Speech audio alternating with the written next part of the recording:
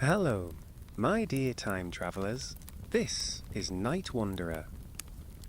Welcome to our first evening of stories, where we step into the world of ancient Egypt, the land of pharaohs, gods, and myths. Imagine we rest by a campfire on the banks of the Nile, stars shining above us, and the desert wind whispering secrets of the past.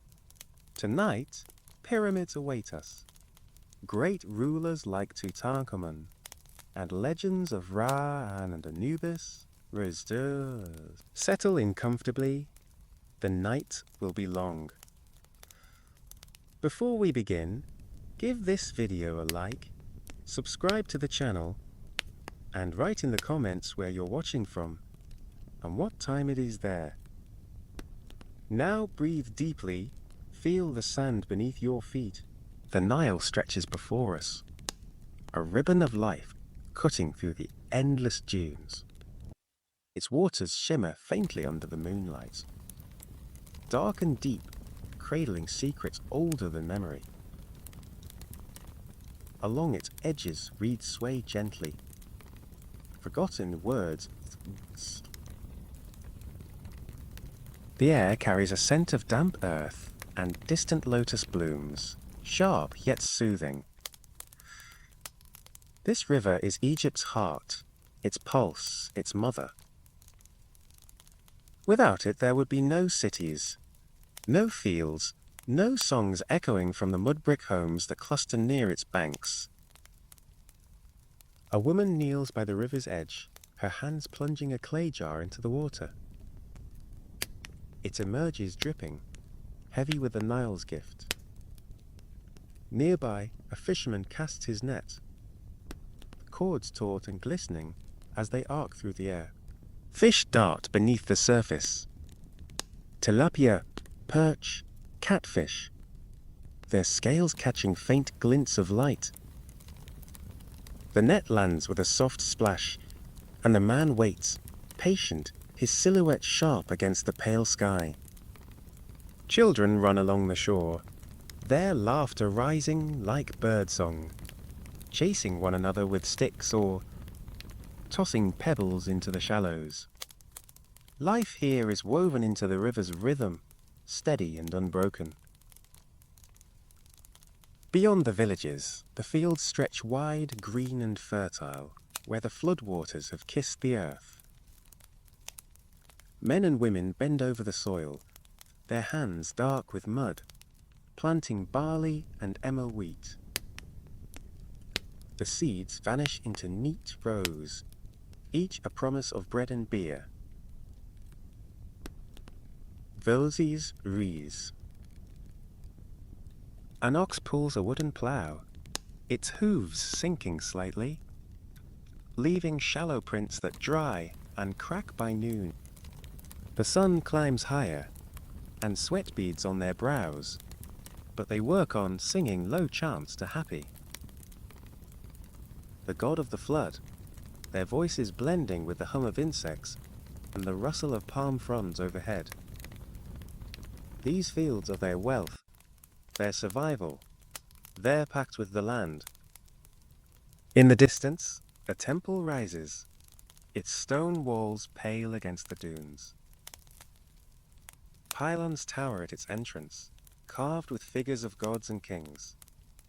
Tall, silent, eternal. Inside, priests move with measured steps, their shaved heads gleaming, their linen robes brushing the floor. It's tall. One carries a censer, and tendrils of incense curl upward, sweet and thick, mingling with the cool shadows. Another kneels before an altar, his lips murmuring prayers to Amun, the hidden one, whose breath stirs the world unseen. The air within is still, heavy with reverence, and the flicker of oil lamps casts gold across the walls, where hieroglyphs tell of victories and offerings. This is a place of power, where mortals speak to the divine, where the chaos of life meets the order. Sai Valmubale Vul. The people of Egypt live between two worlds, the black land of the river, rich and alive, and the red land of the desert, vast and unforgiving. The desert looms beyond, its sand shifting under the wind, swallowing footprints as if no one ever passed. Scorpions skitter across its surface, and jackals howl at dusk, their cries sharp in the stillness. The sun beats down, relentless, bleaching bones left by travelers who strayed too far. This is the edge of existence, where the gods' hands feel both near and distant. Long ago, before the first pharaoh wore the double crown, there was only chaos. The Egyptians call it Nun, the dark, endless waters where nothing moved, nothing breathed. Nothing existed beyond the void. This is where our story begins, in the stillness before time. The waters of Nun stretched boundless, a mirror of shadow. Verge is ways as the where jade fall. No light touched its surface. No wind stirred its depths. It was silence made manifest, a womb of nothingness waiting for a spark. And then, from this abyss, a mound rose. Small at first, a ripple in the dark, then higher, breaking the stillness. A mound. This was the first earth, the primeval hill, and upon it stood Atum, the one who is complete. Atum was alone, his form shimmering faintly, a figure of light and will against the endless black. He gazed into the void, his eyes searching the emptiness, and in that moment he chose to create. He drew breath, deep and deliberate, and from his lips came a sound. His Shu, the air, emerged from him, rising as a breeze that rippled the waters of Nun. Then Tefnut, moisture, followed her essence falling like dew upon the mound. Together they stood, children of Atum. Born of his thought, his voice need to abatot far. The air grew warm, the waters glistened, and the first stirrings of life trembled in the dark. Shu lifted his arms, and the sky began to form, a vast canopy stretching above the mound.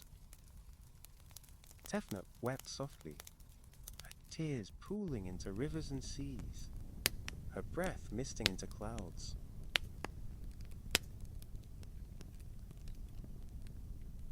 From their union came Jeb, the earth, solid and broad, his body a canvas of stone and soil. Then Nut, the sky, her form arching overhead, her skin a tapestry of stars that glittered in the newborn night. Autumn watched. His brows for the soars, but the children grew restless. Jeb reached for Nut, his hands yearning for her touch, and she bent low, her starlit fingers brushing his fields and mountains. Their love was vast, unbreakable, yet it threatened the order Autumn sought. So Shu stepped between them, his strength unyielding, his breath a wall of wind. He pushed Nut upward, her body curving into the heavens, her stars fixed far above. Jeb remained below, his form the ground we deep.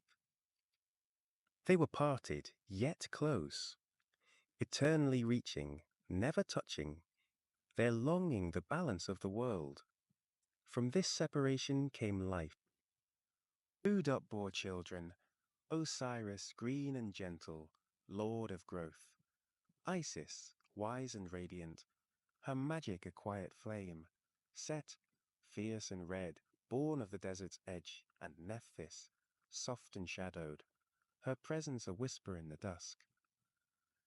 These were the gods who would shape Egypt, their stories carved into the stone of temples, their names sung by priests under the moon. But let us linger here by the Nile, where the first people watched the sky and wondered. The river flowed as it always had, its waters dark and steady, reflecting the stars that Nut scattered above. A man stood on the bank, his feet bare, his staff planted in the silt. He wore a kilt of linen, simple and worn, his skin browned by the sun. In his hand, a small boat of papyrus rested, its edges frayed from use. He pushed it into the current, watching it drift, a fragile thing against the river's might. His wife knelt nearby, her fingers weaving a basket from reeds. The fibers bent under her touch, forming a curve as perfect as the crescent moon overhead. Their home stood behind them. A square of mud brick, its roof flat and open to the sky. A single palm tree leaned beside it, its leaves rustling faintly, shadows on the wall. Namva. Night settled over the land, cool and heavy, the air thick with the scent of water and earth. The man lit a fire, its flames small but bright, licking at the dry wood he'd gathered from the shore. Sparks rose, brief and fleeting, lost against the vastness of Nut's domain. His wife joined him, her basket finished, set aside to hold tomorrow's grain. They sat in silence, the crackle of the fire their only song, the river's murmur their companion. This was their world, simple, enduring, tied to the land and the gods who shaped it.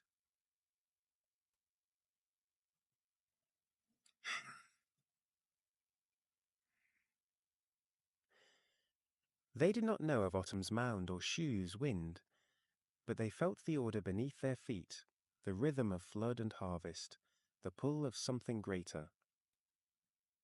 Farther along the Nile, where the river widened, a city grew. Its name was Memphis, a place of white walls, and here the houses stood closer, their roofs overlapping, their doorways narrow and shaded. A marketplace hummed with voices, merchants calling out, their stalls heavy with bread, fish and beads of faience. For woman bartered for a copper knife, her voice for the lees voisusda.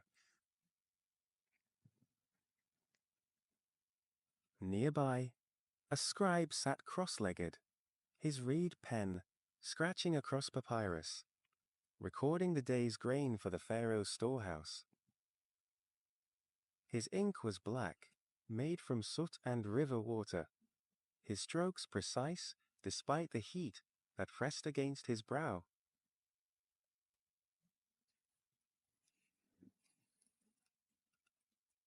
Aha! Children darted through the crowd, their feet kicking up dust, their laughter swallowed by the din. Above the city, a palace loomed, its stones smooth and pale, its columns thick and unyielding. Guards stood at its gates, their spears tipped with bronze, their eyes scanning the horizon. Inside, the pharaoh sat on a throne of ebony, his crown, a blend of red and white, the two lands united under his gaze. His hands rested on his knees, steady and calm, his voice low as he spoke to his vizier. The room was dim, lit by lamps of oil, their flames casting shadows that danced across walls, painted with scenes of war and triumph. A servant moved silently, her tray of dates and wine balanced with care, her steps soft on the stone floor. This was the heart of Egypt, where power flowed like the Nile itself, steady and deep. And yet, beyond the palace, beyond the city, the desert waited. Its sands stretched to the horizon, a sea of gold and silence, broken only by the wind that carved dew. Sense. A lone figure walked there, his cloak pulled tight, his staff sinking with each step. He was a herder, his goats trailing behind, their hooves clicking against scattered stones. The sun sank low, painting the sky with streaks of fire. And the man paused, his eyes tracing the line where earth met heaven. He did not know it, but he stood where the gods once stood, where autumn's will had birthed the world. The desert held that memory, quiet and vast. Its secrets buried beneath the shifting sands, the herder lowered his staff, its tip tracing a faint line in the sand, and turned his gaze upward. The stars blinked into view, one by one, as if Nut herself were lighting candles across her vast boys. A chill crept into the air, sharp against the day's lingering heat, and the goats huddled closer, their breaths small clouds in the dusk. He pulled his cloak tighter, the coarse wool scratching his shoulders, and began the slow trek back toward the river. Desert stretched behind him, endless and patient, its silence a weight that pressed against his ears. Somewhere beneath those sands lay the bones of forgotten kings, their tombs swallowed by time, their names lost to all but the gods. The Nile welcomed him back, its waters glinting faintly under the moon. He knelt at its edge, cupping his hands to drink, the liquid cold and smooth against his cracked lips. The river was alive here, its surface rippling with the movement of fish, its banks humming with the chirp of crickets hidden among the reeds. A crocodile slid into the water nearby, its eyes two dark jewels above the surface, watching, waiting, waiting. The herder duty. Maeve til the void. This was the way of things. The river gave life, and it took it, a balance as old as the gods themselves. Long before this man walked its shores, before the herders' fathers built their homes of mud and straw, the land had known others. The first kings rose here, their crowns forged in the fires of unity. Narmor was one such name, whispered still in the halls of temples, a man who bound the two lands, Upper and Lower Egypt. Under one rule, he stood tall, his kilt dyed red with the earth's own blood, his mace raised high above a kneeling foe. The scribes etched his triumph onto stone, their chisels biting deep, carving a palette that told of conquest. A falcon perched above him, its wings spread wide. Horus, the god of the sky, his eyes upon the king. Narmer's sandals pressed into the silt as he walked a river's length, his shadow long and sharp, his people bowing low. The desert watched, and the Nile sank, and the two Lefilos Allah, and wind. In those early days, the cities were young. Men piled stones into walls, their hands rough and bleeding, their voices lifted in chants to steady the rhythm of their work. The sun burned above, relentless, turning their skin to leather, but they pressed on.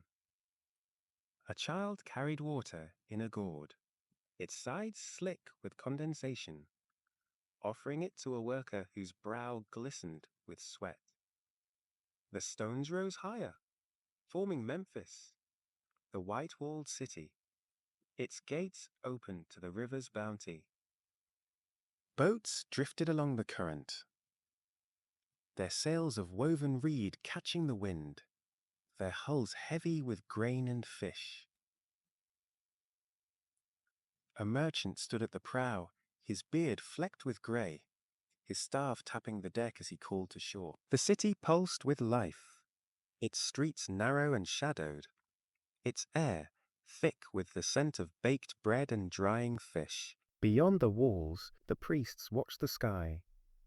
They stood on platforms of packed earth, their robes white and crisp, their eyes tracing the paths of stars. Sirius gleamed brightest, its light a herald of the flood.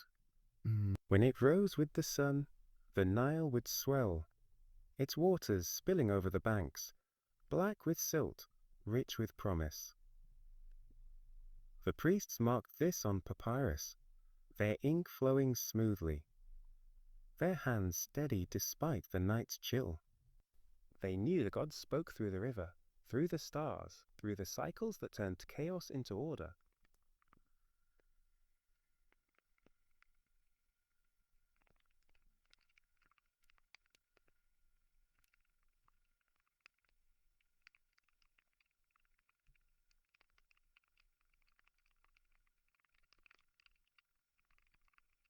The people knelt in thanks.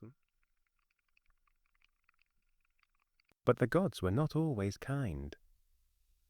The desert crept closer some years, its sands choking the fields, its heat stealing the river's breath.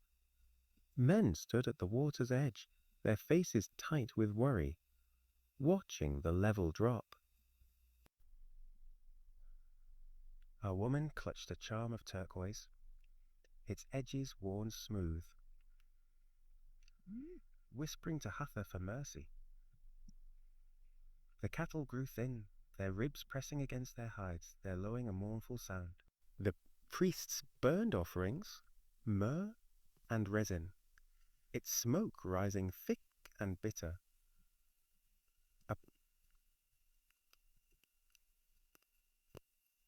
Rained for life.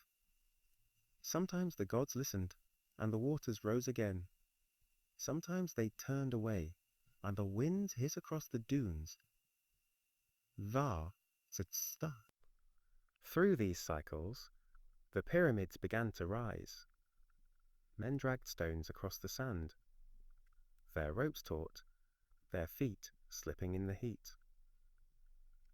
The blocks were massive, hewn from quarries far south, their surfaces rough until chisels smoothed them flat.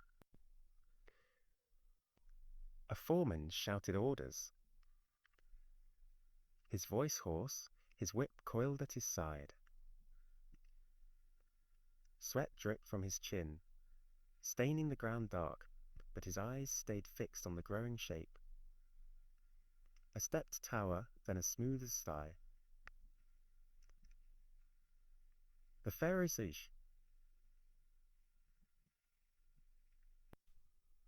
Imhotep, the wise one, stood among them once, his plans drawn in the dust, his mind a map of stone and stars.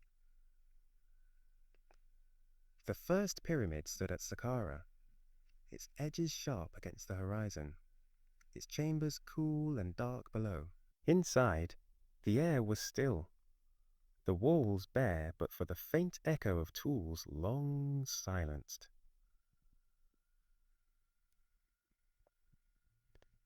A torch flickered in a priest's hand, its light catching the dust that hung like mist. He moved slowly, his sandals scuffing the floor, glazing jars of Horus. The stone lid lay heavy, its carvings deep, scarabs, eyes, serpents. Symbols of protection, of passage. The king rested within, his body wrapped in linen, his face masked in gold, his journey to the Duat, his jackal eyes glinting, his gold rose and stays.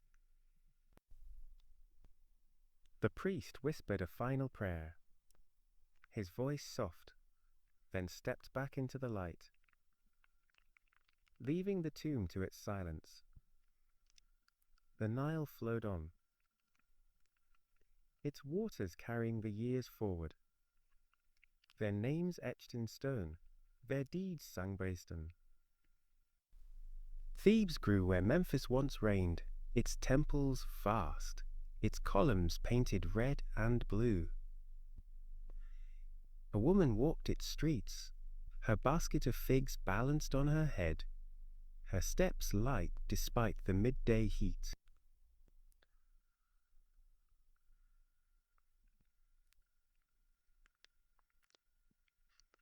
His spear slung over his shoulder, his shield dented from battles in the east. The city thrummed with life, its spirit lifted to the gods. The soldier paused to look through the stove.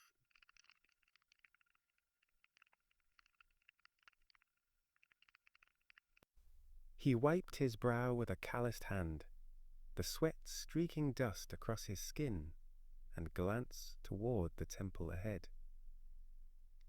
Its gates stood open, flanked by statues of rams, their stone eyes blank yet watchful.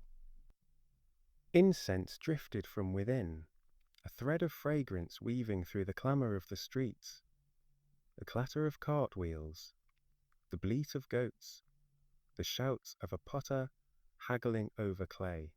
The woman with her figs passed by again, her shadow flickering across the soldier's feet, and he nodded faintly, a silent greeting in the midday heat.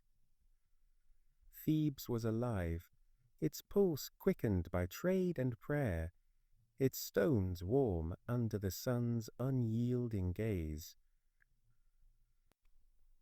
Inside the temple, the air grew cooler.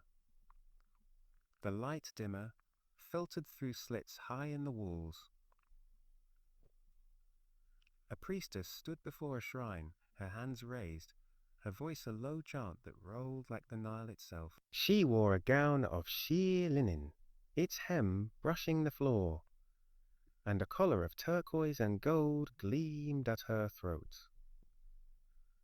Before her, a statue of Amun-Ra towered, his ram's horns curling back, his solar disk catching the faint glow of lamps.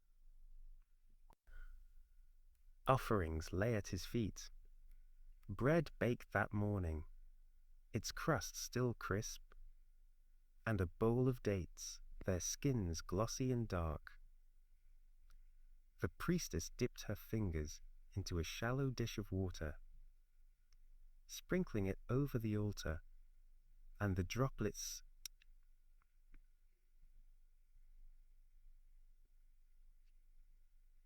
She sang of the sun's journey, of Ra's golden bark sailing the sky, and the words hung in the stillness, a thread connecting the mortal to the divine. Ra, the sun, was born anew each dawn, or so the priests taught. Long ago, when the world was young, he rose from the lotus that bloomed atop the primeval mound, his light piercing the dark of none. His eyes opened, and the day began. His right eye the sun, his left the moon, watching over all.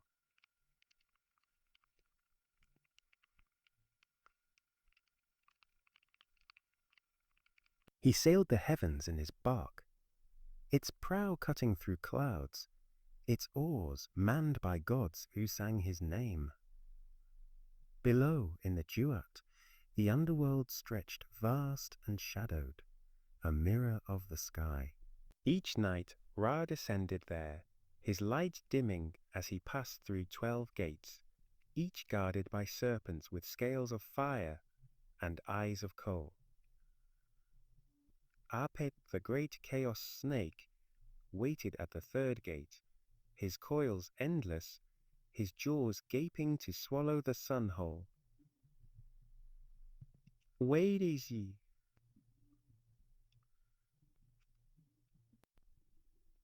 The priests told this tale by firelight, their voices steady, their hands tracing shapes in the air.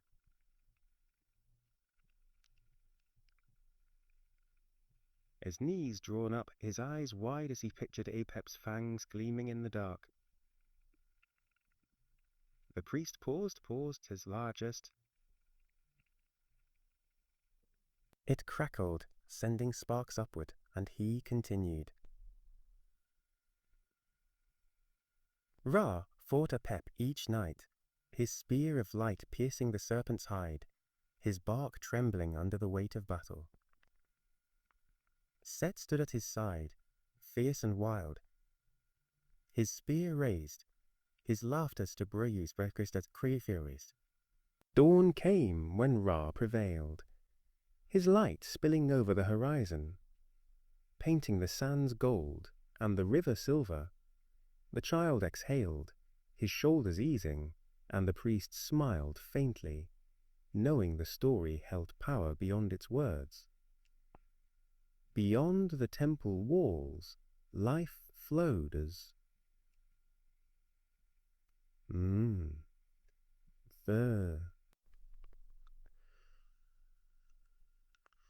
A boatman pulled his craft along the Nile, his arms straining against the current, his pole sinking deep into the muddy bed. Fish leapt ahead of him, their bodies flashing briefly before vanishing below. On the shore, a girl gathered lotus flowers, their petals soft and white, their stems dripping as she tucked them into a basket. She hummed a tune her mother taught her, a song of Isis and her tears, and the notes floated over the water, fragile hue she. The boatman glanced her way, his lips curving slightly, and the river carried them both forward, its rhythm a heartbeat beneath their feet. Farther south, where the cliffs rose sharp and red, a quarry buzzed with labor. Men swung picks, their tips sparking against stone, chipping away blocks for temples yet unbuilt. Dust clouded the air, fine and choking, settling into the lines of their faces. A boy ran between them, his hands full of bread wrapped in cloth.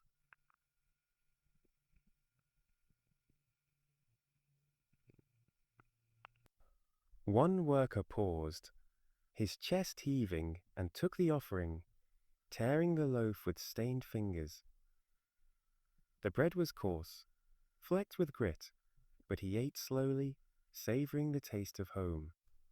Above, a hawk circled, its cry piercing the clamor, and the men glanced up, shielding their eyes. Horus, they murmured. Or perhaps just a bird drawn by the scent of sweat and toil. Thebes thrived, but its glory was not eternal. Kings came and went, their reigns marked by floods or famine, their tombs dug deep into the cliffs. One such king was young, his name Tutankhamun, a boy thrust onto a throne of gold and shadow. He was born in a palace of alabaster, its halls cool and echoing, its walls painted with scenes of his father's heresy. Akhenaten, they called him. The worshipped the sun disk alone. Tutankhamun's world was fragile then, and me is Cordonswear. Are you these? He walked with a cane, his leg twisted from birth, his steps slow but firm.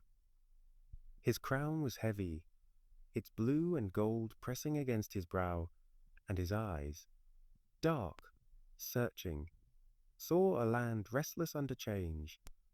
His reign began with restoration. His reg, his Osiris.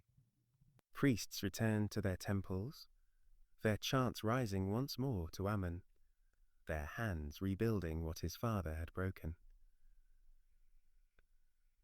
Tutankhamun stood before them, small but steady, his voice a thread in the wind. The people cheered, their shouts echoing across the river, their hands raised to the boy who brought back the gods. Yet his days were few. At 19 he faltered, his breath failing, his body laid upon a bier of cedar and ivory. The priests wrapped him in linen, their fingers deft, their oils fragrant with myrrh. His mask was forged in gold, its eyes inlaid with obsidian, its smile serene, as if he knew secrets beyond the tomb. They carried him to the Valley of the Kings, a place of silence and stone, where the cliff stood guard over the dead. The tomb was small, its walls hastily painted, its chambers cramped with treasure. A chariot rested there, its wheels still. Jars of wine lined the floor, their seals unbroken, their contents long turned to dust. A chest held his robes, their folds stiff with age, their colours faded but proud. The priests sealed the door, their hammers striking stone, their prayers a final farewell. Vertu de l'Enfant.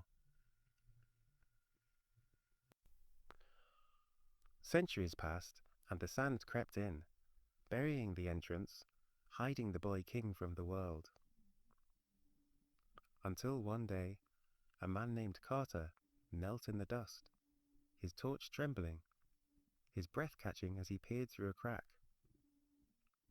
Gold glinted back, and Tutankhamun.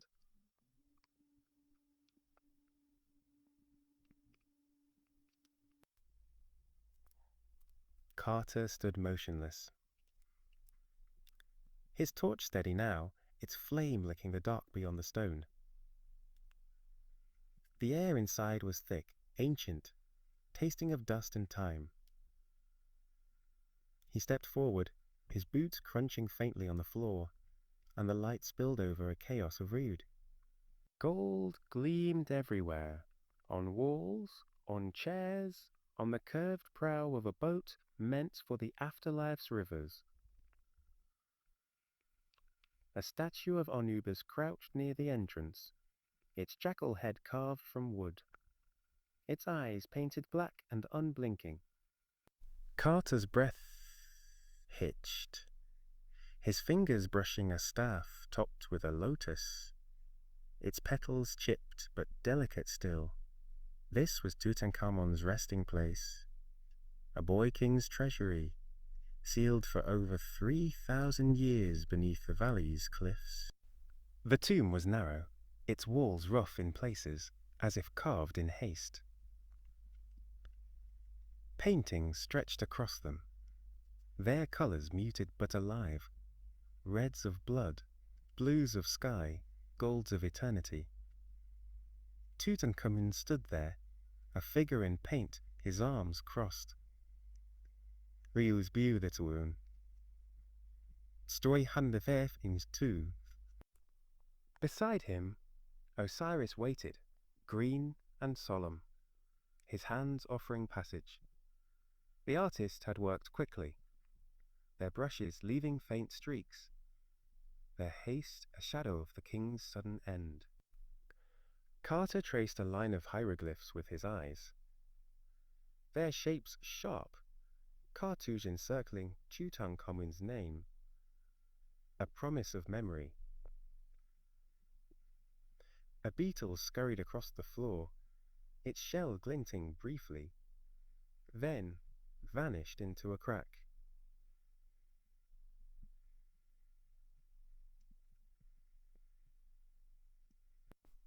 The sarcophagus lay deeper within, its stone cold and massive, its lid carved with the king's likeness.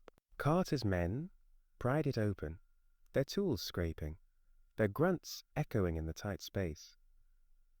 Inside, a coffin of gold shone, its surface smooth, its edges inlaid with glass and stone. Tutankhamun rested there, his face a mask of metal and calm, his eyes closed as if dreaming.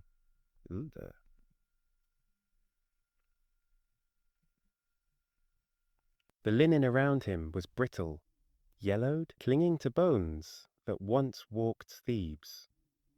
A necklace of flowers, lotus and cornflower, lay across his chest, their petals dry and frail, pressed by hands long gone. The scent of resin lingered, faint but sharp, a trace of the embalmer's art. Carter lifted his torch higher, and the mask chopped the light. Its gold a sun in the dark, its smile a riddle no one could read. But how had this boy come to rest here, so young, so soon? His life was a thread cut short, a reign of 9 years shadowed by questions. Tutankhamun was born. Weak, they say, his leg bent, his steps aided by sticks of ebony and ivory. He played in palace courtyards as a child, his laughter soft, his hands tossing balls of woven.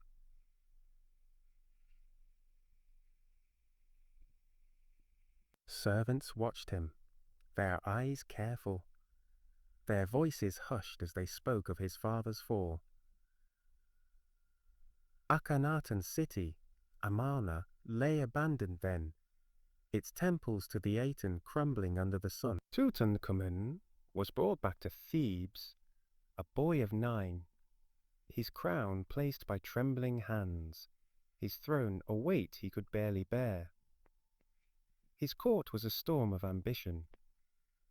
Viziers circled, their robes swishing, their words honeyed but sharp. Aye, the old man with a hawk's gaze stood closest, his fingers tracing plans on papyrus. Ormheb the general lingered at the edges, his armor clinking, his loyalty a blade yet untested. Tutankhamun sat between them, his voice steady despite his youth. His commands simple: restore the gods, heal the land. He married Ankhesenamun, his sister, her eyes dark and quiet, her hands gentle as they held his. They walked the temple steps together, their sandals soft on stone, offering incense to Amun, their prayers rising with the smoke. 2 daughters were born, tiny and still, their lives snuffed out before breath, buried in jars beneath the palace floor. There! Stoziduto. At 19, Tutankhamun faltered. Some say he fell, his leg breaking under him, the bone splintering in a hunt or a race. Others whisper of poison, a cup of wine laced with death, handed by a shadowed hand. His fever rose, his skin burning, his breath shallow as priests chanted over him.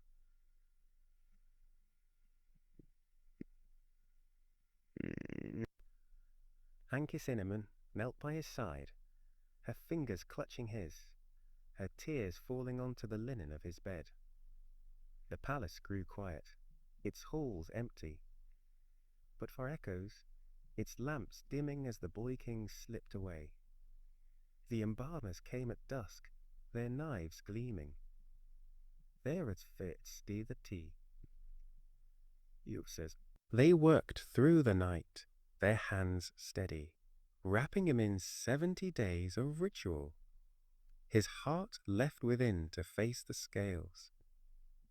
The tomb's ceiling was swift. Priests carried his body down the valley, their torches flickering, their chants low and mournful. The treasures followed, chariots for the chase, bows for the hunt, a throne of gold with lions at its arms.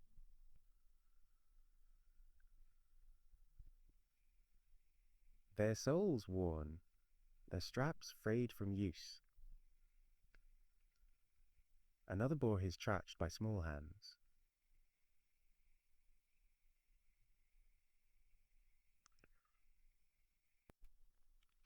The door closed, its stone grinding shut, and the sand took over, hiding him from the sun. His name faded from lips, his reign a whisper, until Carter's pick broke the silence. But the story did not end there. Whispers grew the knot.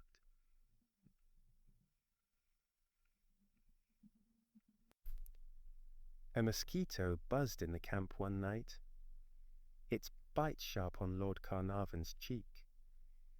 He scratched it absently, his fingers brushing the skin, and days later, fever gripped him. He trembled in his tent, his breath ragged, his eyes wide with a fear he trove.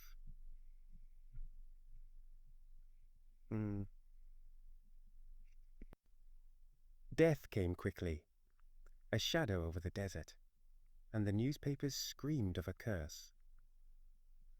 A dog howled in England, they said. At the moment its master fell, its cry splitting the night. Lights flickered in Cairo, dimming without cause, and a worker stumbled from the tomb, his face pale, his hands shaking as he spoke of a breath on his neck. The curse was a tale spun from fear, yet it clung. Men died after, some of sickness, some of chance, their names tied to the boy. Savisi, a photographer, collapsed, his camera slipping from his grasp, his last image a blur of the mask. A scientist coughed blood, his lungs failing, his notes scattered across a desk. The desert watched, its sands shifting, its silence unbroken. Tutankhamun lay still, his mask serene, his tomb a magnet for wonder and dread. Was it Apep's revenge, coiled in the dark? Or Anubis, guarding the king's rest? The priests of old would have smiled, knowing the gods played games, mortals amused. This boy... Carter pressed on, his torch unwavering, his voice calm as he catalogued each piece. He lifted a dagger from the wrappings, its blade of iron, rare and strange, its hilt wrapped in gold. The metal gleamed, cold and perfect, a star fallen to earth. Arouse, Kyuru. He turned it in his hands.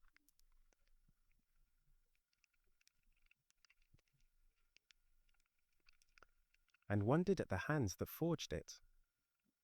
The tomb held more, rings of lapis, a mirror of polished bronze, a flute that once sang in a boy's breath. Each item told a story, each a thread in the tapestry of a life too brief, a king too young, a mystery too deep. Carter set the dagger down, its iron blade resting on a cloth, its faint hum swallowed by the tomb's stillness.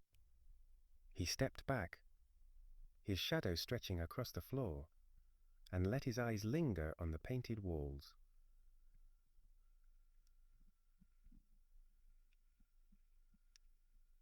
There among the figures of kings and gods stood Osiris, his skin green as the fields after flood, his hands gripping the crook.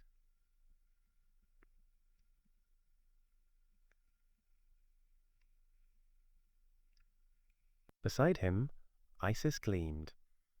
Her wings folded, her gaze soft yet fierce.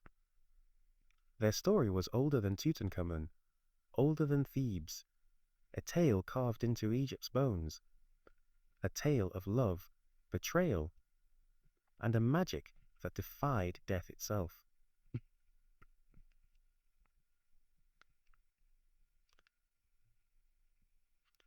Joe,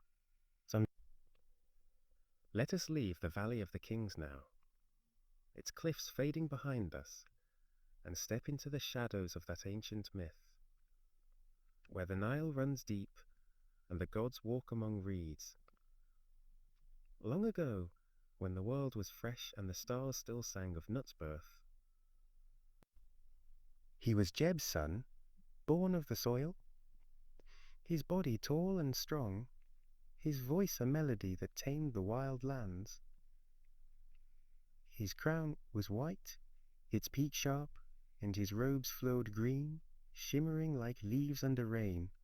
He walked the riverbanks, his sandals sinking into the silt, his hands sowing seeds of barley and wheat.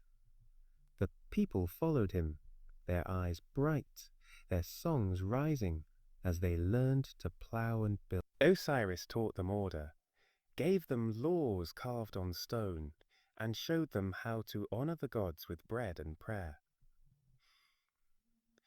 The fields bloomed under his touch, the Nile swelled with fish, and Egypt knew peace, a golden age beneath a golden sun. Isis was his queen, her beauty a four, has morthwe with alden tors.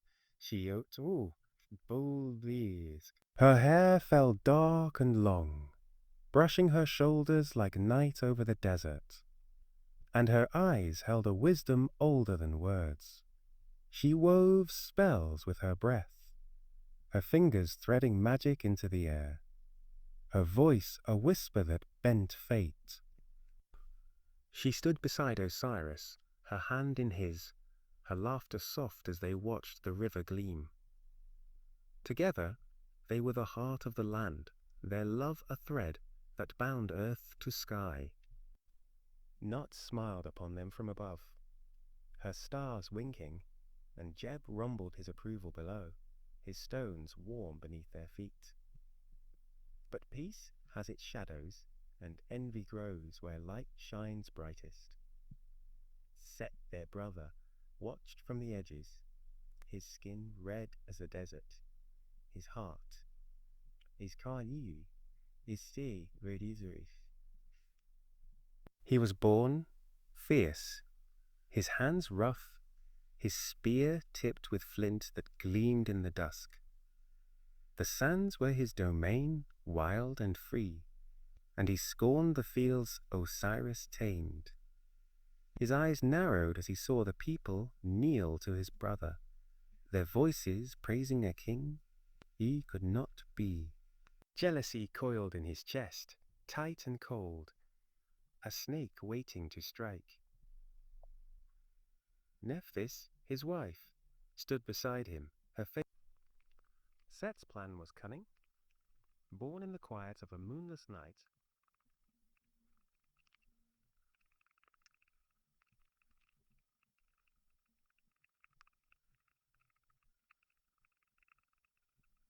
the hall was grand, its pillars painted with lotus and papyrus's floor cool under bare feet. Osiris came, his steps light, his trust unshaken.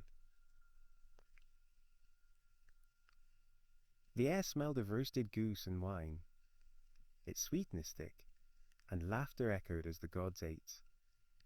Set rose then, his shadow long, and unveiled a chest, wooden, fully. Chen San Poser. It was beautiful, its edges smooth, its lid carved with stars. He offered it as a gift, a game, a jest. Whoever fits within shall keep it. He said, his words honey over venom. The gods tried, one by one, their bodies too tall, too broad, too small. Horus laughed, his falcon eyes glinting as he stepped aside. Thoth bent low, his ibis beak brushing the wood, then shook his head. Osiris watched, his smile warm, and at last he stepped forward, his frame sliding perfectly into the chest. The fit was exact, as if made for him alone, and the gods clapped, their voices rising. But before Osiris could rise, Set moved, swift, silent, deadly. The lid slammed shut, its thud a crack in the night, and his followers, loyal to the red god, leapt forward. They sealed it with lead, their hammers striking, their sweat beading as the metal melted into place. Isis froze, her breath caught, her hands reaching as the chest was lifted. Set's men ran, their feet pounding the stone, and hurled it into the Nile. The waters swallowed it, dark and deep, the ripples spreading wide before fading to stillness.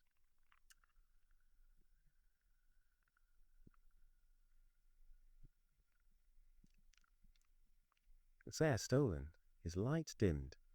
Set laughed, his voice a roar across the hall, and claimed the throne, his spear Swedledio.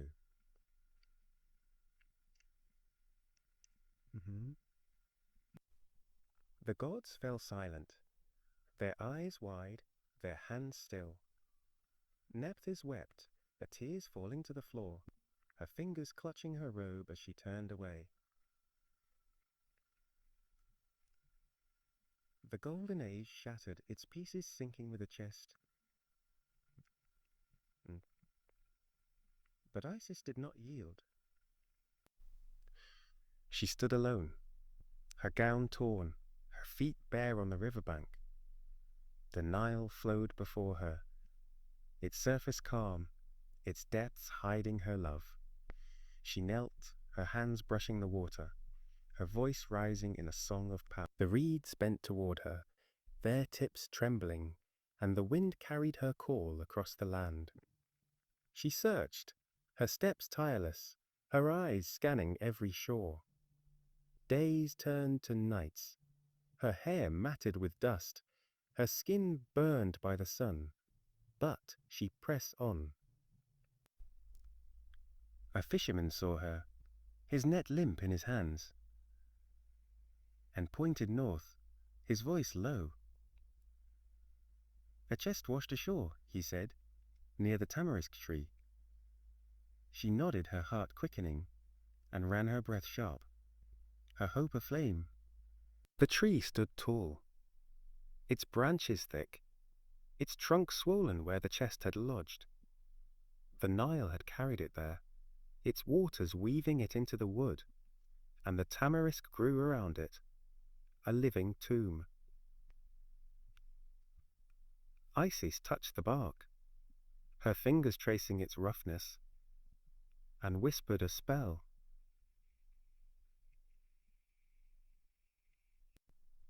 The tree shuddered, its leaves falling like rain, and split open, revealing the chest within. She pried it free, her nails splintering, her hands bleeding as the lead gave way. Osiris lay inside, his body still, his skin cold. His eyes closed. She fell upon him, her tears wetting his face, her cries a storm that shook the sky. The Nile paused, its current stilled and the stars dimmed, as if Nut herself mourned. Isis gathered her magic, her hands glowing, her voice weaving life from despair. She called to Anubis, his jackal form emerging from the dusk, his scales glinting in the moonlight. Together they worked, their hands swift, Their breath won.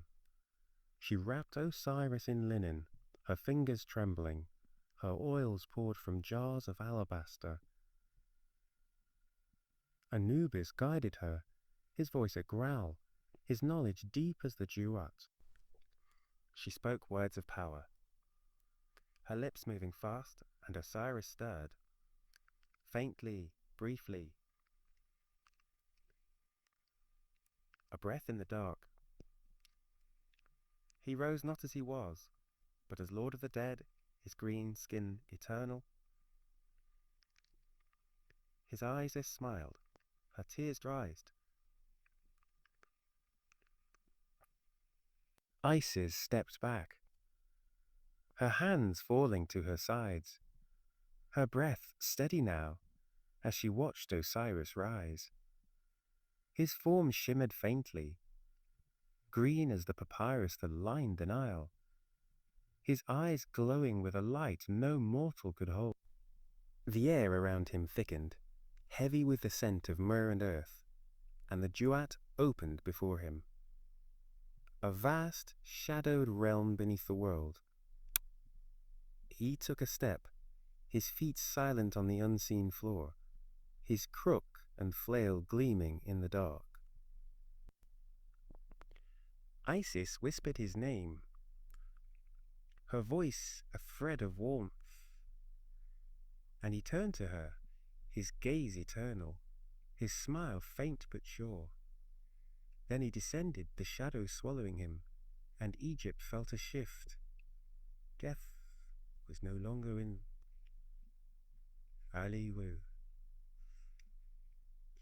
Is Zeus?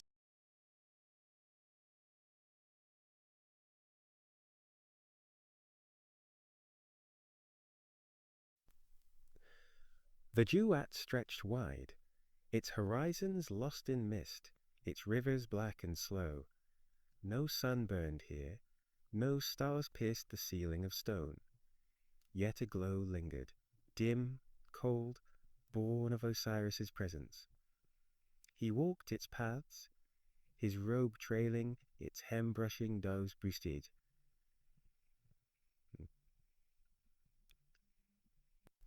The air hummed faintly, a chorus of whispers from souls who had passed, their voices soft as wind through reeds.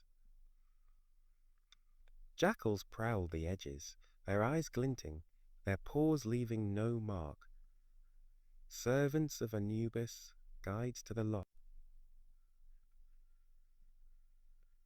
A boat waited by a shore, its wood cracked, its oars still, and Osiris stepped aboard, his hand steady as it drifted into the dark waters. The current pulled him forward, slow, and a throne carved from obsidian. Its edges sharp, sharp, it's hard to see. He sat, his back straight, his crown of 8F feathers rising white against the gloom.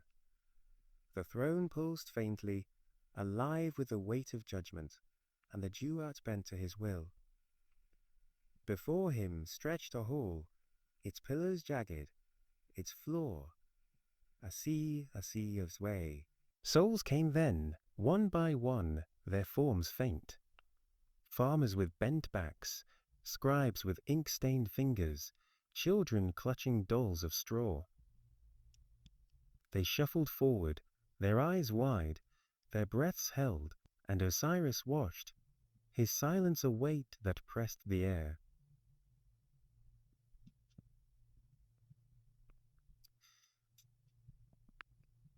Souls. Anubis stood beside him, his jackal head low, his scales of gold balanced in his hands. A feather rested on one side, white and perfect, marked the truth, the order of the world. The other waited, empty, gleaming in the half-light. A man approached, his kilt frayed, his hands rough from years at the plough. He knelt, his head bowed, his voice a murmur of his life. Fields tilled, bread shared, A lie once told in haste. Anubis took his heart, red and warm, its beat fading as he placed it on the scale.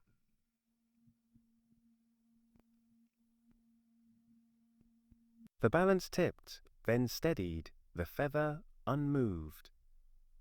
Osiris nodded, his fingers curling around his crook, and the man's soul glowed briefly, a spark in the dark. He stepped past, his feet light, toward fields of red that shimmered beyond. A paradise where the Nile flowed silver, where bread grew without toil. The jackals watched, their tails still, and the hall grew quiet again, waiting for the next. But not all throwers still lie. So all the say. A merchant came, his robe rich with dye, his hands heavy with rings. He spoke quickly, his words sharp. Wealth won, debts unpaid, a rival ruined by deceit. Anubis plucked his heart and set it on the scale.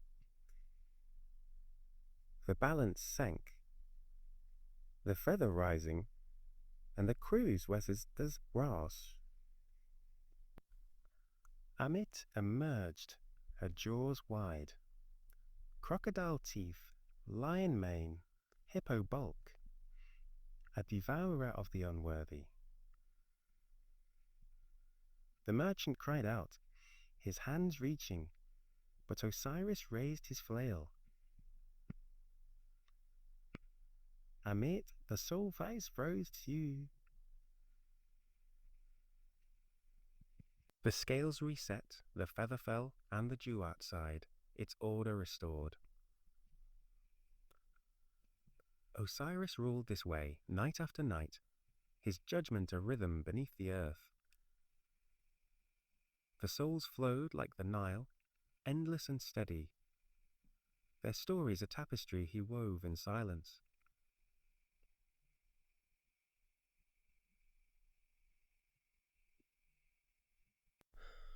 A woman came once, her arms empty, her eyes wet from a child lost to fever.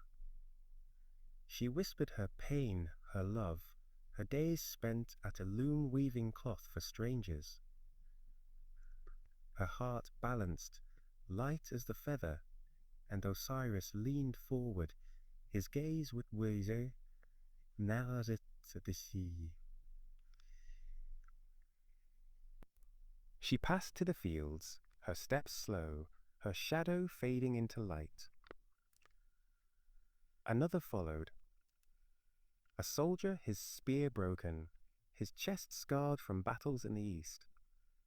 He spoke of honor, of blood spilled, of a friend left behind. The scale held, and he too walked on, his boots silent now, his wars forgotten. The duat was not still, though its king was.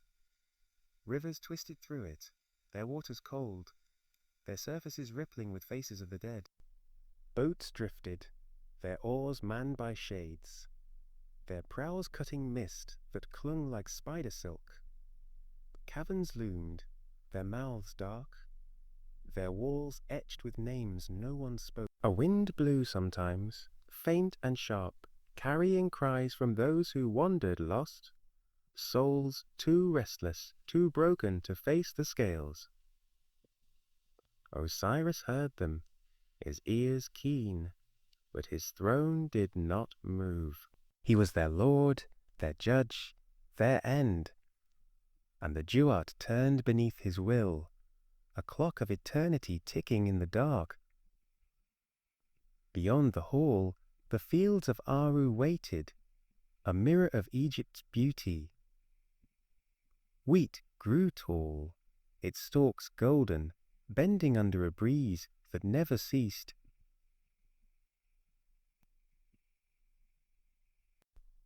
Palms lined the path, their fronds wide, their shadows cool on the ground. Souls rested there, their hands free of toil, their voices lifted in songs of peace. A farmer knelt by a stream, his fingers trailing water that sparkled like glass. Their father's Osiris as a child ran past. Her doll clutched tight, her laughter a bell in the stillness. Osiris saw them, his eyes distant, his heart steady. A king who gave them rest, who held the chaos at bay. But chaos lingered, coiled into Apep prowled the duat's edges, his scales scraping stone, his eyes burning red in the gloom. He hated Osiris, hated the order that bound him, hated the light that pierced his dark.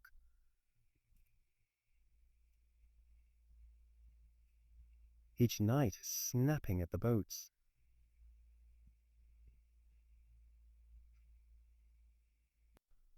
Osiris stood then, his flail raised, his voice a command that shook the shadows. Anubis fought beside him, his claws sharp, his growls a storm in the quiet.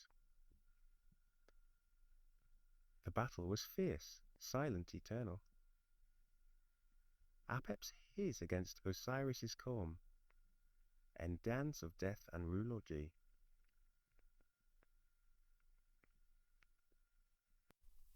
Dawn came when Apep fled, his tail lashing, his rage unspent, and Osiris returned to his throne, his green skin unmarred, his reign unbroken. The Duat lived this way, a world beneath our own, its king, a figure of stillness and strength. As law, I have rebirth. Souls came, souls passed, and Osiris watched, his crook a shepherd's tool, his flail a warrior's mark. The Nile above flowed on, its waters blind to the depths below, its people sleeping under nut stars. But down here, in the dark, Osiris ruled, a king reborn, a god remade, a story that is never as warm as boots as raw, stars lace. The duat hummed beneath Osiris's throne, its shadows deep, its silence vast. But above, where the Nile glittered under nut stars, a new story stirred. Isis looked to the sky, her hands still warm from the magic that bound Osiris.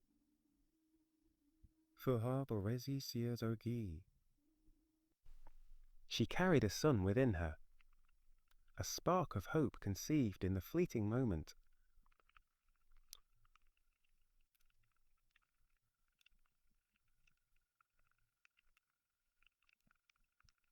As she knelt by the river, her fingers trailing water that shimmered like silver, she whispered to the child, her voice soft, her words a promise. Horus would rise, a falcon to reclaim what Set had stolen. The reeds bent low as if listening, and the stars blinked brighter, a sign from Nut that fate was turning. Horus was born in secret, and beware the roseberries. The papyrus grew thick there, its stalks tall and green, their tips swaying in the damp air. Isis cradled him, her arms steady, her gown soaked as she waded through the shallows.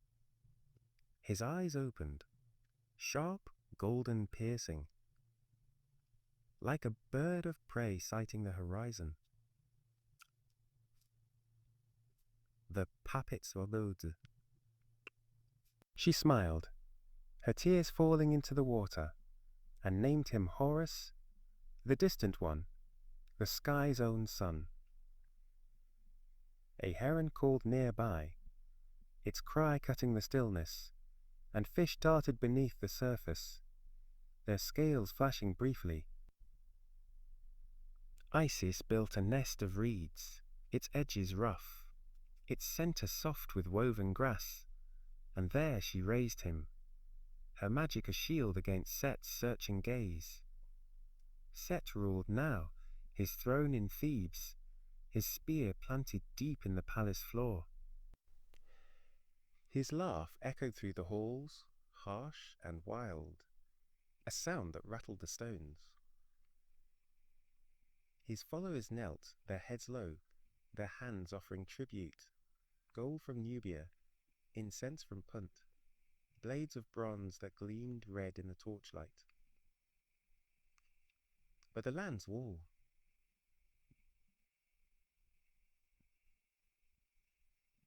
The Nile shrank some years, its banks cracked and dry, its fish scarce. Farmers whispered in the fields, their voices tight, their harvests thin. Set cared little, his eyes fixed on power, his hands gripping a scepter that once was Osiris's. Nephthys watched him, her face pale, her fingers twisting a thread of linen, her silence a weight she could not shed. Horus grew fast, his limbs straw, even in the mud. Sayala. Isis taught him the ways of the gods. How to read the wind, how to call the sun, how to wield a spear with a falcon's precision. He stood by her side, his hands clutching a bow of horn and sinew. She wove spells around him, her voice a hum that bent the air, her fingers tracing signs in the dust. One night, a storm brewed, its clouds black and heavy, its thunder a growl across the marshes. Horus watched, his eyes narrowing, and saw a vision. Osiris on his throne, green and still, his crook raised in blessing. The boy clenched his fists, his breath sharp, and swore to take back the crown-set war. Years passed, their weight light on a god's shoulders. Horus the voice fusées. Horus stood tall now, his chest broad, his kilt white against his sun-browned skin.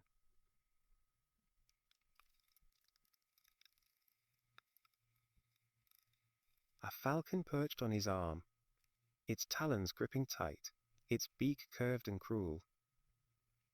He stepped from the marshes, his gaze fixed south towards Horus. Isis followed, her wings folded, her staff of cedar steady in her hand. The Nile stretched before them, its waters wide, its surface rippling with the wind's touch. A boat waited, its hull painted blue, its sail catching the breeze. And they boarded as Waradi's wife. The river carried them, slow and sure, toward a reckoning long promised. Set felt it first, a tremor in the earth, a chill in the air, a shadow that wasn't his own. He stood in his hall, his spear raised, his eyes scanning the horizon. Ah.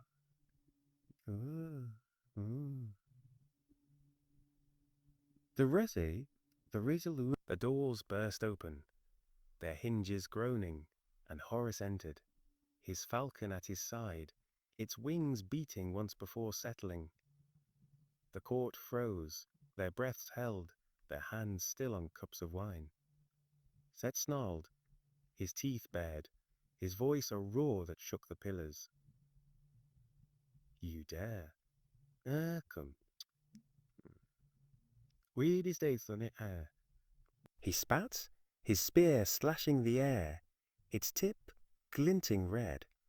Horus stepped forward, his bow unslung, his voice calm but steel. I claim what is mine, he said, his eyes locked on Set's, his stance a mirror of Osiris's grace. The fight was swift, fierce, a storm breaking over. His burup say, his fierce bro. Set lunged, his spear thrusting, its shaft whistling as it cut the air. Horus dodged his feet light, his bowstring snapping as an arrow flew. It struck Set's shoulder, its head sinking deep, its feathers trembling with the blow. Blood welled, dark and thick, staining Set's robe, and he roared, his pain a thunderclap. He swung again, his spear grazing Horus's arm, its edge drawing a line of red.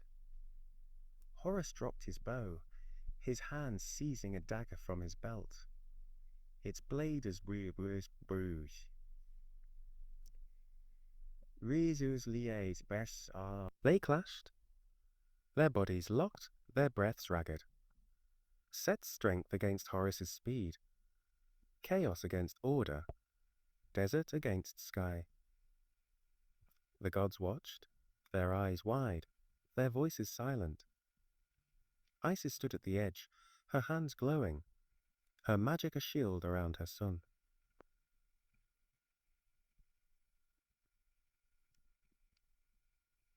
Set struck low, his spear aiming for Horus's chest, but the boy twisted, his dagger flashing upward. It caught Set's eye, its tip piercing deep, and a scream tore from the red god's throat, raw and wild. He staggered, his hand cooling on the floor.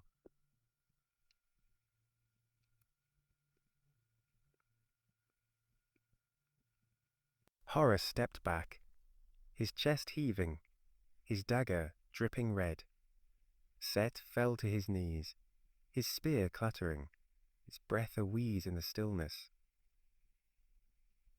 The hall trembled, its walls cracking faintly, and the gods exhaled, their verdict clear. This Val is too fair.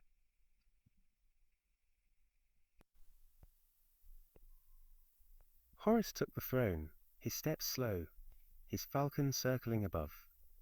He lifted the double crown, red and white, Upper and Lower Egypt, and placed it on his head. Its weight steady, its fit perfect. The people cheered, their voices rising from the streets, into the air, the Isis smiled, her eyes wet, her staff planted firm. Osiris felt it in the duet, his throne pulsing, his crook raised in silent pride. Set was banished, his form limping into the sands, his eye lost, his power broken. The Nile swelled again, its fish leaping in the dawn. Egypt breathed, its heart restored, its sky reclaimed by the falcon's gaze. But the tale lingered, its echoes deep. Horus ruled, his eyes sharp, his hands guiding the land, as Osiris once did.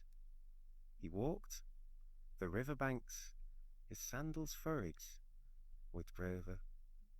Farmers knelt, their baskets full, their songs lifting to the sun. Priests burned incense, its smoke curling high, their chants weaving his name with Ra's. The falcon soared, its wings wide, its cry a blade through the clouds.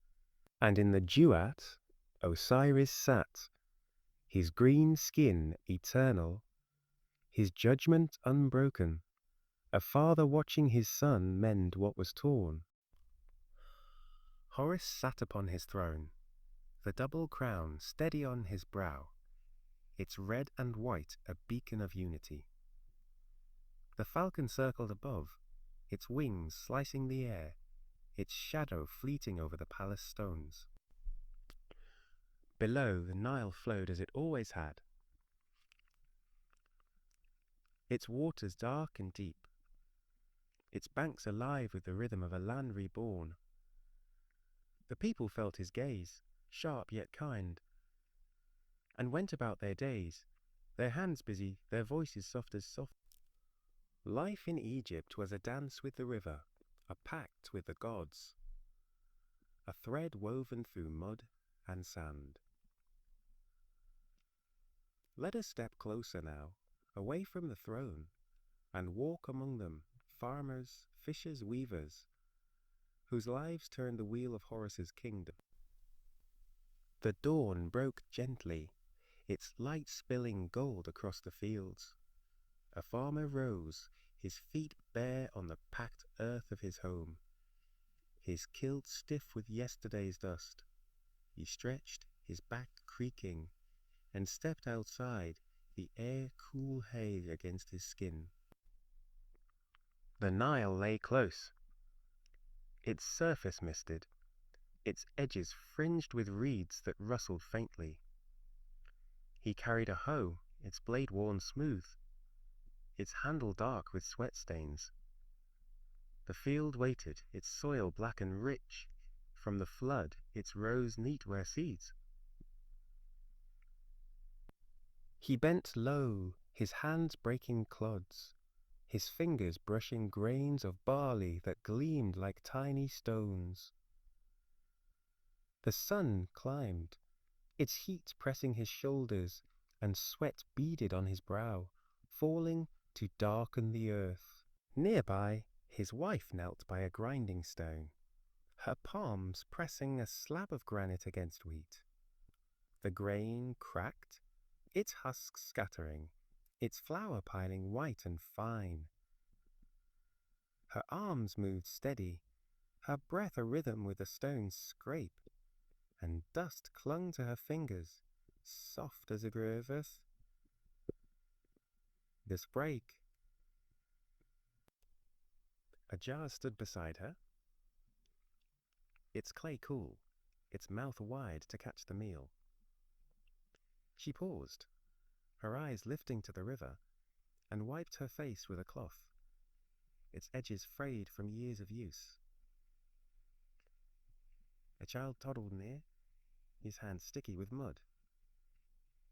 Frog whoop fur fur. She smiled, faint but warm, and returned to her task. The bread taking shape in her mind, flat, crisp, a gift for the day. Along the shore, a fisherman cast his net, its cords taut, its weave tight with knots tied by his father's hands. He stood knee-deep, the water lapping cold against his legs, his toes sinking into the soft bed. The net flew, an arc of rope and shadow, and landed with a splash, its edges sinking fast. Fish darted beneath, tilapia, their scales silver, their fins flicking, and he waited, his eyes keen, his breath held. The net grew heavy, its pull sudden, and he hauled it in, his arms straining, his hands wet and red from the pull. The catch thrashed, its bodies gleaming, and he grinned, his teeth white against his browned face. He tossed them into a basket, its reeds creaking, and waded back, the river dripping from his kit. In the village, a weaver sat under a palm, her loom stretched between two poles, its threads taut and brown. She worked a shuttle, its wood smooth, its tip threading flax through the warp. The cloth grew slowly, its weave tight, its edges even, linen. Cool, against it stood. Her fingers danced, quick but calm, and the clack of the loom blended with the hum of flies overhead. A girl watched, her knees drawn up, her hands picking at a reed mat.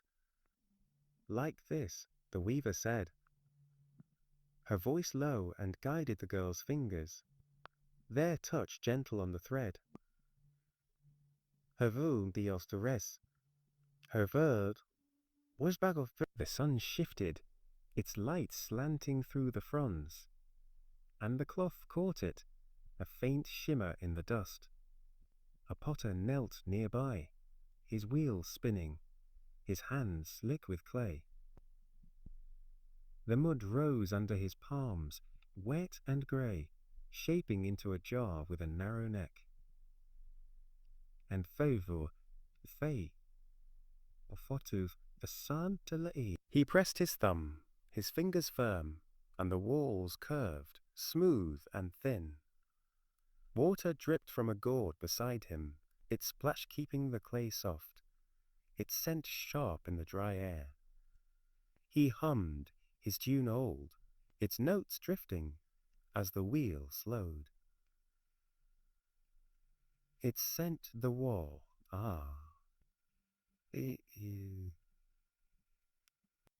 The jar stood finished, its surface glistening, its base flat on the stone. He set it aside, its shadow long, and wiped his hands on a rag, their cracks dark with earth. A boy ran past, his shout breaking the quiet, and the potter just voila.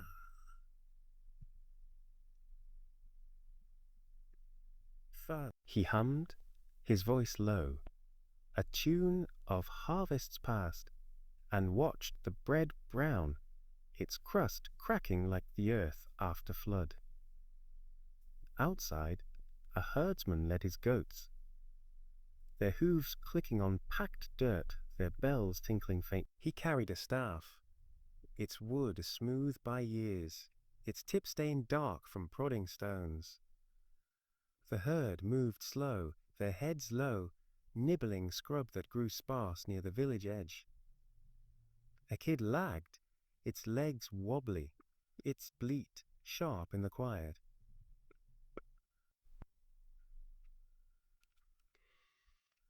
The herdsman paused, his hand gentle as he lifted it, its wool soft against his chest. He walked on, the sun climbing behind him, its light gilding the dunes that stretched beyond. The desert loomed, its sands gold and endless, uprivers pluvios, hoiver to live it. A scribe sat in the shade, his mat rolled out, his knees crossed beneath him. Papyrus lay before him, its edges curled, its surface smoothed by a stone he kept near. He dipped a reed pen into ink, black and thick, made from soot and gum, its tip glistening as he wrote.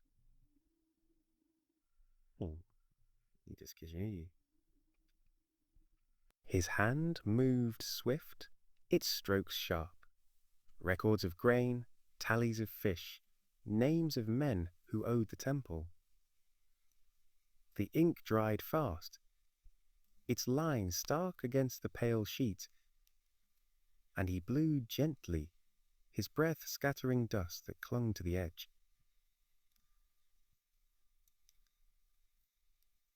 Arglay.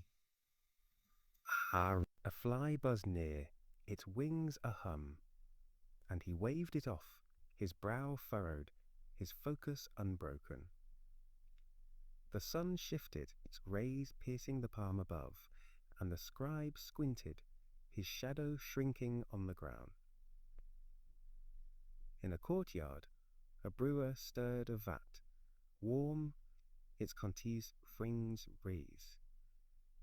In ways to express faith, barley mash fermented within, its foam white, its smell sour and strong. He leaned over, his wooden paddle heavy, its blades slick as it turned the mix. Sweat beaded on his neck, trickling down his spine, and he wiped it with a rag, its weave coarse against.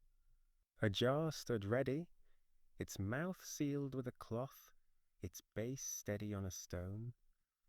He poured the brew, its stream thick, its splash soft as it filled the vessel. He grinned, his teeth stained from tasting, and set it aside, its weight a promise of laughter by dusk. A woman walked to the river, her jar balanced on her hip, its curve smooth against her side. She stepped into the shallows, the water cold, its ripples lapping her ankles. She tipped the jar, its mouth dipping low, and it gurgled as it drank. It drank. Fish swam near, their fins brushing her feet, their shadows darting in the clear. She straightened, her back strong, her hair falling loose as she hefted the load. The jar sloshed faintly, its brim dripping, and she turned, her sandals squelching in the mud. Read first. Freeze. The village waited, its homes huddled close, their roofs flat under the climbing sun. Children played near, their shouts sharp, their hands tossing a ball of wrapped cloth. One ran, his feet kicking dust, his arms outstretched as the ball sailed high. It landed in the reeds, its bounce lost, and he plunged after, his laughter loud as he sank to his knees. The others followed, their voices a chorus, their shadows long in the morning light. A girl climbed a palm, her feet finding knots worn smooth.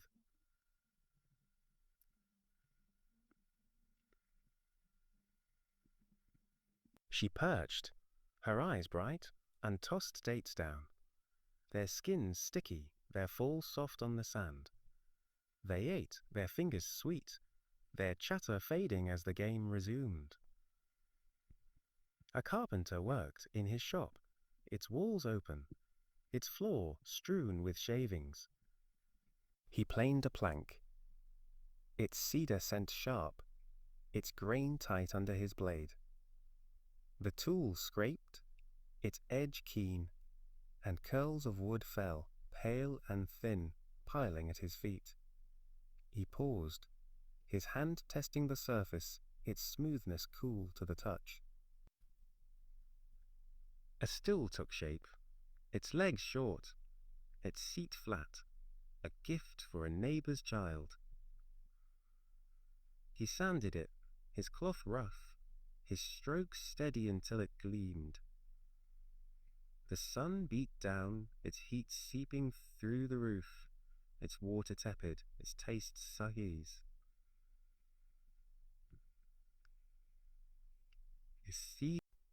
The day turned hot, its air thick, its sky a dome of blue unbroken. A man fished from a boat, its hull low, its reeds creaking as it rocked. He cast a line, its hook small, its bait a worm wriggling in the sun. The water stilled its surface glass, and he waited. His eyes half closed, his breath slow. A tug came, sharp and sudden, and he pulled, his hands quick.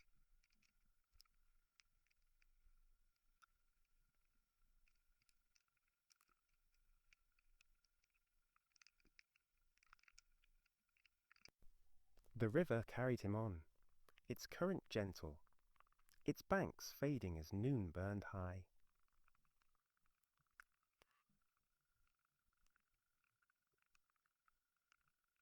Her mat spread, her jars of herbs lined neat. She crushed leaves, their green sharp, their oil staining her pestle. A woman approached, her arm bandaged, her steps slow from a burn at the hearth. The healer unwrapped it, her touch light, her eyes keen as she studied the red flesh. She smeared a paste, its scent bitter, its coolness a bomb on the skin. The woman sighed, her shoulders easing, and offered a basket of figs. Their weight heavy, their skins bruised but sweet. The healer nodded, her smile faint, and turned back to her work, her hand steady in the heat. Evening fell, its light golden, its air soft with dusk's promise.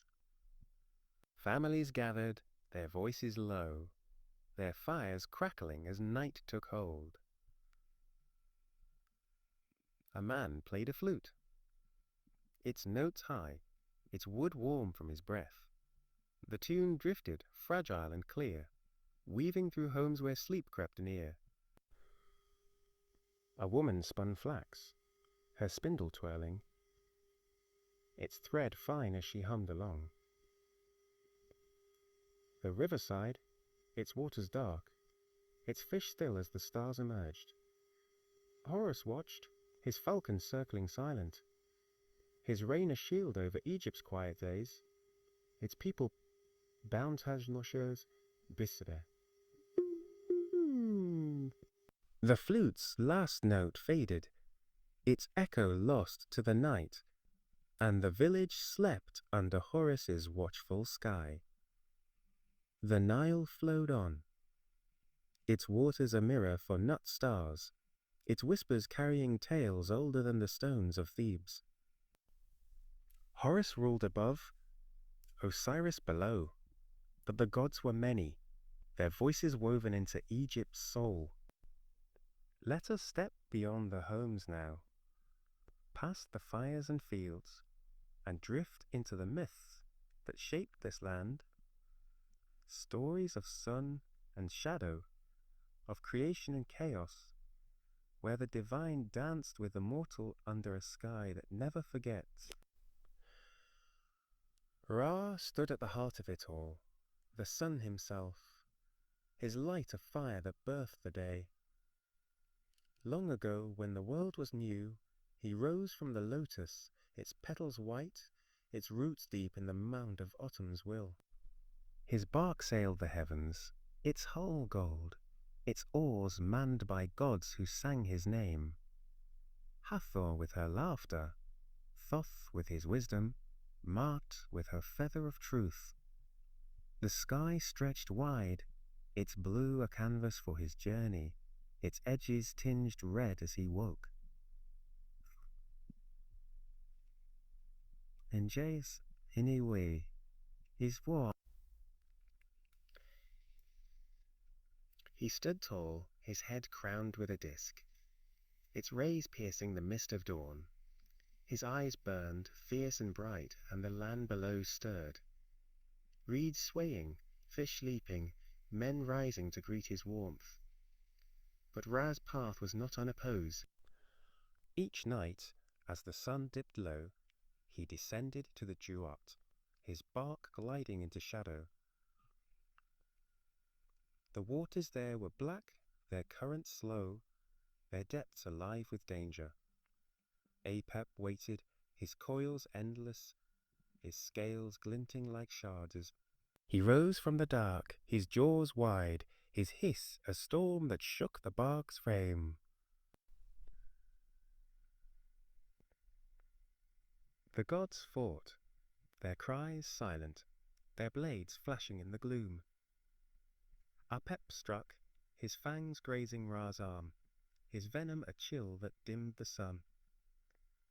But Ra thrust deep his spear-piercing scale and flesh, and Apep sat sanrode vedas vansfections. Dawn broke, its light spilling gold, and Ra emerged, his bark rising once more. The people saw, their hands raised, their voices chanting thanks from the river's edge. A woman stood there, her basket of lotus flowers balanced, her gown wet from the shore. She knelt, her fingers brushing petals, her prayers soft as she offered them to the sun. Ra smiled, faint but sure, and sailed on, his heat drying the dew.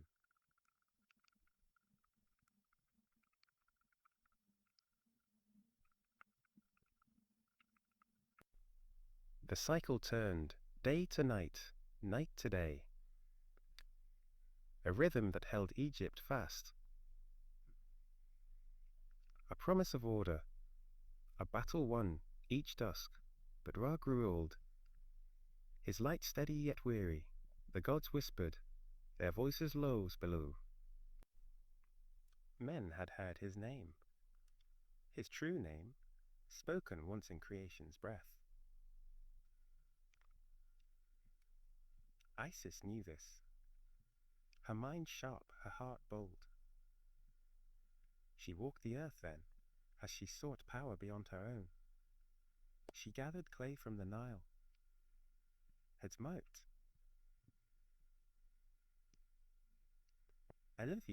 she shaped it, her fingers swift, and breathed life into a snake, its scales green, its eyes red with intent. It slithered to Ra's path, its hiss soft, its bite quick as he passed. Venom burned, its fire slow, and Ra faltered, his bark trembling, his voice a groan in the sky. Phi Saisver.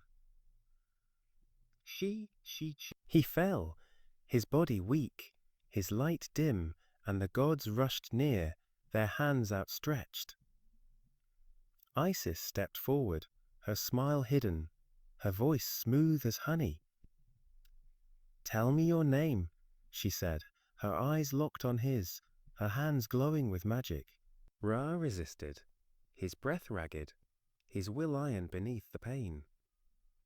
But the venom spread, its chill deep, and he relented, his whisper faint. "I am Ra, the one who is." The name passed to her, its power a flame in her grasp, and she spoke, her words unbinding the poison.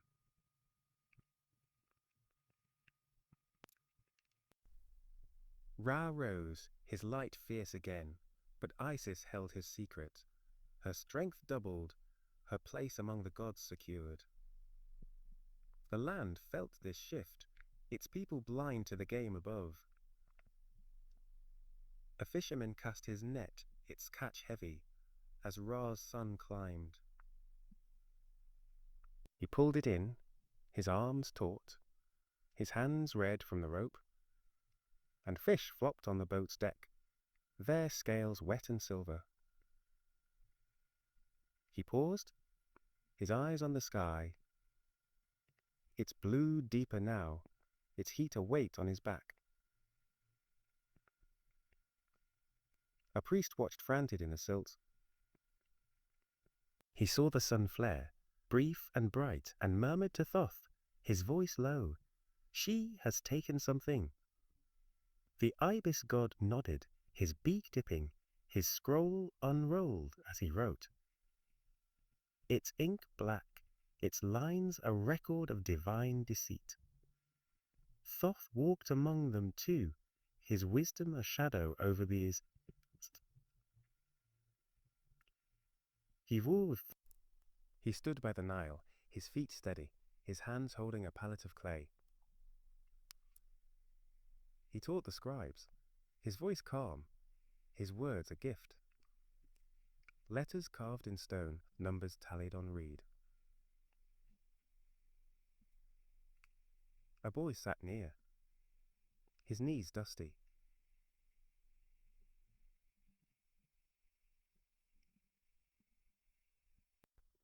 "This is time," Thoth said, his finger pressing the clay. "This is order." The boy nodded, his hand clumsy as he copied, his reed snapping once before it held.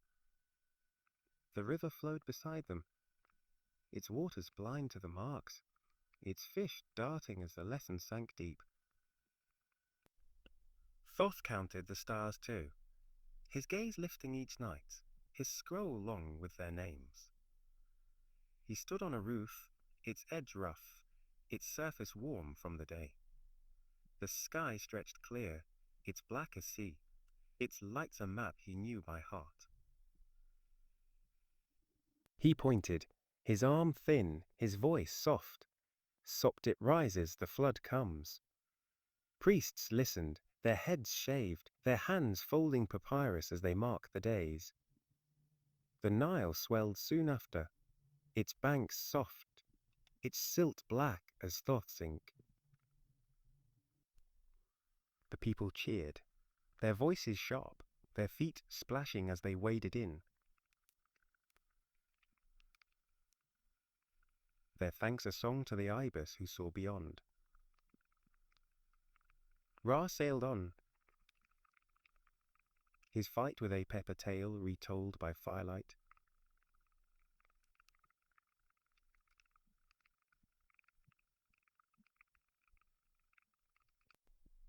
She leaned close, her shawl slipping, her voice a thread in the dark. He battles for us every night. The fire popped, its sparks rising, and the child pictured Ra's spear, its flame bright, its thrust sure. Sleep came slow, his eyes heavy, his dreams a dance of sun and snake, of gods who shaped the dawn. The child's dream faded, the fire's warmth a memory, and the Nile rolled on, its waters steady beneath a sky that held Egypt's past. Horus watched from above, his falcon wings still, his reign a thread through time. The myths of Ra and Isis lingered, their echoes deep. But the land bore marks of men too, kings who built with stone, cities that rose from sand. A history carved into the earth, this Osiris with a verve, for all there. Let us step into those days now, beyond the marshes and fires, and walk the paths where Egypt grew tall, its people shaping a legacy under the sun's unblinking eye. Long before Horus, before Set's betrayal, the land knew a king named Djoser. Dy.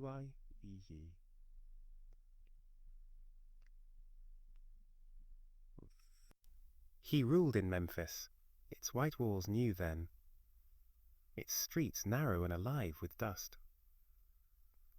Djoser stood tall, his kilt stiff with starch, his mace heavy in his hand. His eyes turned to the desert, and he dreamed of eternity, a tomb to outlast the floods. He called him Hotep, a man of quiet genius, his hand stained with ink, his mind a map of angles and weight. Imhotep knelt, his robe plain, his voice low as he spoke of stone. Not mud, my king, but something harder. Djoser nodded, his lips tight. Anaphoes. Men gathered at Saqqara, their backs bent, their hands rough from rope. The quarry lay south, its cliffs red, its stone breaking under picks that sparked in the sun. A block fell, its thud deep, its edges jagged until chisels bit in, their strokes sharp and sure.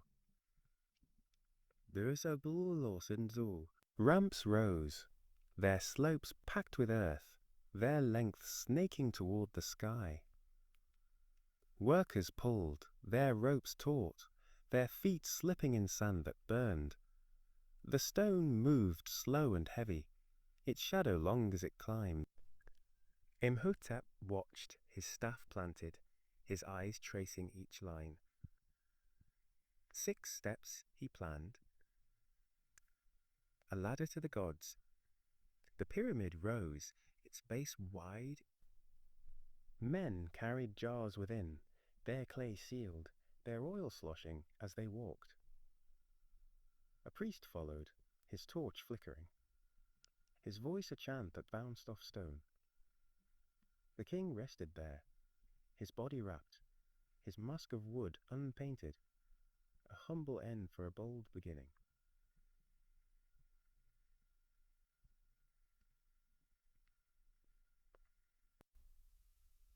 The desert reclaimed the ramps, its sands creeping, its silence swallowing the labor. Memphis cheered, its people small beneath the stepped shadow, their hands raised to a king who defied time.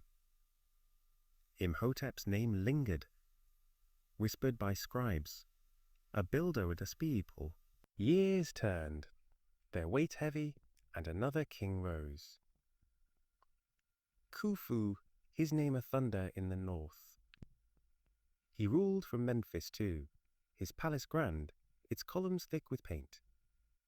His eyes were sharp, his voice a command that bent men like reeds. He looked to Giza, its plateau flat, its horizon wide, and saw a peak to pierce the sky.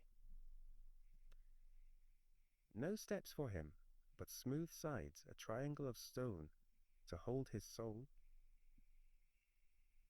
Workers came, their numbers vast, their homes asprawl.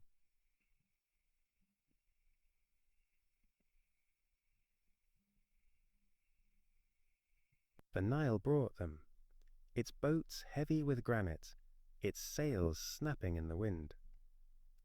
The quarry roared, its dust thick, its hammers ringing day and night. Men cut blocks, their arms aching, their hands blistered as stone split clean. A sled moved, its runners greased with water, its load a slab that groaned under ropes. Workers chanted, their voices low, their pull a rhythm that shook the ground.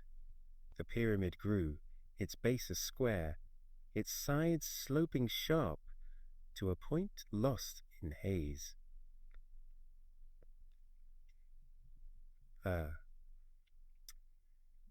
As Khufu watched, his throne high, his staff tapping a scribe's talid. 2,000,000 stones, they wrote, their ink smudging in the heat. The sun burned, its rays a fire on their backs, but they pressed on, their sweat a river of its own. Inside the chambers waited, their walls bare.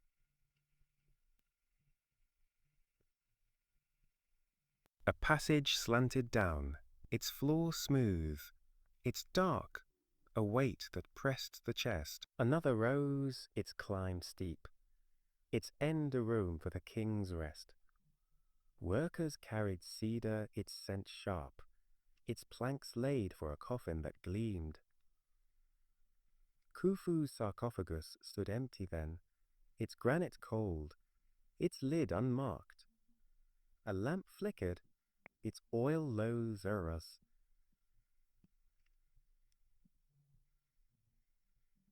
The pyramid towered, its shadow vast, its peak a needle in Ra's eye. Egypt marveled, its people small, their voices hushed beneath a giant born of will. Centuries passed, their sands shifting, and a queen rose. Hatshepsut, her name soft yet steel.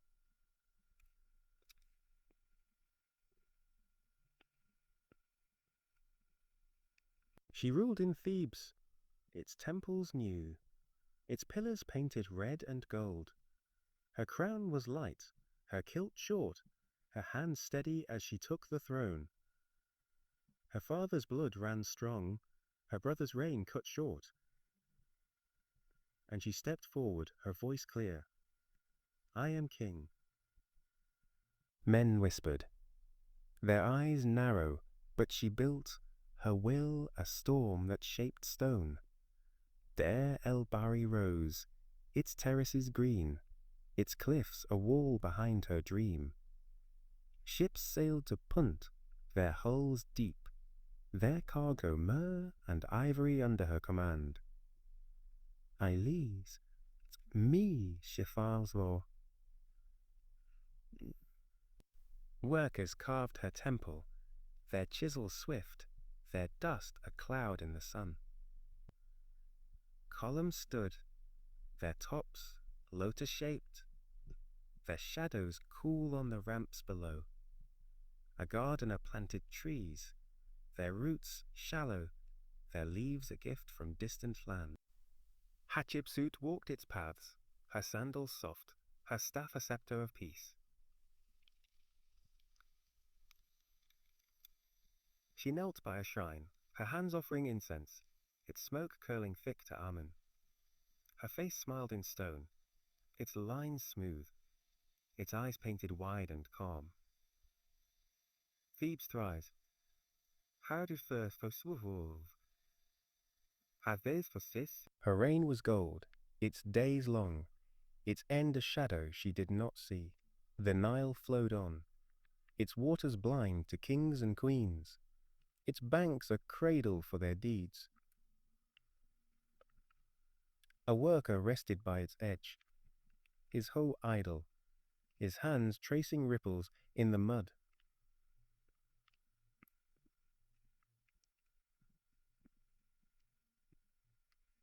He watched a boat drift, its sail limp, its oars dipping slow in the dusk.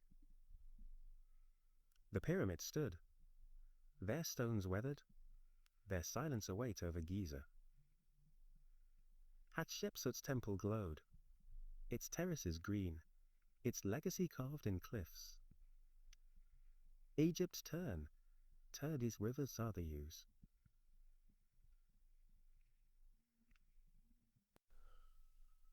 The Nile stretched wide under the evening sky, its waters dark, its edges soft with reeds that swayed in the dusk.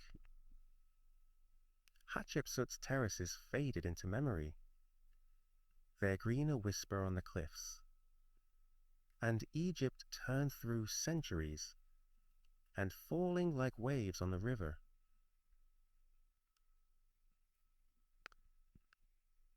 Horus's reign held the land in myth, but time brought new voices, new crowns, and a queen whose name would echo beyond the sand. Let us step forward now, past the pyramids and temples, into the days of Cleopatra. Last of the Ptolemies, a ruler of charm and steel, whose life danced on the edge of Egypt's end. Cleopatra v. Asi was born in Alexandria, its streets alive with Greek and Egyptian tongues, its harbour a forest of sails under the sun. The year was 69 BC, the palace grande, its cool beneath her small fuve. She was a child of Ptolemy Teth, his blood Macedonian, his rule unsteady as Rome's shadow grew. Her hair fell dark, her eyes sharp, her voice quick even then. A girl who spoke 9 languages, her lips shaping words of Nubian.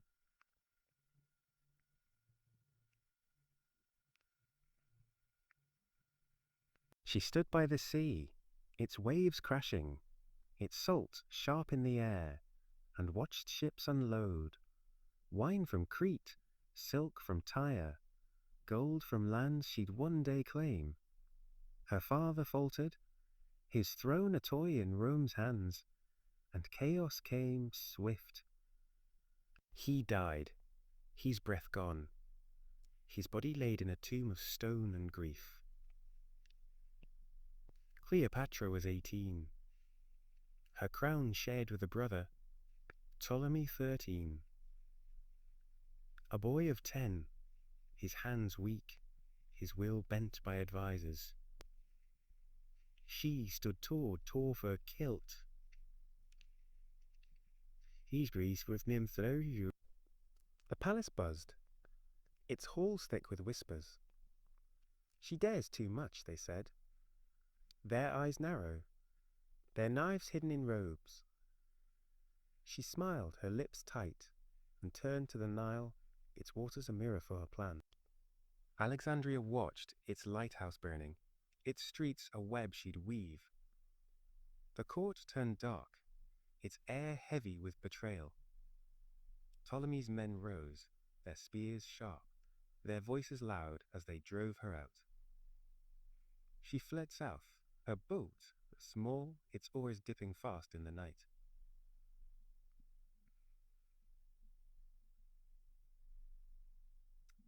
The river carried her, its current steady, its banks alive with crocodiles that glinted in the moon.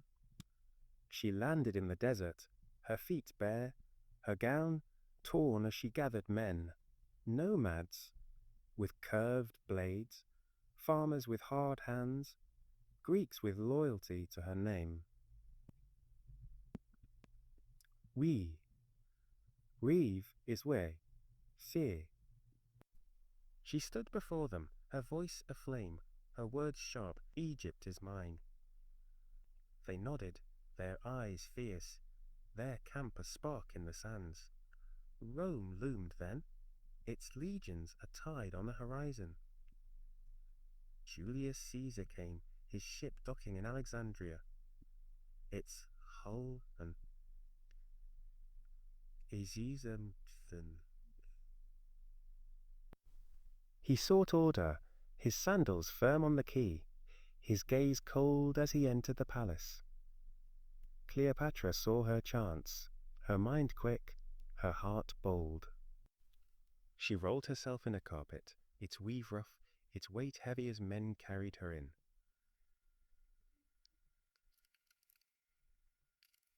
They unrolled it, their hands swift, and she rose, her hair loose, her eyes locked on Caesar's. He paused, his breath caught, his smile faint but sure. She spoke, her voice still in his cheek.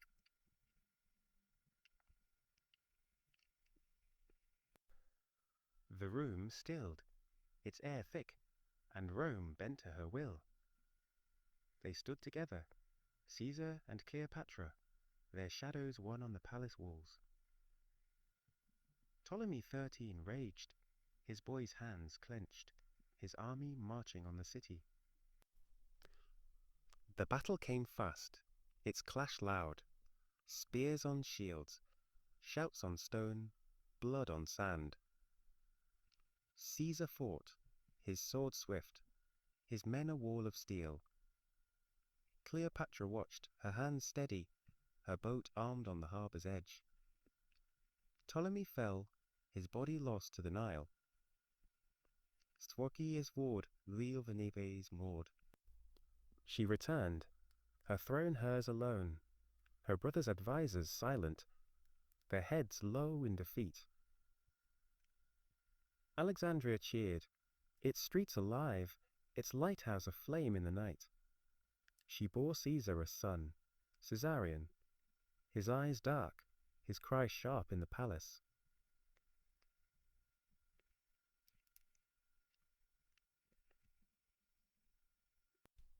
She held him, her arms strong, her gown soft as she named him king to come. Rome called Caesar back. Its senate restless, its streets a storm of knives. He left his ship cutting the sea, his promise a whisper on the wind. Cleopatra ruled, her hands firm, her voice clear as she built.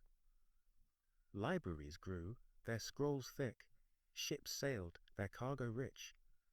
The Nile swelled, its fields green, its people fed under her eye. She walked its banks, her sandals wet, her son at her side. A queen who stood as Okius Uj was what free as fine. But Rome returned, its shadow darker now. Caesar fell, his blood on the Senate floor, his name a ghost in her halls. Mark Antony came, his armor scarred, his voice deep as he landed in Tarsus. She met him, her barge gold, its oars a dull. She lay on cushions, her hair fanned, her eyes bright as servants fanned her with feathers. Antony paused, his breath sharp, his hands still as she smiled. They spoke, her words a dance, his laugh a rumble in the air. They joined, their love a fire, then violate, as and an ah. These believed the twins came, Alexander Helios, Cleopatra Selene. Their cries soft, their names a promise of stars and moon.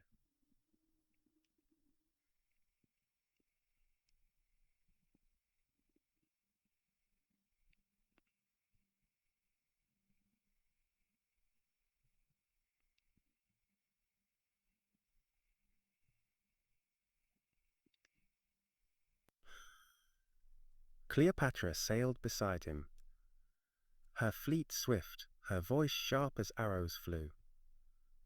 The sea churned, its waves red, its air thick with smoke and cries. They faltered, their line broke, their ships scattered under Rome's steel. She fled, her barge cutting south, her heart a storm as Antony followed, his face grim, his hope lost. Alexandria waited, its walls high, its people hushed as defeat crept near.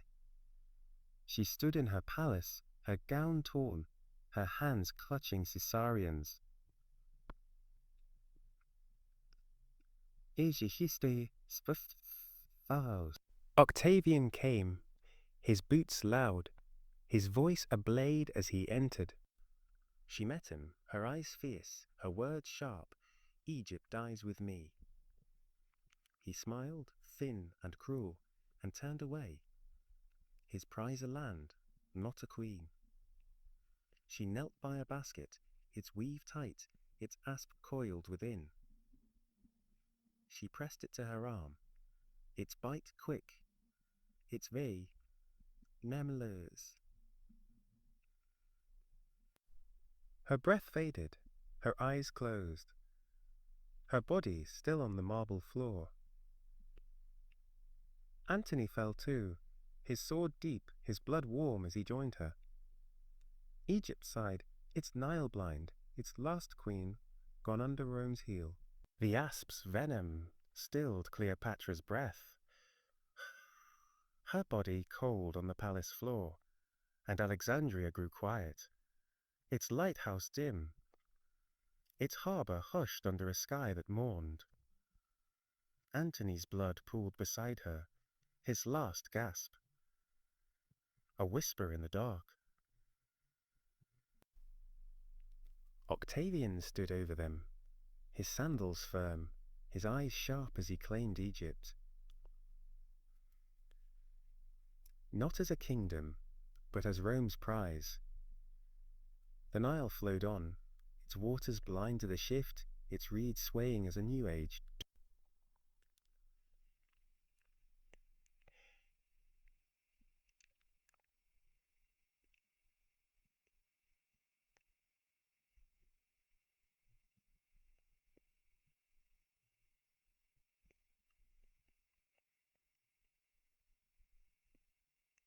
Wow, as eagle soared, Octavian now august to see.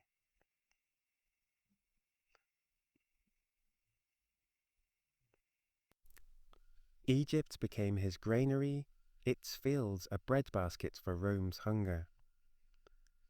Alexandria stood tall, its streets wide, its temples Greek yet touched with Roman stone. A prefect arrived, his tunic raised, as he stepped from a ship.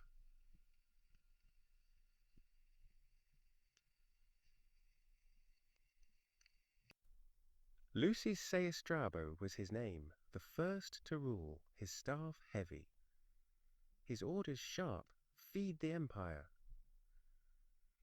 The palace bent, its halls once Cleopatra's now lined with scrolls of tax and tally. The lighthouse burned still, its flame a beacon. But its light guided Roman galleys now, their hulls deep with wheat. The Nile remained king, its flood a pulse that fed the land. Farmers rose, their hoes cutting rows under a sun.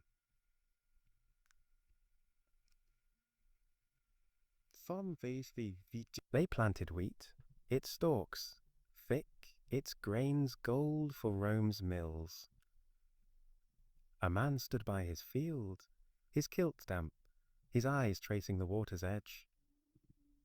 The flood came late some seasons, its level low, its silt thin, and he whispered to Happy, his voice soft, his tawd fair fuds fey. Forthfed then did. Roman overseers watched. Their tablets clay, their stylus marking yields. 10 sacks, 20, 30. Numbers sent west to a city he'd never see. The harvest piled high, its dust sharp, its weight hauled to boats.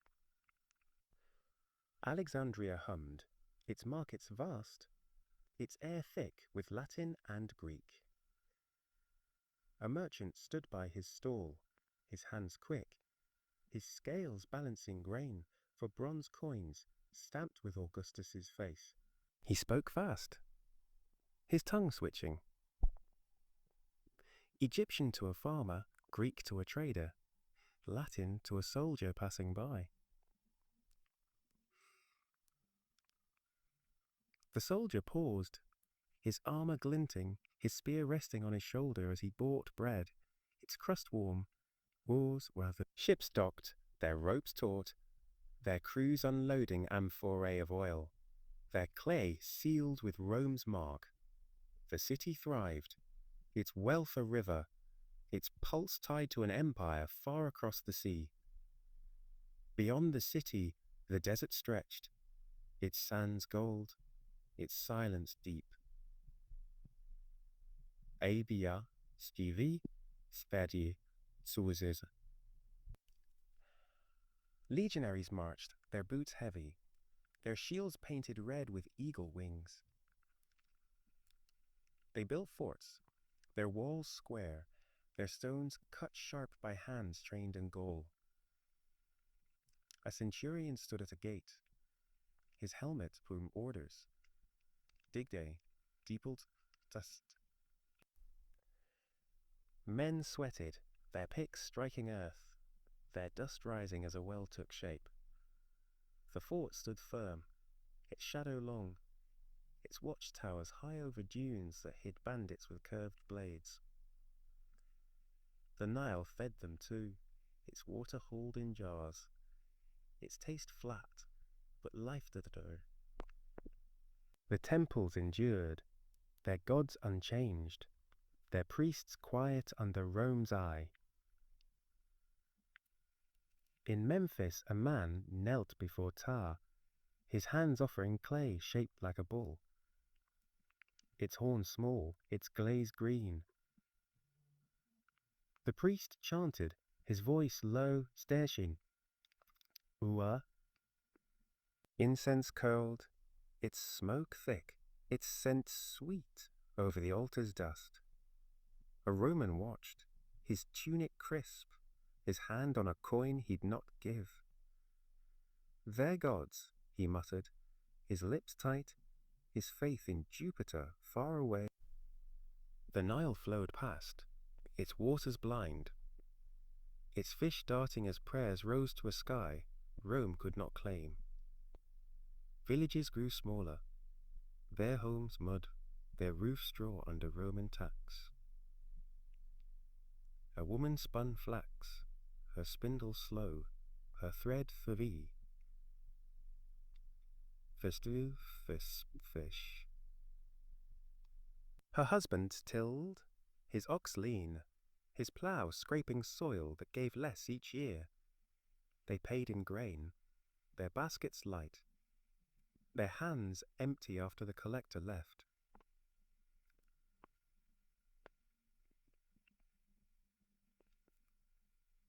A child watched his eyes use.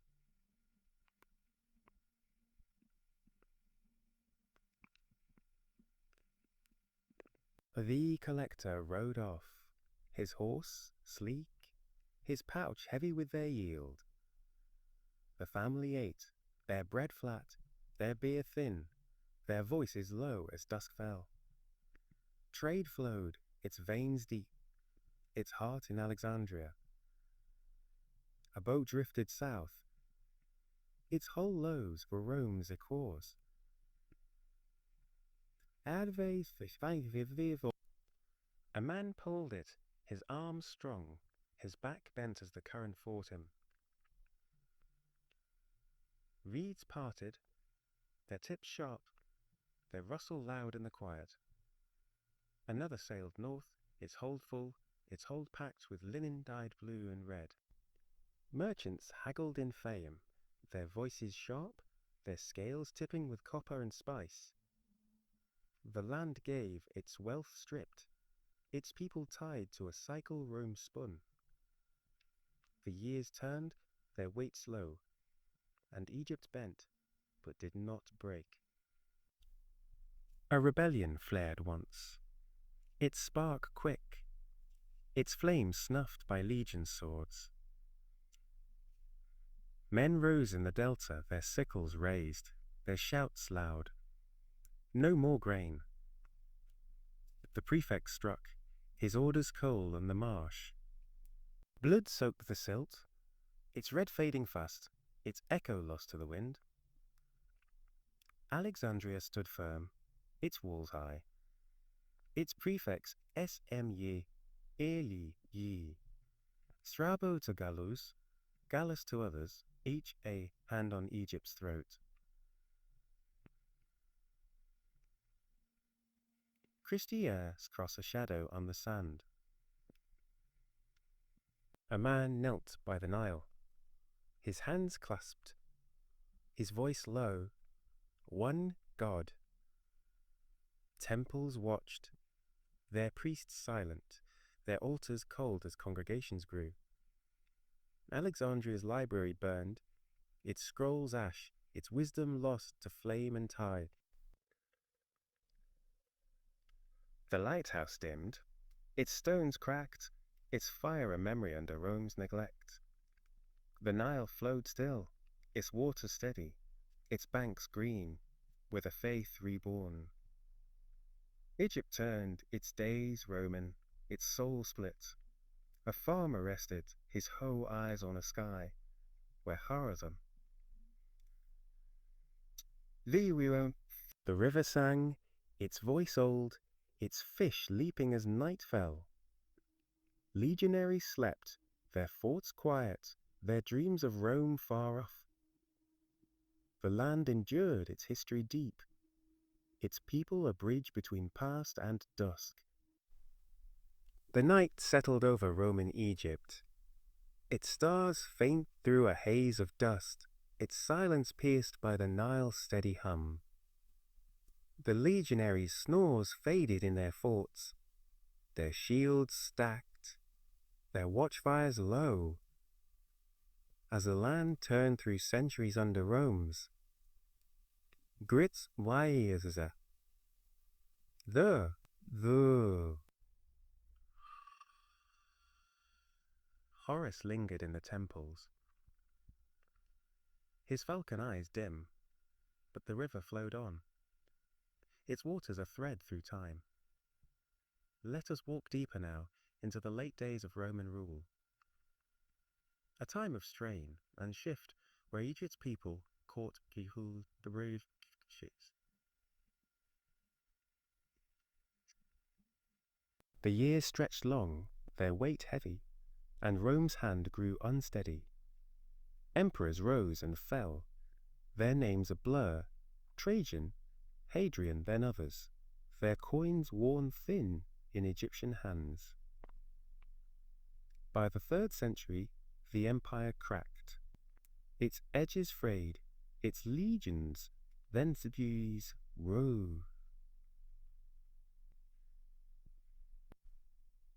Alexandria stood, its walls weathered, its harbour quieter now as trade slowed. A prefect ruled still, his tunic faded, his voice sharp but tired. Gaius Julius Maximus, his name scratched on a tablet. His orders blunt. Avajum Ziyusen Dehi. The Nile gave less some seasons, its flood shallow, its silt sparse, and farmers watched, their hands tight on hoes, their prayers sharp to gods who seemed far. The fields stretched thin, their green patchy, their wheat short under a sun that burned too long. A man stood by his plot, his kilt ragged, his feet cracked from dry earth. He swung his hoe, its blade dull, its strike weak as dust rose instead of soil. The harvest came, its yield small, its baskets half full as Roman carts rolled in. A soldier counted, his tablet chipped, his stylus slow. 5 sacks, not 10, his frown deep as he marked it. But the farmer's wife knelt, her hands grinding what remained. Her flows with myrrh, svar seugos. A child sat near, his ribs sharp, his eyes dull as he chewed a stalk, its taste bitter in the heat. Taxes bit deeper, their edge cruel, and villages shrank. A woman carried her jar, its clay chipped, its water warm as she trudged from a well-roamed dug. Or her husband paid, his grain gone, his hands empty as a collector rode off, his horse kicking dust. The collector's pouch clinked, its coins Roman, its weight a burden left behind.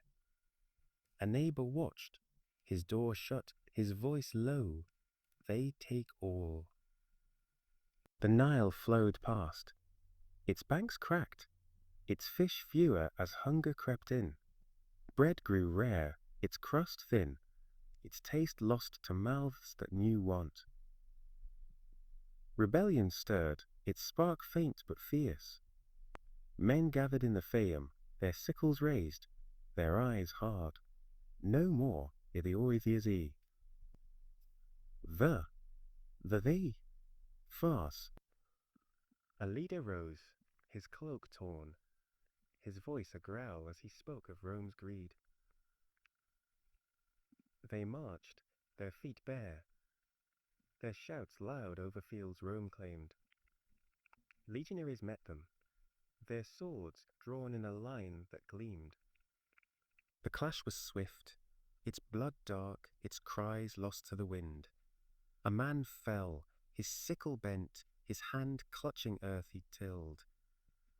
The prefect watched, his horse still, his orders cold ended. The rebels broke, their fire snuffed, their bodies left to the sand.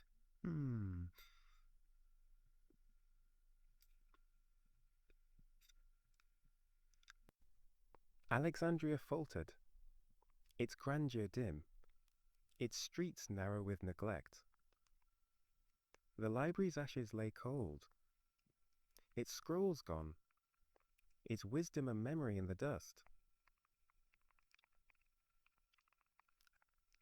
A scribe sat by the harbour. Taxes, ships, its grain lost restoring. A ship docked, its hull cracked, its cargo light with olives Rome sent back.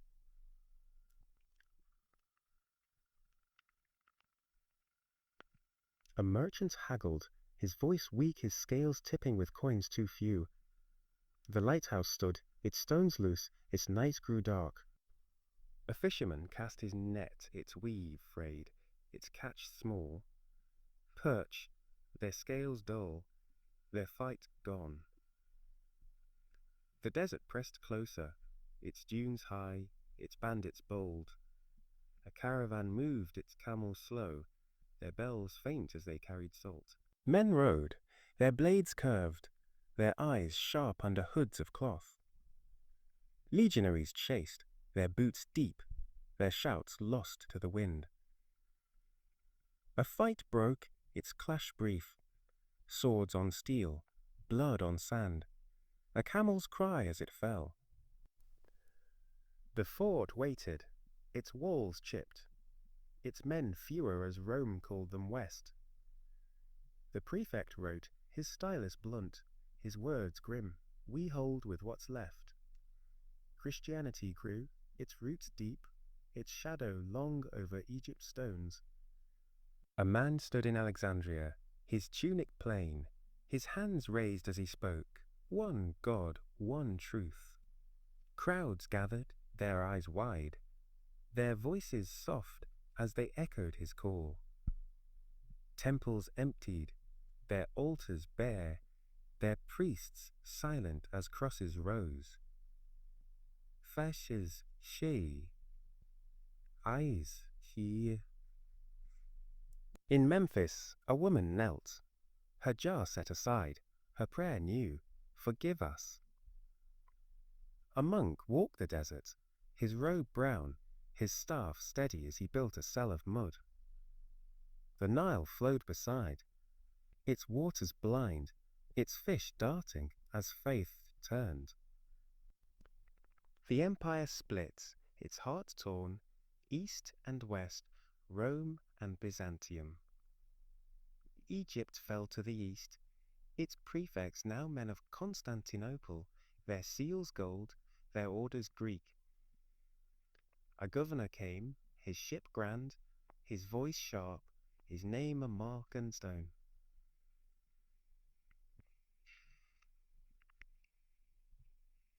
He ruled from Alexandria, its palace patched, its halls loud with new tongues. Taxes stayed, their weight old, but grain fed a new Rome now, its domes bright across the sea. The Nile gave, its flood weaker, its silt thin as years wore on. Invaders came, their shadows swift, Blemmies from the south, their spears long, their cries wild in the dusk. They struck villages, their hands quick, their loot grain and cloth left behind. Legionaries rode, their horses lean, their swords dull, as they fought back. A fort burned, its smoke thick, its men lost to the sand. The prefect sent word, his papyrus rushed, more men. Constantinople paused, its eyes west, its aid slow as Egypt bled. The Nile flowed still, its banks scarred, its people small.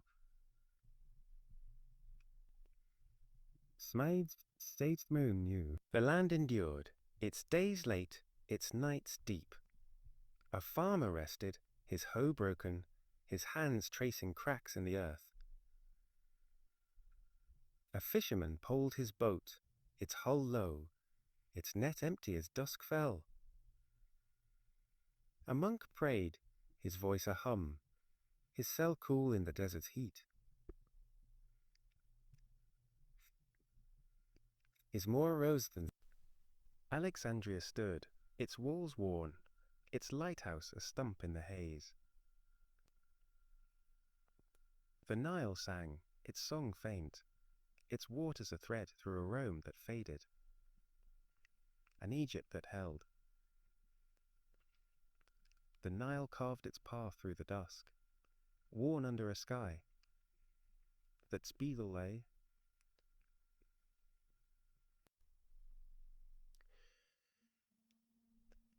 The monk's prayer hung soft in the desert air, his cell a shadow against the dunes, and Egypt turned through its late Roman days.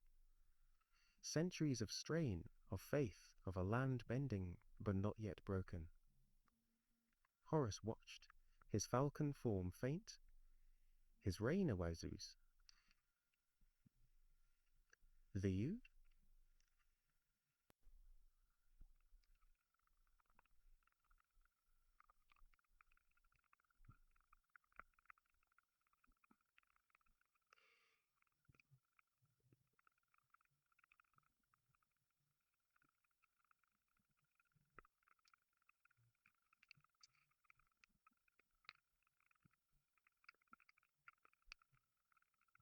The 5th century is a The Eastern Empire held Egypt, its emperors fought in Constantinople, their voices Greek, their seals heavy with wax. A governor ruled, his name Aurelius Victor, his tunic rich, his hands steady as he sat in the palace. He wrote orders, his stylus swift, grain to the capital.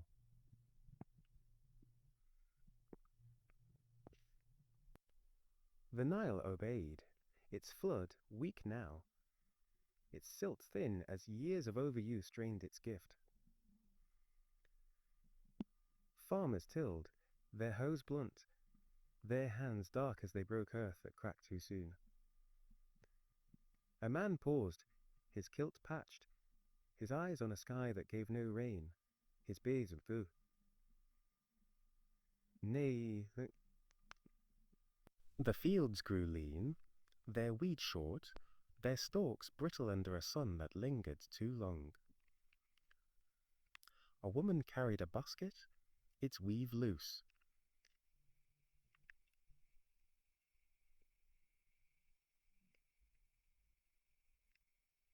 Brave rears guarded it, their helmets dull worn by watch.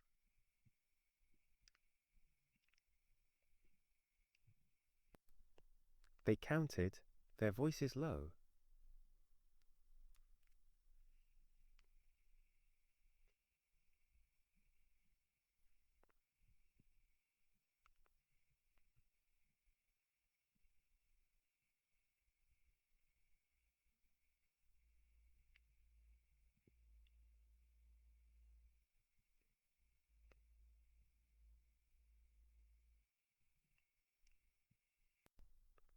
The Nile flowed past, its banks dry, its fish small as hunger crept closer.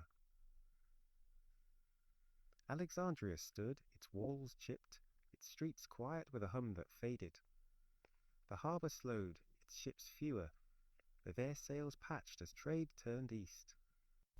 A merchant stood by his stall, his hands slow, his scales balancing salt for coins worn thin. He spoke Greek, his tongue rough. Rome takes, gives nothing. A sailor passed, his tunic salt-stained, his fibres wove, stitchy stid. Isu. The lighthouse loomed, its stones loose, its flame a flicker in a haze that hid the sea. A scribe wrote his papyrus brittle, his ink watery as he tallied. Less grain, less gold, less time. The desert grew bold, its sands high, its tribes restless sea.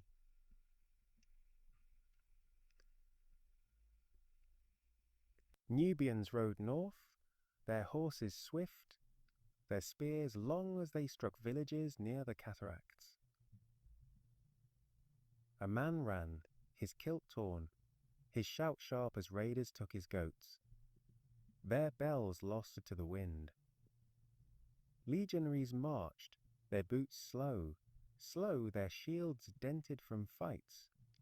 Fidels loved whose spear, Sormavia's mia. A centurion stood, his plume gone, his voice hoarse. Hold the line. They clashed, their swords dull, their blood dark on sand that drank it fast. The fort held, its walls cracked, its men fewer, as Constantinople sent no aid, its eyes on Persia, its hands full.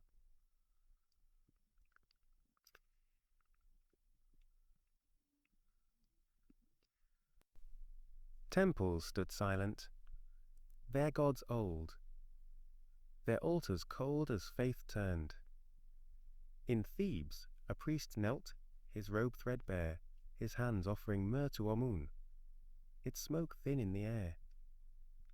A woman watched, her jar set aside, her voice new. Churches rose, their walls mud, their crosses wood as monks preached, their words soft but firm.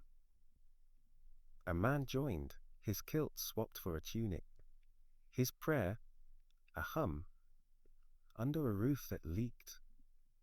The Nile flowed beside, its weeds bent as old chants faded. New hymns grew. Say sage viva datespan. Taxes pressed, their weight old, their edge sharper in a land that gave less. A farmer paid, his grain gone, his hands tracing a mat where his child slept, its breath shallow from want. A collector rode, his horse thin, his pouch light as he cursed the yield.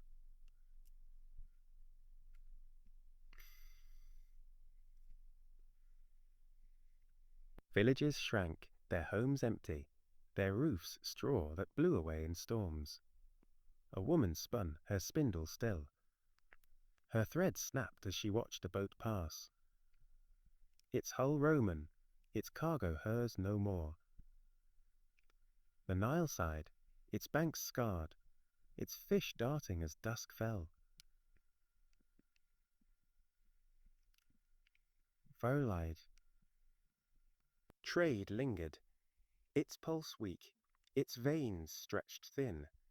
A boat sailed north, its oars slow, its hold light with flax for Byzantine looms. A man poled it, his arms tired, his back bent as reeds brushed the hull, there rustle faint. Another drifted south, its cargo incense, its scent sharp as it cut the quiet. Merchants met in Oxyrhynchus, their voices low, their scales tipping with copper and glass. A trader paused, his hands stained. Rome fades. The Nile carried on, its waters steady, its banks green with a hope that thinned. Bandits roamed, their shadows long, their blades quick in the dusk. A caravan moved, its camels gaunt, their steps slow as they bore salt west. Men struck, their cries sharp, their loot grain left by a fort too weak to guard. Legionaries chased, their horses lame, their shouts lost to dunes that rose. A fight broke, its clash brief, steel on steel, blood on sand. A camel's groan, Ave Loduzu that sent from. Constantinople turned, its ears deaf, its gold spent as Egypt stood alone. The 6th century crept in, its light dim, its air heavy with change. A governor ruled, his name Flavius Theodorus, his tunic patched, his voice strained. Hos vi, and was Lodis. Alexandria's walls leaned, its streets dust, its people small under a sky that shifted. The Nile flowed, its flood faint, its silt scarce as fields turned brown. A farmer rested, his hoe idle, his hands tracing cracks where wheat wither. A fisherman cast, his net limp, his catch small as night fell. A monk prayed, his cell dark, his voice a thread in the quiet. Egypt turned, its Rome thin, its days a song of river and dust.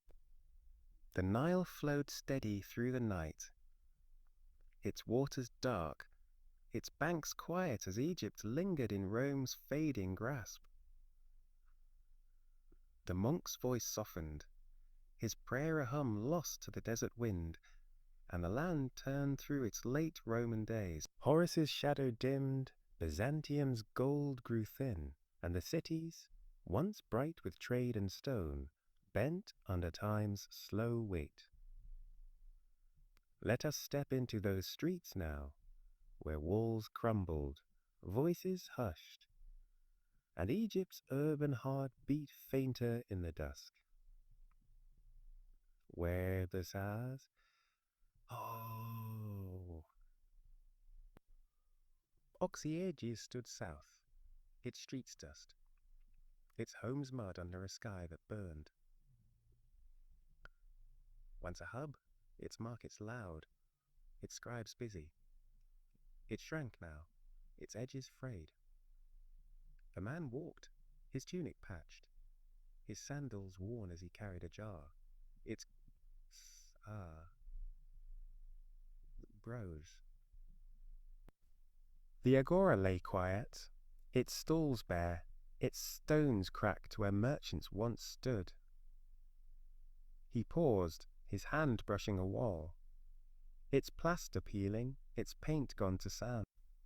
A scroll blew past, its papyrus torn, its ink faded, taxes unpaid, names lost. The Nile flowed near, its waters low, its fish small as hunger pressed the town. Hermopolis leaned on the river, its temples old, its pillars chipped by wind. A woman swept her step, her broom straw, its bristles catching dust that clung. The market hummed once, its voices Greek, its wares rich, flax, glass, spice. Now, a trader sat, his hands still, his scales empty save for a coin. It's brought the vow, these. A church rose, its walls plain, its crosswood where Thoth's shrine stood silent. She glanced up, her eyes tired, her prayer soft. Bread tomorrow. The streets narrowed, their stones loose, their shadows long as dusk fell. Antinupolis gleamed once. Its marble white, its baths warm under Hadrian's eye. Now its arches sagged, their stones split, their echoes gone.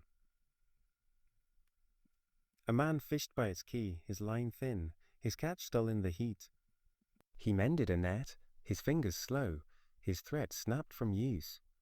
A bathhouse stood, its tiles cracked, its pipes dry as sand crept in.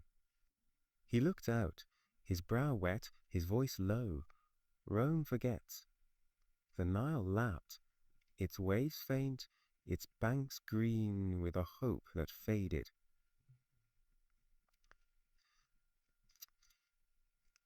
He low from Rifan. Memphis lingered, its walls low, its glorious shadow of Ptah's reign. A priest knelt, his robe frayed, his hands offering clay to a god few named. The Sphinx watched, its nose chipped, its eyes blind to streets. A woman carried water, her jar heavy, its drip slow as she passed homes. Their doors shut. A market stood, its stalls few, its air thick with dust not trade. She set her load down, her back bent, her sighs sharp in the quiet. The Nile flowed past, its silt no, none though. Thebes shrank, its temples vast, its homes small under cliffs that loomed. A man carved wood, his knife blunt, his stool rough from a tree long cut. The hypostyle hall towered, its columns chipped, its paint peeled where a moon once reigned. He worked, his hands steady, his shavings thin as a child watched, her eyes dull. A monk passed, his tunic brown, his voice a chant that drowned old songs. The man paused, his blade still, his whisper soft. Its waters blind to a city's fade. Cities bent, their stones tired. The Nile flowed, its song old, its pulse weak as dusk deepened. Egypt held, its urban light dim, its days a thread in a web Rome wove thin. The Nile whispered through the night, its waters a faint gleam under a sky, where stars hid behind dust. The cities slept, their walls worn, their streets silent as Egypt turned through the late Roman age. Thebes faded, Memphis bent, and the river flowed on, its banks a lifeline in a land stretched thin by Byzantiums. Horus lingered in the shadows, his falcon cry lost to the wind, and Rome's eagle grew frail, its wings clipped by time. Let us linger here now, in the waning days of Roman Egypt, where the economy faltered, invaders struck, and the people held fast each year.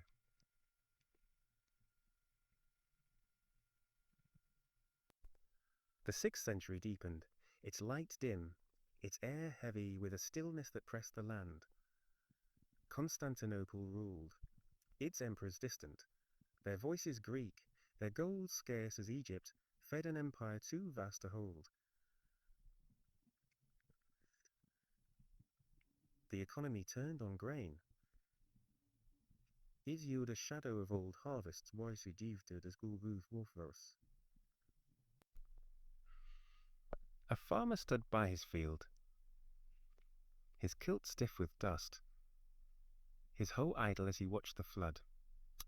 Late again, its water low, its silt barely a crust on cracked earth. He swung once, his blade dull, its strike weak as sand spilled instead of soil. The wheat grew short, its stalks thin, its grain small in a sun that lingered too long.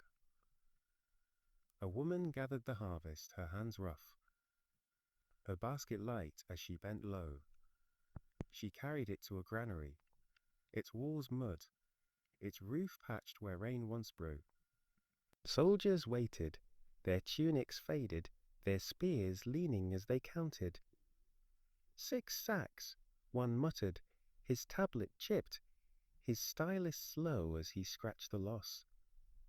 She turned away, her fingers empty, her bread a dream for dusk, its crust hard from want.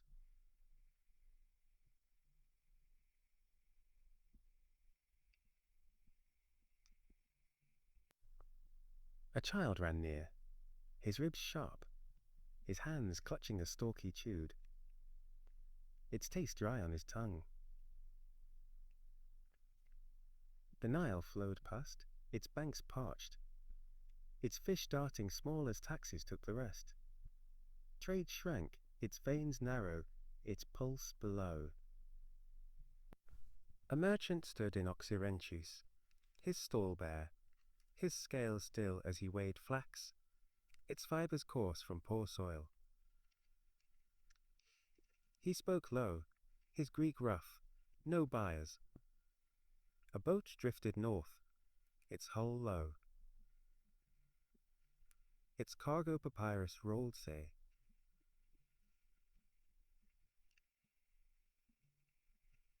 A man poled it, his arms tired, his back bent as reeds brushed the sides, their rustle sharp in the quiet. Another sailed south, its hold light with incense, its scent faint as it passed villages too poor to trade. A trader paused in Hermopolis, his hands stained, his coins few. Constantinople forgets. The Nile carried on, its water steady, its banks green with a wealth that slipped away. Taxes pressed harder, their weight iron, their edge cold in a land bled dry. That's for the A. A man paid, his grain gone, his hands tracing a mat where his wife slept, her breath thin from hunger. A collector rode, his horse gaunt, his pouch heavy with bronze Rome stamped. More, he barked, his voice harsh as he spurred away. His horse over.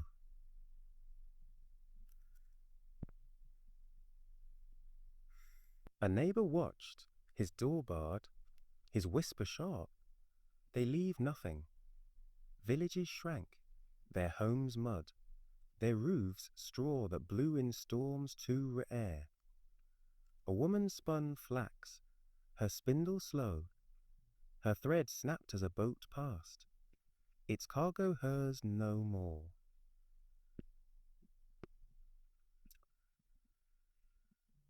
Is it bad? The Nile side, its banks scarred, its fish few as dusk deepened.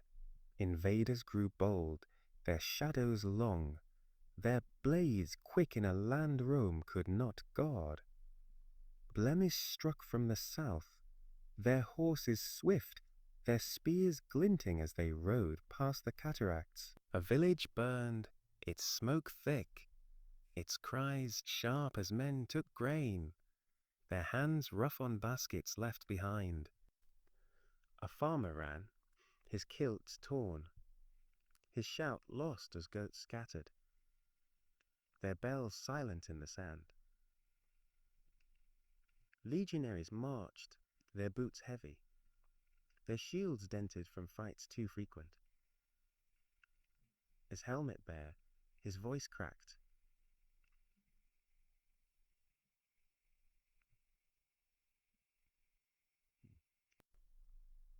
They clashed, their swords dull, their blood dark on dunes that drank fast. The fort held, its walls chipped, its men fewer as Byzantium sent no aid, its eyes east to Persia's threat.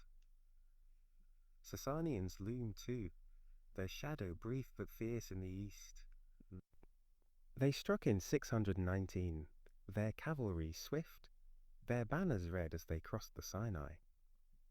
Pelusium fell, its gates broken, its dust thick with hoofbeats and cries. A man fled, his jaw dropped, his feet bare as he ran to the Nile.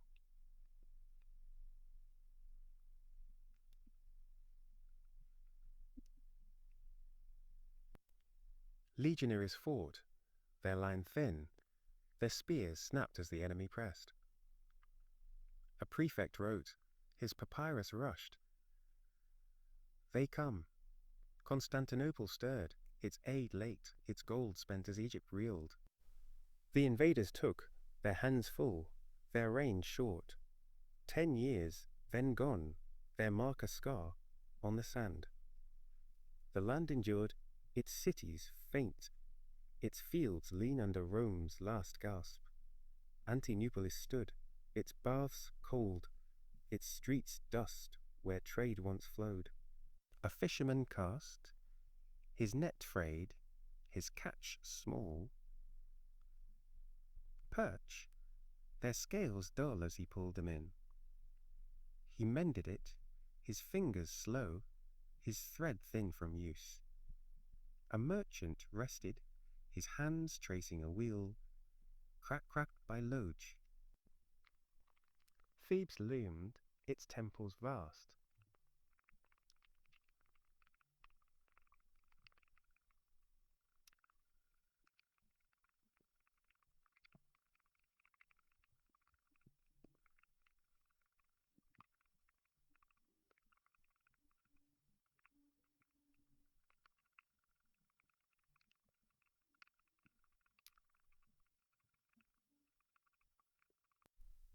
Christians grew, their churches plain, their hymns a hum in the dusk. A man knelt in Memphis, his tunic brown, his hands clasped, one God. A priest watched, his robe old, his altar bare as he whispered to Ptah, its clay cold in his palms. A monk built, his cell mud, his staff steady, as he preached to a crowd, their eyes wide, their kilt swapped for cloth. The Nile flowed beside, its waters steady, its reeds bent as faith turned, its old gods dim in a land that prayed anew. The economy faltered, its grain thin, its trade a trickle in a river that slowed. A scribe sat in Alexandria, his papyrus yellow, his ink faint as he wrote. Losses, ships late, forts unmanned. A boat docked, its hull wore from Rome to Wheatford. A trader haggled, his voice low, his scales tipping with copper too scarce.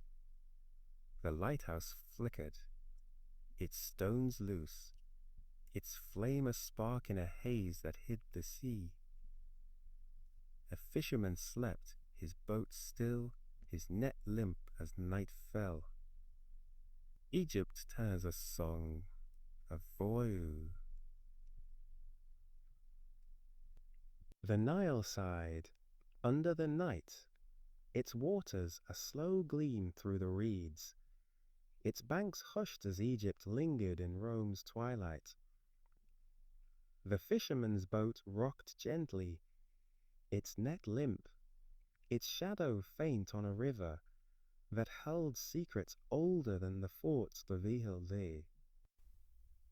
The monk's chant faded, his cell dark, and the land turned soft.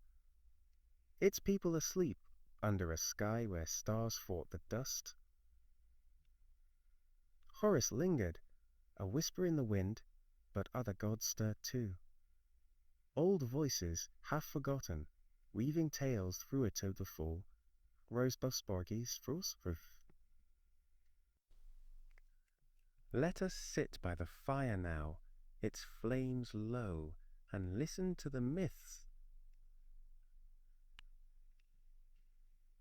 Late Roman dusk, their shadows long on a land that still dreamed.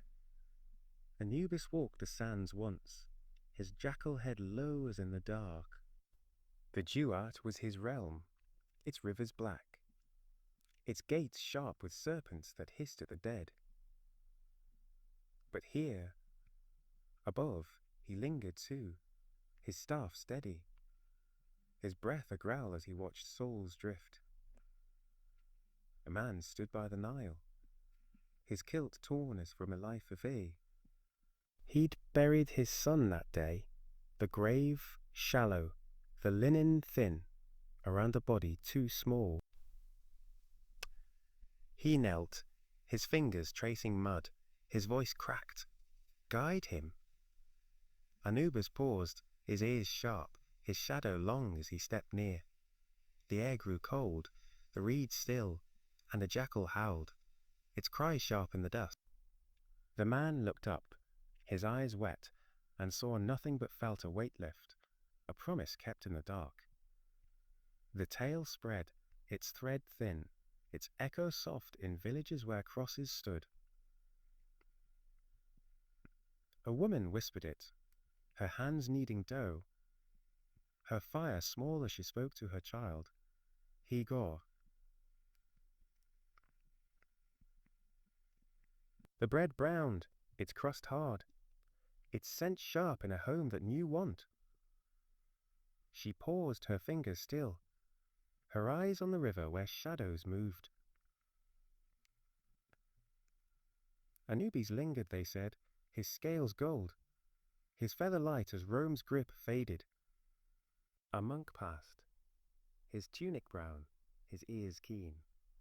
Old lies, he muttered, his crossword, his step firm. But the Nile flowed on, its waters blind, its fish darting as the jackal watched, his tail a bridge between worlds. Serapis rose too, his beard thickened anew, his claws when his is lovely. Born of Ptolemy's will, he blended Osiris's green with Zeus's might, a god for a land Rome claimed.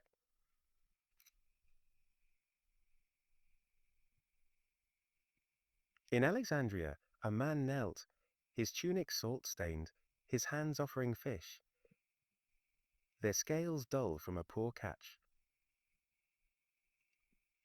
Its steps gave Rizivid, Ridrivbrinis. He spoke low, his Greek rough. Bring the sea. Serapis listened, his eyes stone, his hands still as the harbour side.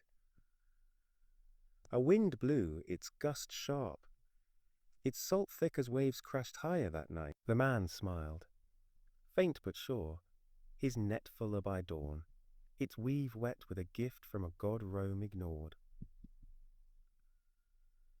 The priests held fast, their robes old, their chants low as churches grew. A woman stood by the shrine, her jaw heavy, her voice soft. He hears. A fish flopped, its tail sharp, its life a thanks on the stone. A soldier watched, his spear idle, his Latin curt, their shadows. But the tail grew, its roots deep, its branches bent under a sky where Christ's star shone. Serapis lingered, his temple to hum. Is Brutus besaildi, free. The Nile flowed past, its waters steady, its reeds bent as old faith met new, its gods a song in the dusk. Hathor danced once, her hair gold, her sistrum bright in a sky that burned. She walked the desert, her feet bare, her laugh a bell over dunes that stretched south. The Nile, a girl sat by a well, her hands small, her jar clay as she waited, her eyes dull from a day too long. The water stayed low, its drip faint, its taste flat in a village room taxed dry. She hummed, her tune old, her voice soft. Come, lady. Hathor paused, her gown shimmering, her steps light as the well gurgled, its flow sudden and cool. The girl laughed, her hands wet, her jar full as she ran, her shout sharp in the quiet. The sand glittered, its grains gold, its warmth. A touch from a goddess who stayed. Herzeg. The tale spread, its echo warm, its light faint in a land of crosses.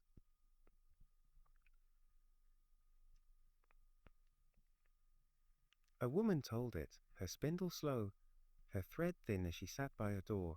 She brings life. Her eyes wide as he pictured Hathor's dance, her sistrum achieved Macy's to Streusdreis. A monk passed, his staff firm, his voice stern, pagan dreams. But the well flowed, its water sweet, its gift real as the girl drank, her smile bright. Hathor lingered, her laugh soft, her presence a thread in a land Rome ruled but could not claim. The Nile sighed, its banks green, its fish leaping as dusk deepened. The shrine stood, its walls chipped, its altar bare as a church rose near, its hymn a hum over stone. He spoke, his voice cracked, stay.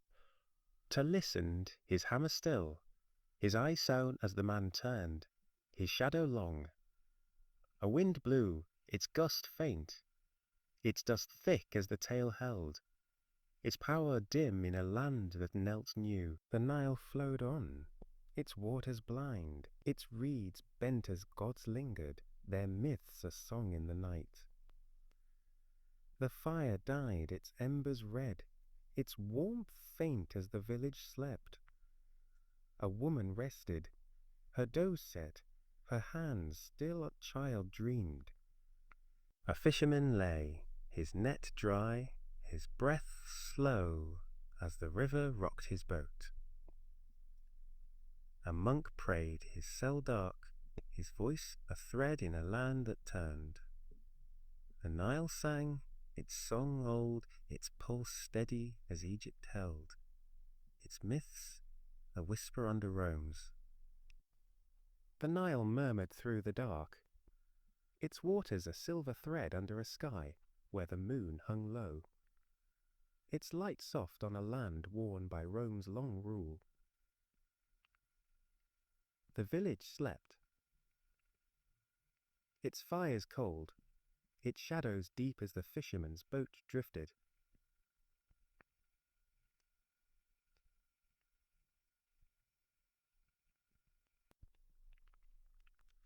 The monk's cell stood silent, its prayer done, and Egypt turned slow. Its late Roman days a canvas of dust and faith. The old gods lingered, their voices faint, their tales a hum in the reeds where crosses rose. Let us gather by the embers now, their glow dim, and hear the myths that whispered through this twilight. Stories of gods less sung, their steps light on a land that still remembered. Best danced once, his form short, this soul leave, or mere. His tongue stuck out, his beard curled, his legs bowed under a belly round with mirth. He walked the villages, his lion skin draped, his rattle sharp as he shook it. its chime a laugh over the sand. A woman sat by her door, her hands the still heges dit verras. She whispered, her voice cracked, "Keep him safe." Bess paused, his eyes bright, his feet stomping a rhythm that shook the earth. The air warmed, the wind stilled, and a jackal fled, its howl cut short. The child stirred, his brow cool, his breath steady as Bess chuckled, his shadow a shield in the dark.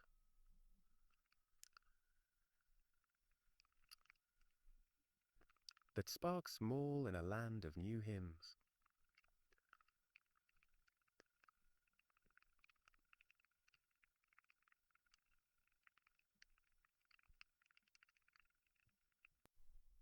A girl listened, her knees dusty,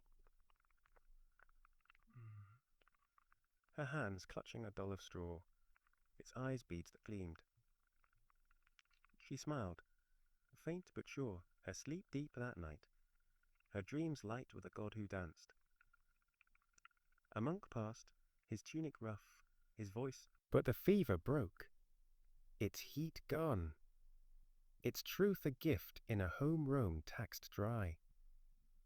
Bess lingered, his rattle soft, his grin wide as the Nile flowed, its waters blind to his step. Tower it stood by the river, her form vast, her hippo head low over waters that lapped already. Few. Her belly swelled, her paws lion, her tail a crocodile's snap in the dusk. She guarded births, her eyes keen, her breath a huff that bent the reeds. A woman knelt, her gown wet, her hands trembling as pain gripped her, her time near. She spoke low, her voice tight. Ease me.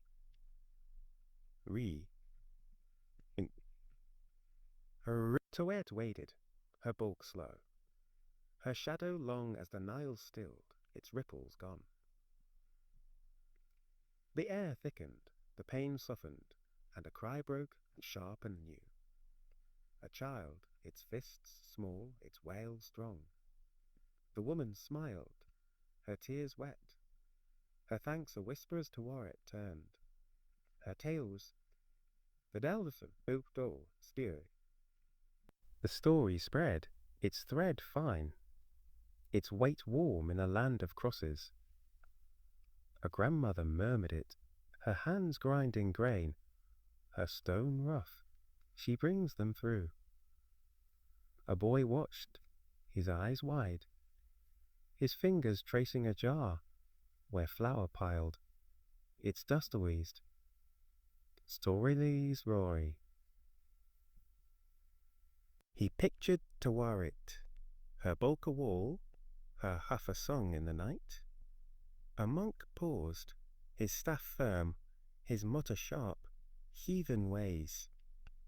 But the birth held its life sure, its mother strong as the Nile flowed, its fish darting under a goddess's watch.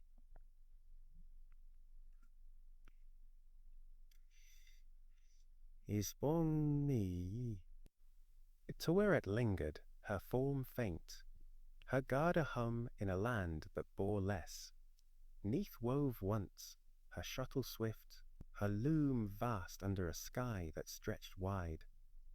Her hair fell dark, her bow strung, her hand steady, as she spun fate from thread.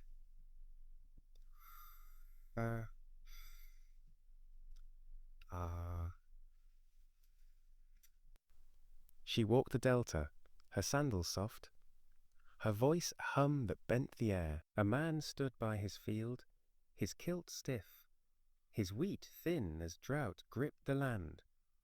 He knelt, his hands empty, his plea low, bring rain. Neath paused, her eyes sharp, her fingers tracing a cloud that hung, its edge grey. The sky rumbled, its growl deep, its drops sudden and cool on earth that drank fast. The man looked up, his face wet, his shout sharp as green broke through, its blades small but sure. The tale drifted, its echo faint, its spark bright in a land of new prayers. A woman shared it, her spindle twirling, her thread fine. She shapes what comes. A child sat near, his hands muddy, his eyes keen as he pictured 'neath. Her bow a curve, her weave a storm. A monk passed, his tunic plain, his voice curt. False hose, but the rain fell, its patter real, its gift a field that grew as the Nile flowed, its waters blind to her craft. 'Neath lingered, her loom soft, her bow taut, as the land turned, its days lean under Rome's fade. Sobok swam once, his crocodile jaws wide, his scales dewgauze green, and de jealous ve vins the fair the verve. His tail lashed, his eyes glinted, his breath a hiss that stirred the Nile. He ruled the river, its depth his, its fish a dance under his watch. A fisherman stood, his net limp, his boat still as the catch stayed deep. He tossed a fish, shah, fish. Sobek rose, his snout high, his jaws still as the water churned, its swirl sudden and rich. Fish leapt, their bodies silver, their fight strong as the net sank heavy, its weave wet with life. The man grinned, his hands quick, his thanks low as Sobek sank, his tail a ripple in the dark.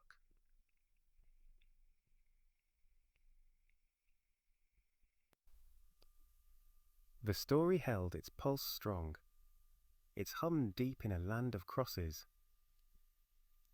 A man told it, his pole idle, his fire small. He feeds us. A girl listened, her hands wet, her eyes bright as she pictured Sobuk. His jaws a gate, his hiss a song. A monk walked back. Crawled the moose. But the net filled, its catch real, its weight a meal. As a Nile flowed, its reeds bent under God's breath. Sobuk lingered, his scales faint, his rule a ripple in a land Rome ruled thin. The embers glowed, their light soft, their heat a sigh as the night deepened.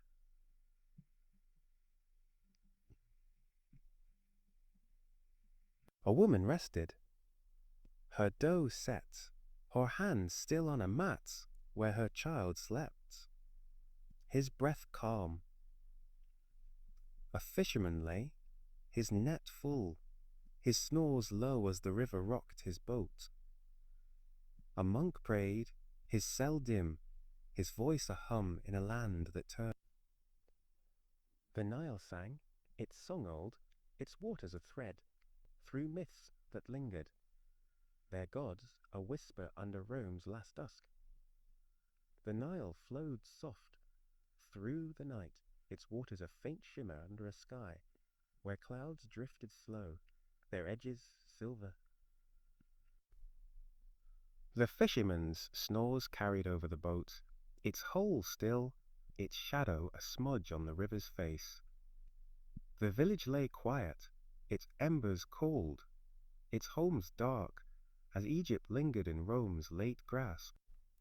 The monk's hum faded, his cell a speck in the sand, and the land turned gentle, its myths a breath in the reeds where old gods whispered. Let us sit by the water now, its lap a lullaby, and hear the tales that flickered through this dusk. Stories of deities less carved in stone, their voices a thread in a land where crosses cast long shadows.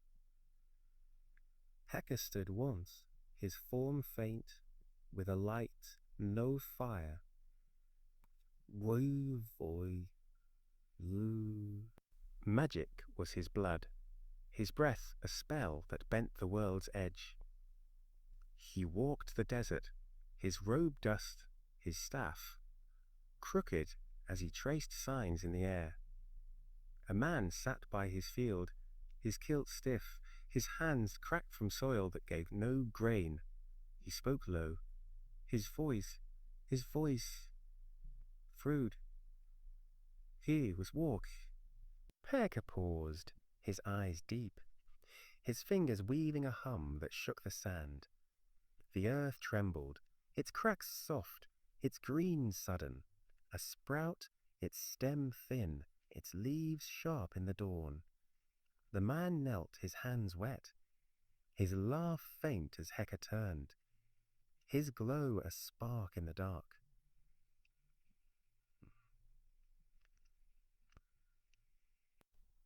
The tale drifted, its echo small, its warmth real in a land of new chant. A woman shared it, her jar heavy, her voice soft as she drew water. He shapes what's lost. A boy listened, his feet muddy, his eyes wide as he pictured Hagar, his staff a wand, his hum a song in the wind. A monk passed, his tunic rough, his mutter shar. But the field grew, its blades sure, its yield a meal as the Nile flowed, its waters blind to his craft.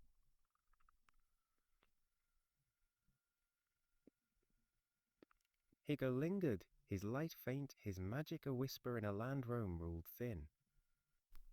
Time was his wheel, his hand steady as he counted nights over the dunes. He walked the river bank, his sandals wet, his voice a chime that bent the dark.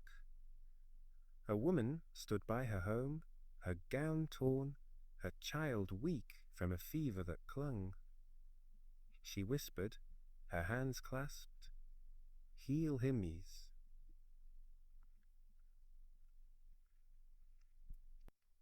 Khonsu paused, his eyes silver, his crescent glowing as the air cooled, its chill soft on her skin.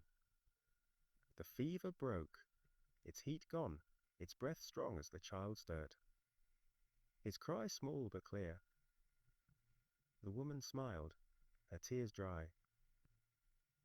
Her thanks you sailed, his moon a arc. In the snow. The story spread, its thread light, its pulse warm in a land of crosses. A man told it, his net idle, his fire low, he turns the night. A girl sat near, her hands wet, her eyes bright as she pictured Khonsu, his crescent a blade, his chime a lullaby.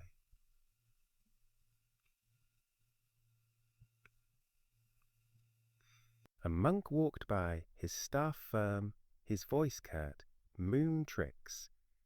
But the child rose, his steps sure, his laugh real as the Nile flowed, its reeds bent under a god's watch.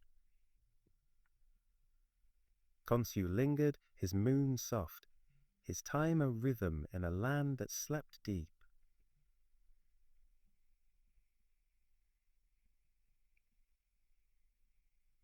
Mut stood tall, her vulture wings wide, her crown red under a sun that faded. Mother of all, her eyes fierce, her breath a wind that held the land. She walked the cliffs, her gown gold, her voice a call that shook the stone. A woman knelt by her field, her hands empty, her womb bare after years of want. She spoke soft, her voice cracked. "Give me life." Mut paused, her wings still, her hands tracing a warmth that sank deep. The air hummed, the earth sighed, and a flutter grew, its pulse small but strong. Oh, through. The woman wept, her hands full, her shout sharp as Mut turned, her shadow a shield in the dusk. The tale carried its echo deep, its spark bright in a land of new prayers. A grandmother murmured it, her spindle slow, her thread fine. She holds us.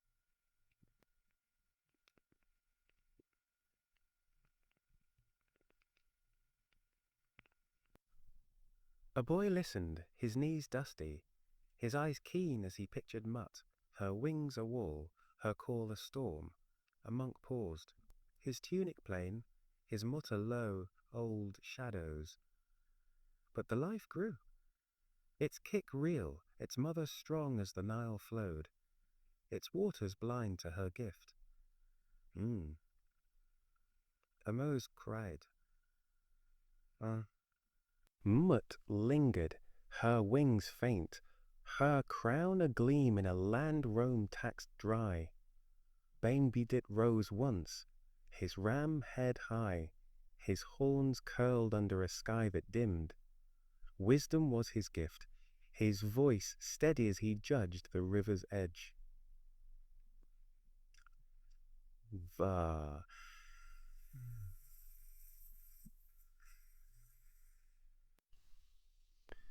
He walked a delta, his fleece thick, his staff firm as he weighed truth. A man stood by his boat, his kilt wet, his hands torn from a fight over fish too few. He spoke low, his voice rough. Settle this. Bainbidit paused, his eyes calm, his horns glinting. Its ways? He woozy.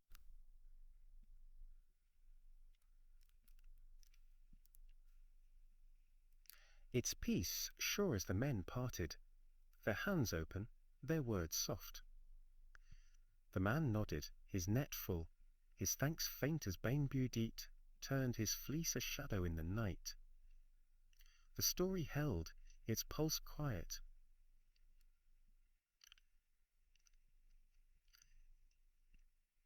A man shared it, his pole still, his fire small. He sees right. A girl listened, her hands muddy, her eyes wide as she pictured Bainbidit. His horns a crown, a monk passed, his step heavy.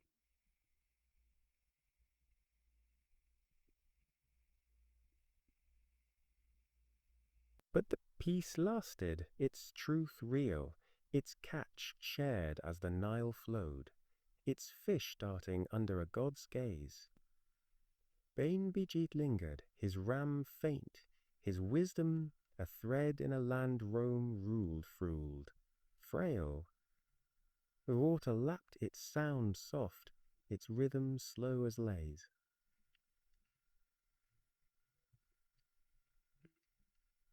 A woman rested, her jar set, her hands still on a mat where her child dreamed, his breath light. A fisherman lay, his boat steady, his snores low as the river rocked him.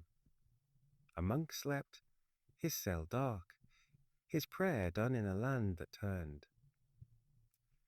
The Nile sang, its song gold, its waters a thread through myths that clung. Their gods a whisper under Rome's last dusk. The Nile curved through the dark. Its waters a quiet ripple under a sky where the stars hung low, their light faint on a land cradled by Rome's. Sonam, swad G, the van. The fisherman's boat swayed, its oars still, its hull a shadow on the current's edge. The village rested, its roof straw, its fires ash, as Egypt lingered in a late Roman hush. The monk's cell stood empty, its candle out.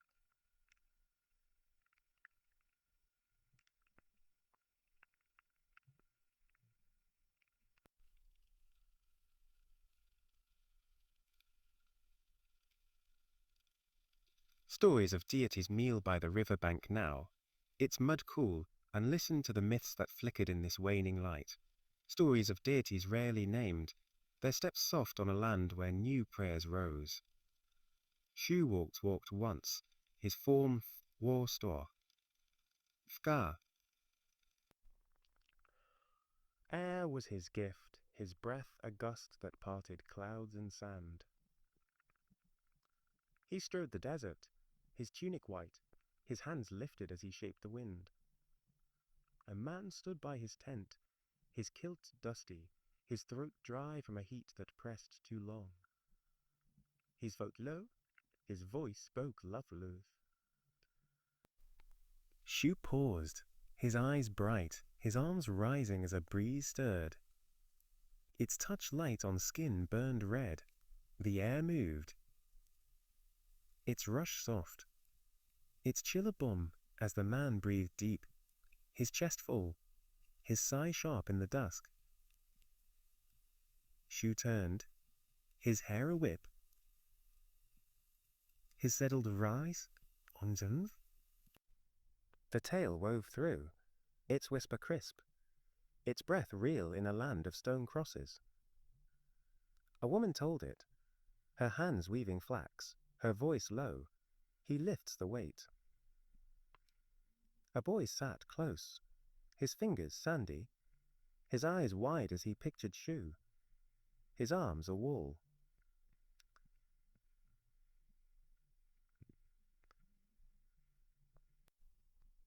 A monk shuffled by, his robe coarse, his mutter gruff, empty winds. But the breeze held. Its cool shore, its gift a night less harsh as the Nile flowed, its surface calm under a god's touch. Shu lingered, his breath faint, his air a sigh in a land Rome ruled frail. Tefnut spat once, her lion head high, her eyes wet under a sun that glared. Rain was her craft, her tongue a drop that fed the dry. She walked the fields, her growl a rumble that shook the earth. Her weak, limped lion to mesh. She murmured, her hands cupped, wet this. Tefnut paused, her mane damp, her jaws parting as a cloud broke, its shower sudden and sharp. The soil drank, its cracks full, its green faint, but alive as the woman laughed, her face wet, her hands tracing mud. It's Yungren Mu Do Te Shiva. Jia. Tefnut turned, her tail a lash, her step a mist over fields that side. The story rippled out, its echo damp, its spark alive in a land of new altars. A man shared it, his hoe idle, his voice rough, she quenches. A girl listened, her hair wet, her eyes bright as she pictured Tefnut, her growl a storm, her drops a gift. A monk passed, his staff blunt, his voice stern, false rain. But the crop rose, its root strong, its yield real as the Nile flowed, its banks soft under a goddess's roar.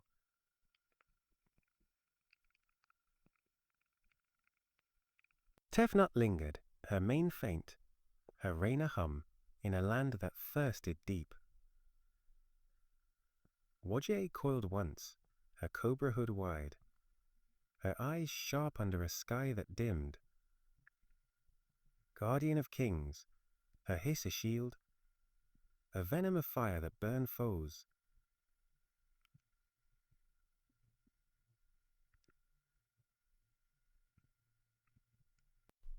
She slid the delta, her scales green, her breath a hiss that bent the grass. A man stood by his home, his kilt torn, his hands clenched as bandits neared, their blades glinting. He spoke quick, his voice tight. Save us. Wadjet rose, her hood flared, her eyes red as the air snapped, its sting sharp on skin. The bandits froze, their steps slow, their cries faint as they fled, their shadows gone. The man knelt, his hands open, his thanks low as Wadjet turned, her coils agleam in the dusk.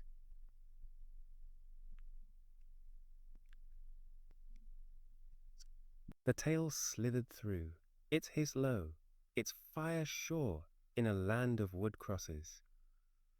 A woman whispered it, her jar full, her voice soft. She watches. A boy sat near, his hands muddy, his eyes keen as he pictured Wadjet. Her hood a wall, her hiss a blade. Mm, mm. A monk strode by, his tunic plain, his mutter harsh. Serpent lies. But the home stood, its peace real, its night safe as the Nile flowed, its waters steady under a goddess's gaze. Wadjet lingered, her scales dim, her guard a flicker in a land.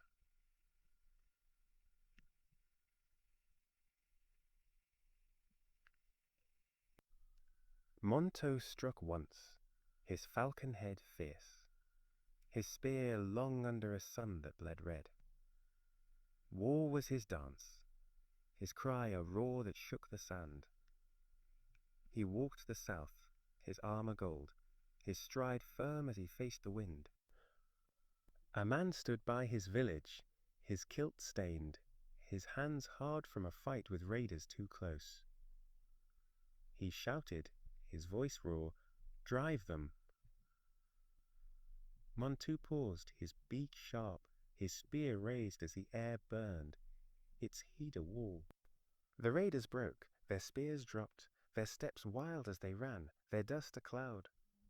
The man grinned, his fists loose, his cheer sharp as Montu turned, his wings a flash in the dark.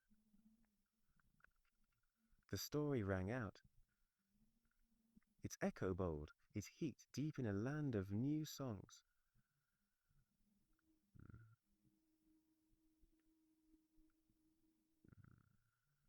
A man told it, his net dry, his voice loud, he fights.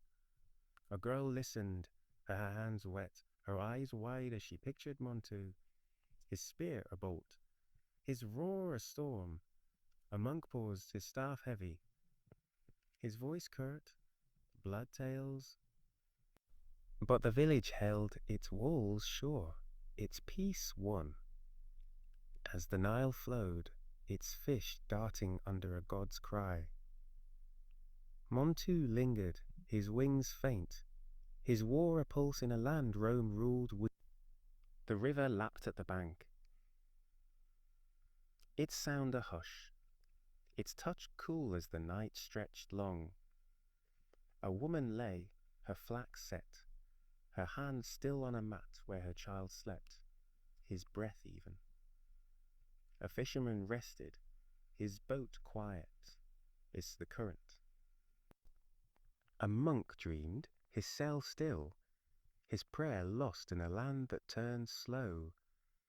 The Nile gleamed, its waters old, its depths a cradle for myths that held their gods a murmur in Rome's fading dusk. The Nile curved slow under the night, its waters a dark sheen beneath a sky where the moon hung thin, its glow faint on a land cradled by Rome's crumbling edge. The fisherman's boat lay tied, its rope slack, its hull still against the bank. The village slept, its doors shut, its shadows deep as Egypt turned through its late Roman days. The monk's cell glowed briefly, its lamp low, and the air settled, its quiet thick with lives lived small. Let us step into those hours now, beyond the myth and fields, and walk the streets and sands where people moved. Workers, wanderers, traders.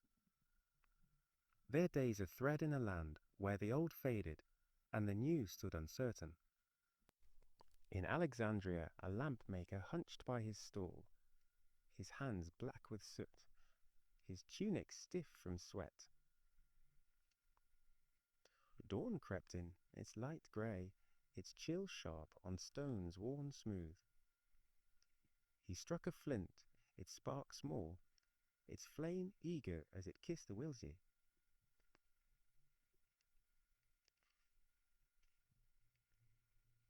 His fingers shaped another, their tips rough, their press steady as the clay turned, its rim thin under his thumb. A woman paused, her cloak patched, her coins few. "Light for the night," she said, her voice low. He nodded, his eyes tired, his hand quick as he passed it, its glow a speck in a city that dimmed.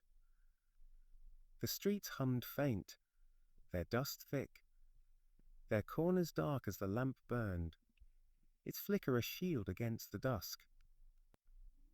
A porter trudged the harbour, his back bent, his sandals split from loads too long carried. Ships rocked, their hulls chipped, their ropes taut as he hauled a sack, its grain coursed through burlap worn thin. The quay stretched, its planks creaked, its salt sottos as ouvre flier.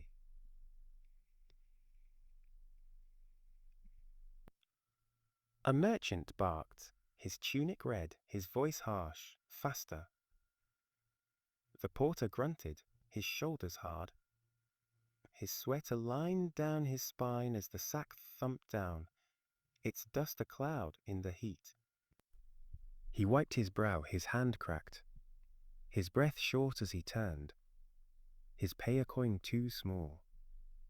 The sea lapped, its waves dull, its tide slow as the harbour shrank, its wealth a memory under Rome's weight. Beyond the city, a camel driver crossed the sand, his cloak wrapped, his staff firm against dunes that shifted. The sun climbed, its glare white, its heat a hand on his neck as he led his herd, their humps lean, their bells a chime in the wind. He squinted, his eyes slit, his voice a call, "Move, old girl." A camel groaned, its legs stiff, its load light with salt for minds too dry. He paused by an oasis, its palms sparse, its water brown as he knelt. His hands quince.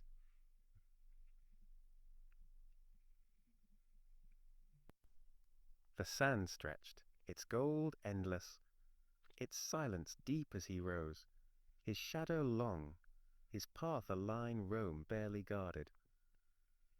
In Memphis a dye-maker stirred a vat, his arms strong, his tunic stained purple from myrrh's shells cracked open. The air stank, its bite sharp, its steam warm, as he plunged linen, its weave rough, its colour blooming dark. He pulled it free, his hands wet, his fingers red as it dripped, its hue a gift for a trader's cloak. A boy watched, his knees bare, his cough small from the fumes. "Bright?" he said, his voice thin. The dye-maker grinned, his teeth stained, his nod quick as he hung it, its drip slow on stone. The workshop hummed, its walls mud, its roof straw as the dye set, its shade as daisies. "There's a way there." A courier rode south, his horse lean, his cloak flapping as dust rose under hooves that struck hard. The road stretched, its ruts deep, its stones loose from years Rome forgot. He carried a pouch, its leather worn, its wax seal cracked with news too late. Taxes up, grain down.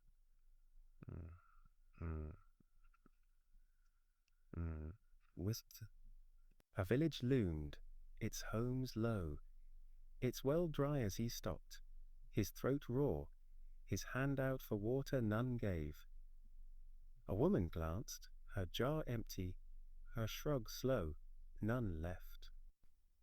He spurred on, his horse's snort sharp, his shadow thin as the Nile gleamed. Its banks far, its promise faint in a land stretched thin. Near Thebes, a brickmaker knelt by a pit, his hands slick, his back bent as mud turned under his palms.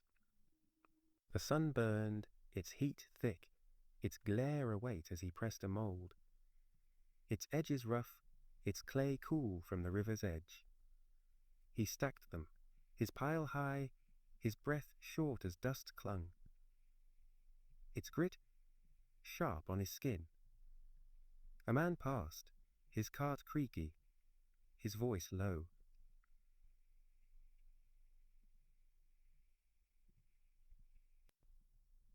The brickmaker nodded, his eyes down, his hand steady as he shaped another. Its weight a prayer for coin. The cliffs loomed, their shadow cool, their silence old as the bricks dried, their red a mark in a land that built slow. A scribe lingered in Antinopolis, his stool low, his papyrus curled from air too dry. Twilight fell, its glow soft, its hush deep as he dipped a reed, its ink thin, its scratch faint on a tally. Oil gone, bread short. His lamp flickered, its oil loaves chipped bare. Its flowers as bar. A woman called, her voice sharp. Write my debt. He wrote, his hands slow, his letters tight as she stood. Her coins gone, her sigh heavy in the quiet.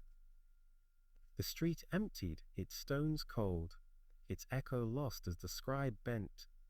His shadow small, his task a thray, a kid a sty. You wrote, rough not choose. Out in the desert, a hermit sat, his cave shallow, his mat straw under a sky that stretched wide. Their stars burned, their light clear, their chill sharp as he broke bread, its crust hard, its bite small from a sack too light. He chewed slow, his beard grey, his hands worn, as he whispered.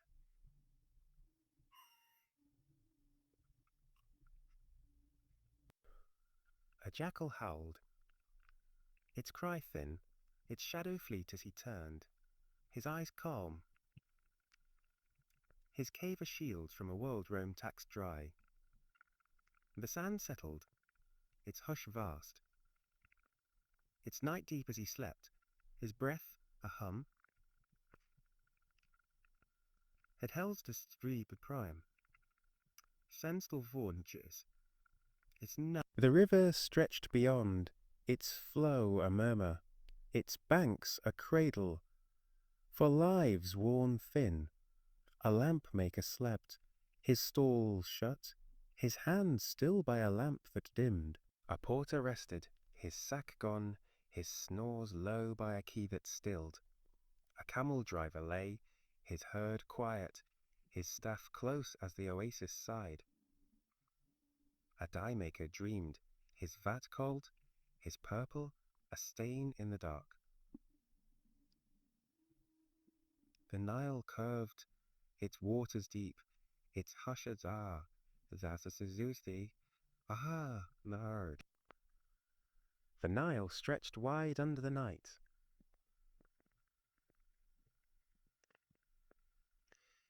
Its waters a slow gleam beneath the sky where the stars blinked faint, their light soft on a land held by Rome's thinning thread.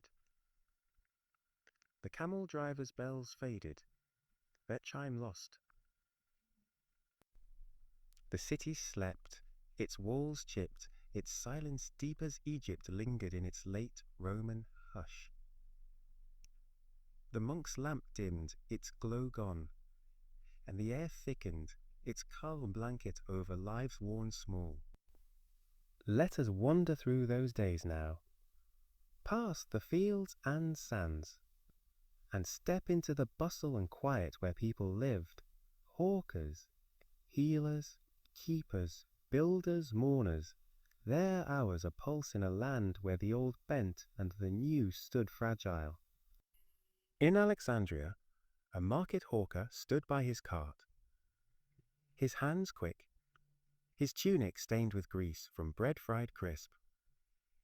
Dawn broke, its light pale, its chill sharp, on stones cracked wide.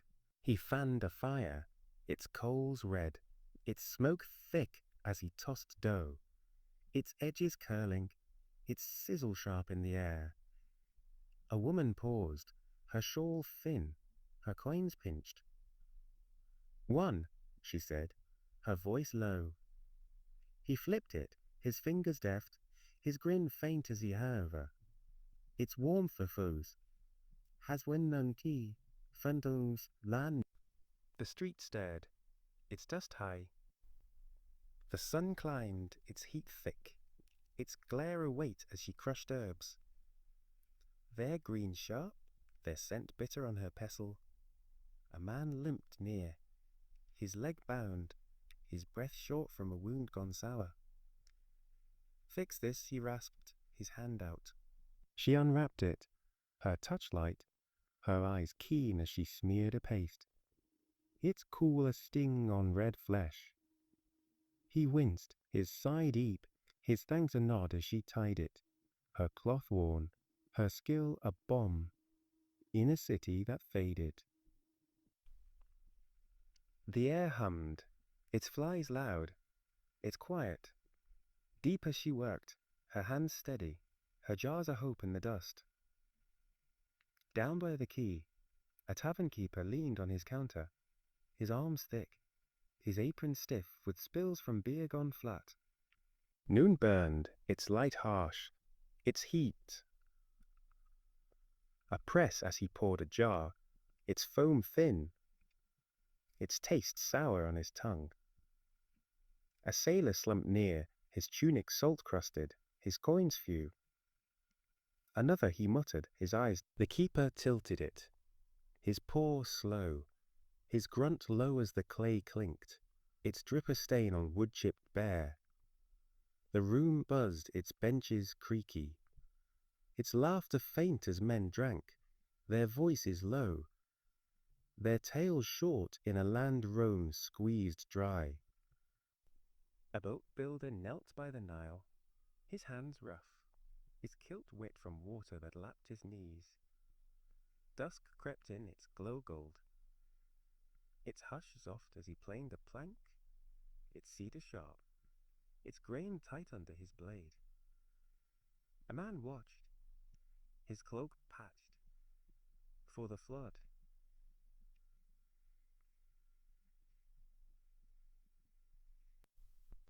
The builder nodded, his strokes firm, his shavings thin as they fell, their scent a breath in the air.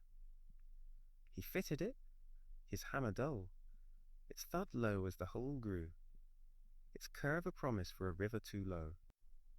The bank stretched, its mud thick, its reeds bent as he worked, his sweat a gleam, his craft a fight against the tide. In Thebes a mourner walked slow, her gown black, her hair loose under a sky that dimmed. Night fell, its chill sharp, its stars high as she carried a bowl, its oil cool, its wick unlit by a grave dug fresh. A woman knelt near, her hands clasped, her sob small, "Sing him through." The mourner lit it, her flame small, her voice a wail that cut the dark, its rise a dul var. The oil burned, its smoke thin, its glow faint as she swayed, her song old, her grief a bridge in a land that buried deep. The cliffs loomed, their shadow vast, their echo soft as she sang, her tears dry. Her task a weight Rome ignored, the hawker rested by his cart. Its fire out, his hand still as bread cooled, its crust hard in the dark. A marrow said stead as foisteth to vus flesh. The hawker shrugged.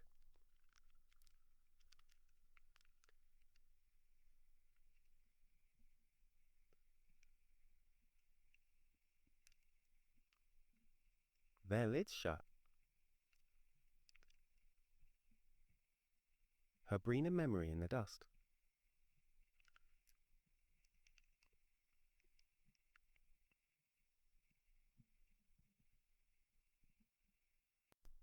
The tavern keeper wiped his counter. Its wood slick, its stains dark as the sailor snored. His jar empty by his side. A woman laughed, her voice cracked, her tail cut. He poured water, its taste flat, its splash soft as the room stilled, its benches bare, its hum gone in a dusk that lingered.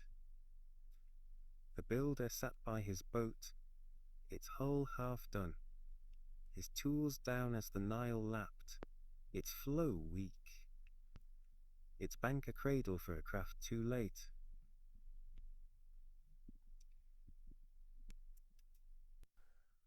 A boy watched, his hands muddy, his whisper low, "Will it float?" The builder grunted, his nod faint, his rest a pause in a land that sank. The mourner knelt by the grave, her bowl cold, her song done as the flame died, its wick a thread in the night. A man stood near, his cloak torn, his silence deep, "He's gone." She rose, her gown heavy, her step slow as the grave settled, its earth loose, its mark small, under cliffs that held. The river gleamed beyond, its waters a hush, its curve a path through lives.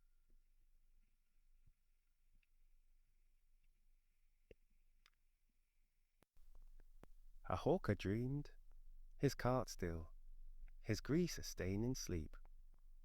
A healer rested, her jars quiet, her herbs a scent in the dark. A keeper lay, his tavern shut, his beer a memory in the hush. The Nile flowed for a land worn forever. Fears is a builder slept, his plank rough, his snores low by a hole that waited. A mourner sat, her bowl empty, her wail lost as the night stretched long. The city turned, its lights few, its days a whisper under Rome's late dusk. The Nile wound gentle through the night, its waters a dark ribbon under a sky where the moon dipped low, its gleam faint on a land softened by Rome's waning hold. The mourner's song faded, her bowl still, its echo lost beyond the cliffs. The village lay hushed, its roof sagging, its shadows long as Egypt turned through its late Roman twilight. The monk's cell stood dark, its prayer spent, and the silence deepened, its weight a cloak over lives carved small. Let us drift through those moments now, beyond the markets and graves, and linger where hands worked quiet. Potters, washers, grinders, stringers, tenders. Their days a stitch in the new stood thin. In Oxyrhynchus, a potter sat by his wheel, his hands slick, his tunic flecked with clay from a pit dug fresh. Dawn glowed, its light soft, its chill sharp on mud that clung to his feet. He spun the wheel, its hum low, its turn steady as he shaped a jar, its neck narrow, its belly round under his palm. A woman stopped, her basket light, her voice tired. "For water," she said, her coin pinched. He smoothed it, his thumb firm, his nod faint as he lifted it. It's he. The street woke slow, its dust fine, its hum. Small as he worked, his wheel a pulse, his craft a hold in a town that shrank. A washerwoman knelt by the Nile, her gown soaked, her arms strong from linen beaten clean. The sun rose, its heat thin, its glare dull as she scrubbed a cloak. Its weave coarse, its stains dark from a soldier's march. She slapped it, her hands red, her splash sharp as water flew. Its drops a gleam on her brow. Right again. Again, gee. The woman smiled, her teeth worn, her grunt low as she wrung it. Its drip slow on stones smoothed round. The river flowed, its current steady, its banks soft as she rinsed, her elbows sharp. Her task a fight against the dust. In Hermopolis, an incense grinder sat under a palm, her mortar heavy, her hands dark with myrrh from Nubia's trade. Noon pressed its light gold, its warmth thick as she crushed resin, its scent sharp, its dust a haze in her hair. A man paused, his dough-faced self. She scooped it, her fingers sticky, her nod quick as she poured it. Its grains fine in a pouch he held. The air sang, its flies bold. Its quiet deep as she ground, her pestle dull, her blend a breath in a land that prayed new. The palm swayed, its shade cool, its fronds dry as she worked, her sweat a sheen, her craft a spark in the hush. A bead stringer hunched in Antinoupolis, her mat spread, her eyes keen under a roof that leaked. Dusk fell, its glow faint, its breeze soft as she threaded glass, its blue chipped, its shine dim from a kiln long cold. A woman leaned near, her neck bare, her coins few. For luck, she said, her hand out. The stringer knotted it, her fingers slow, her thread thin as she strung them, their clink a chime in the dark. The room stilled, its walls bare, its light low as she tied it, her hands shaky, her beads a hope in a city that dulled. The street slept, its stones cold, its echo gone as she bent, her breath short, her work a gleam in the dusk. Near Memphis, an animal tender walked his goats, his staff crooked, his cloak wrapped tight against sand that stung. Night deepened, its stars high, its chill deep as he tapped a kid, its bleat small, its legs wobbly on a path too dry. A man passed, his cart empty, his voice rough. Milk tomorrow. The tender nodded, his eyes down, his hand firm. It's easy to dieve. As breed is doth blee. The desert stretched, its dunes vast, its hush wide as he sat. His mat straw, his watch a guard in a land Rome left thin. The goats settled, their wool thin, their breath a hum as he rested, his staff close, his night await under the sky. The potter lay by his wheel, its clay dry.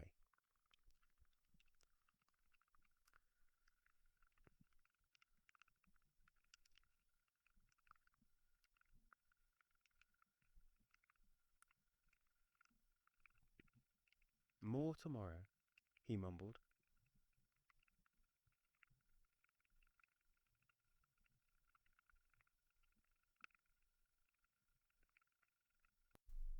A girl lay close, her hair wet, her sigh deep as she turned, her hands soft, her night a rinse from the day.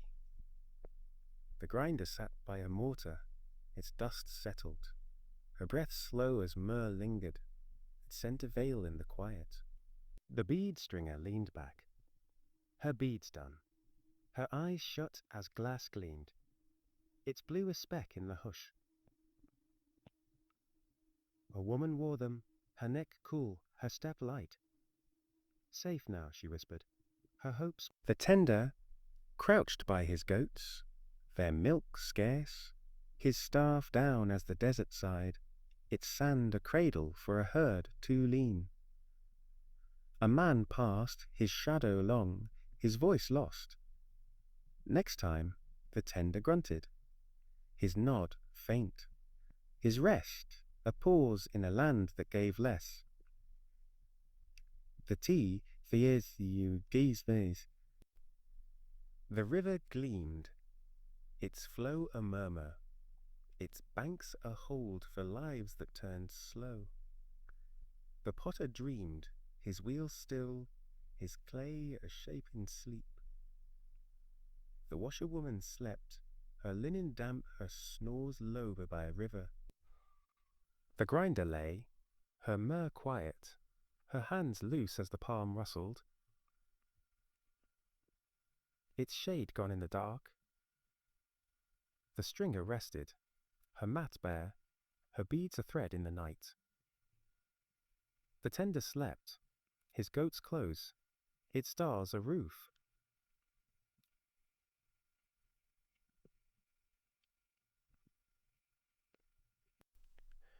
The Nile rolled steady under the night, its waters a broad sheen beneath a sky where the stars burned bright, their light sharp on a land unbowed by time. The tender's goats slept, their bells still, their shadows faint beyond the sand. The village lay quiet, its mud walls cool, its hush deep as Egypt turned back to days long gone. The monk's cell vanished, its dust unborn, and the river stretched, its flow a cradle for a kingdom at its height. Let us step into that age now, beyond Rome's dusk and late laments, and walk the sands of the new kingdom, where pharaohs carved their names in stone, their hands bold, their wars a thunder under the sun's fierce eye. Thutmose III rose in Thebes, his frame small, his gaze iron under a crown of blue and gold. The year was near 1479 BCE. His mother's regency shed, his throne a fire that burned.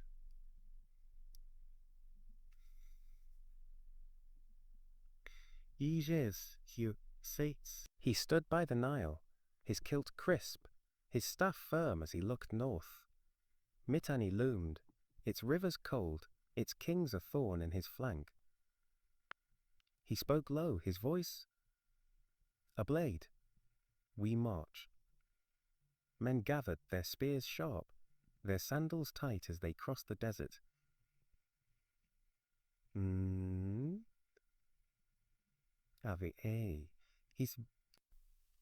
The army moved, its dust high, its shields bronze under a sky that glared. Thutmose led, his chariot swift, his reins taut as he struck, his will a storm over foreign hills. Megiddo fell first, its gates wood that splintered under rams swung hard. Or Vastfare. He stood on a ridge, his eyes keen, his breath short as arrows flew, their tips agleam in the dusk. A captain shouted, his arm red, his cry sharp, through. The city broke, its gold hold, its kings bent as Thutmose paced, his nod faint. His nod feigned.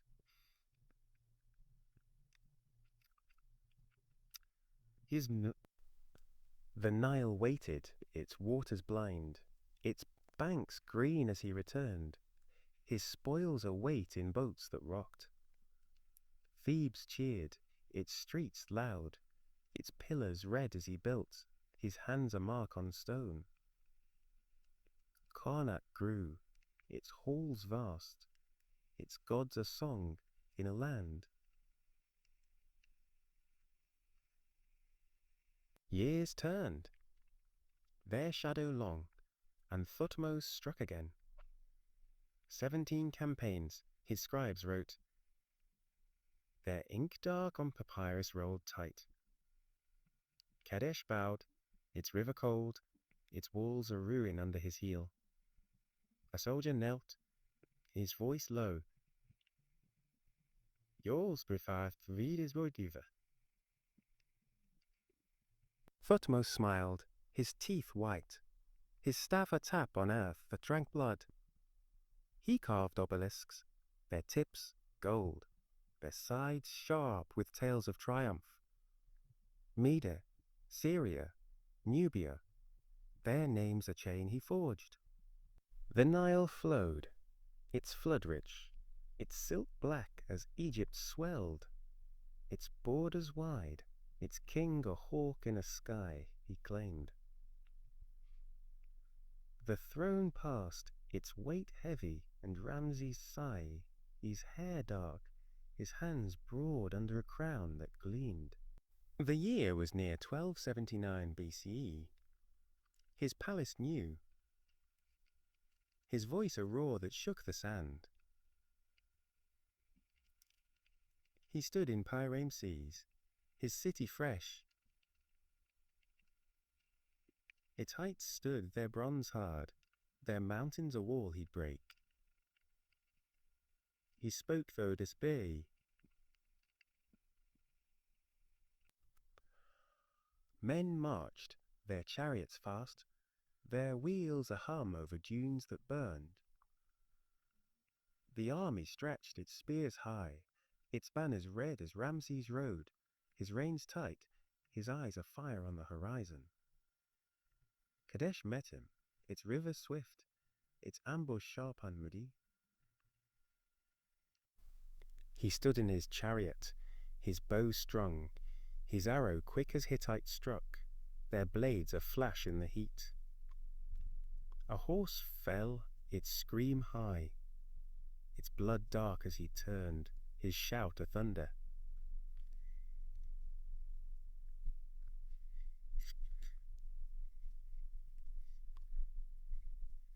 Up. The battle hung, its dust thick, its cries loud until night fell, its truce a breath in a war too close. Ramses stood, his kilt torn, his chest bare as he carved peace, its words stone, its weight a tie, with foes he matched. The Nile welcomed him, its waters deep, its banks a cradle as he returned, his fame a song in Thebes.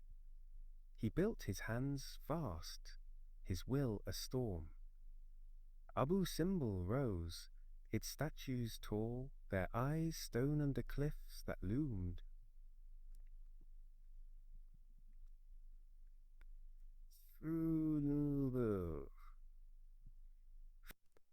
Workers hauled, their ropes taut, their backs bent as blocks moved, their thud low on sand that gave.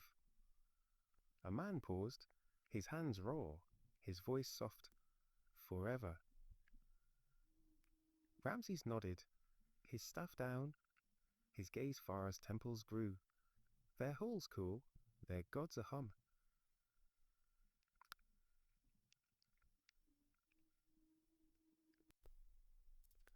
The river flowed, its flood shore, its silt rich as Egypt stood. Its king a lion in a reign that stretched long. Years piled their count high. 67, his scribes marked, their hands shaky on scrolls worn thin. He walked by Ramses, his step slow, his hair grey as he touched a wall, his paint bright with battles past. A woman knelt, her bread fresh, her voice low, "Great one." He smiled, his eyes dim, his hand light as he passed, his shadow long on Osiris.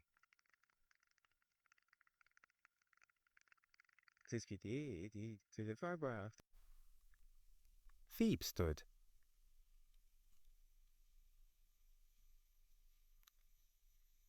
Vast its streets loud as he died, his body wrapped, his tomb deep under cliffs that held. The Nile rolled its waters blind, its fisher darts as Egypt turned. The river stretched beyond, its flow a hush, its banks a cradle for a kingdom at its peak. A soldier slept, his spear down, his snores low by a camp that faded. A worker rested, his chisel still, his breath soft above thee.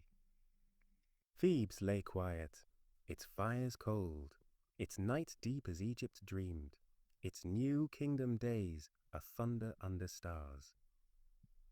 The Nile flowed broad under the night, its waters a steady gleam beneath the sky, where the stars hung clear, their light soft on a land, reborn from shadow.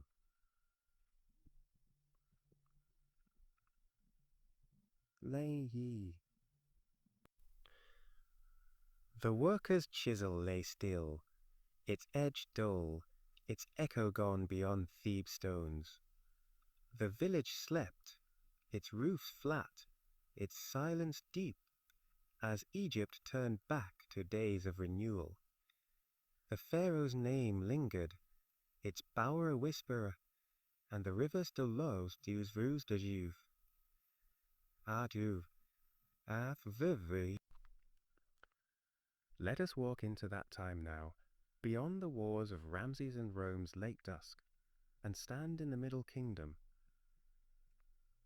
where kings stitched a fractured land, their hands firm, their works abloom under the sun's warm eye. Mentuhotep too stood in Thebes, his frame lean, his gaze steady under a crown of white and red.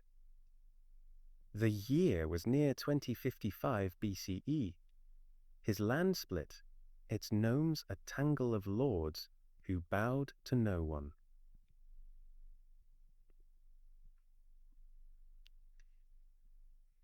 His wool. Mentu's, he stepped from his hall, his kilt stiff, his mace heavy as he looked north. Chaos reigned, its dust thick, its towns a snarl of petty kings. He spoke low, his voice a thread. One Egypt, men rallied, their spears rough, their sandals worn as they marched, their feet adrew. Vesbus Theti. The army moved, its shields wood, its banners high as Mentuhotep struck, his will a fire that swept the delta clean. Heracleopolis fell, its walls mud, its gates weak under blows that rang loud. He stood by the breach, his hands dust, his breath sharp as swords flashed, their edges agleam in the heat. A captain knelt, his arm torn, his cry faint, "Yours, Lord." The city bowed. Its lords bent as Mentuhotep paced, his sandals soft.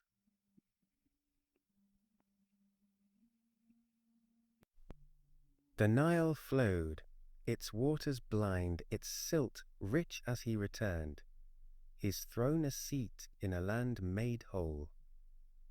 Thebes rose, its temples new, its pillars plain as he carved peace, his name a mark on cliffs that held. Neb epipita Dieu feu.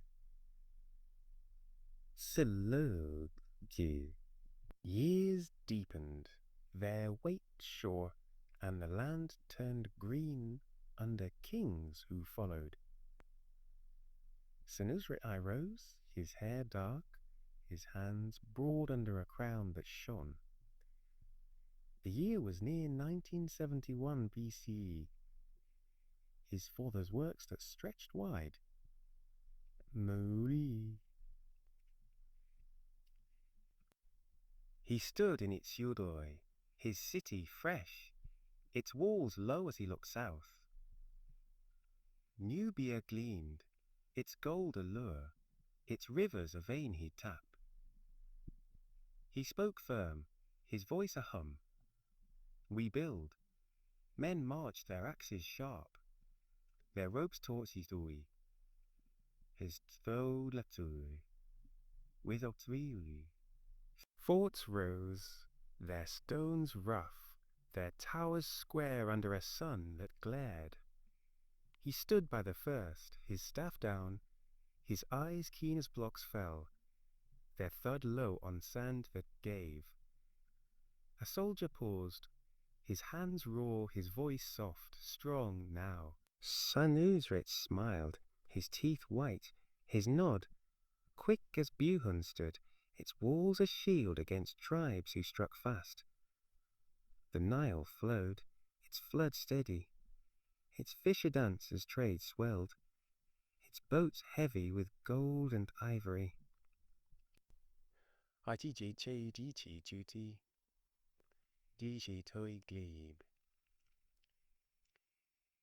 Its scribes busy as he carved canals. Their waters a thread through fields that bloomed. The throne turned, its shadow long. And the Menematter III rose, his frame tall, his Khatiz. The year was near 1860 BCE, his land rich, its piece of fabric he'd weave tight.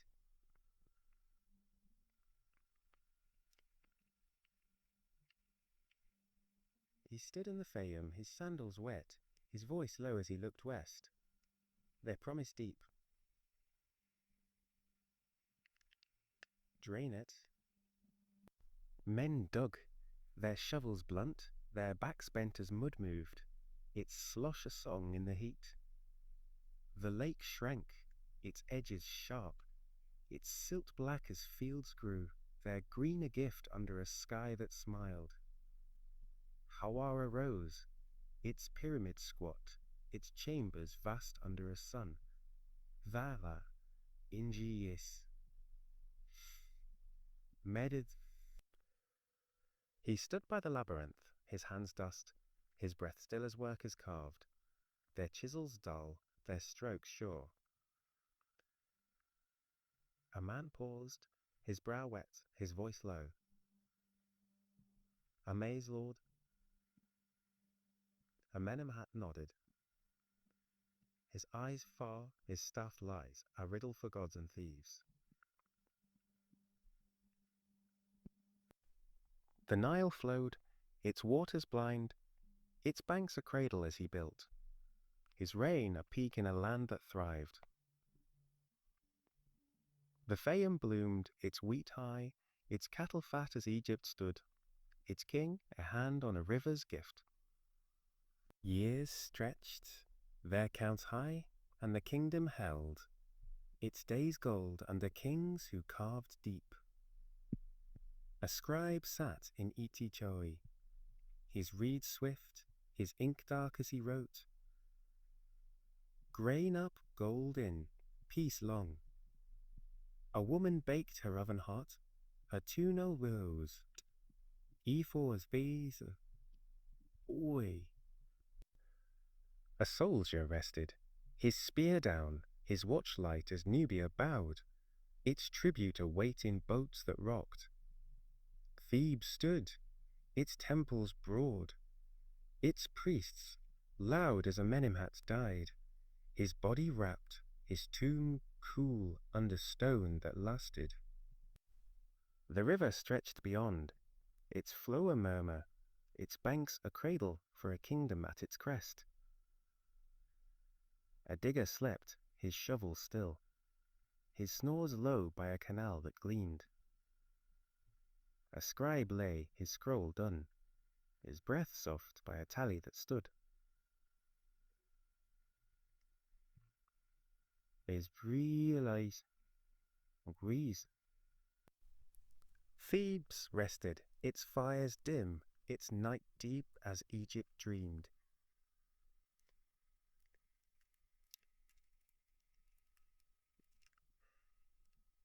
The Nile flowed calm under the night, its waters a silver curve beneath a sky where the stars glowed steady.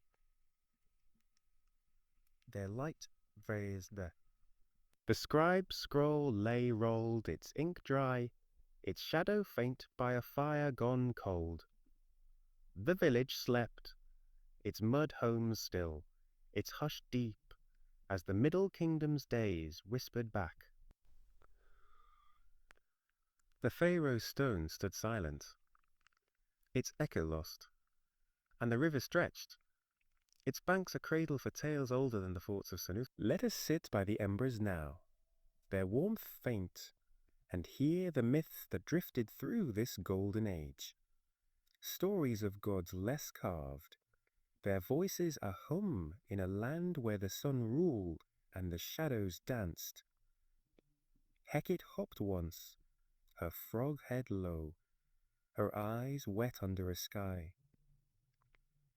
And a skoo, what an do, birth was her gift, her croak a song that quickened life in the dark. She leaped the fields, her legs green, her breath a mist that clung to the silt. A woman knelt by her home, her gown tight, her hands clasped as labor gripped her.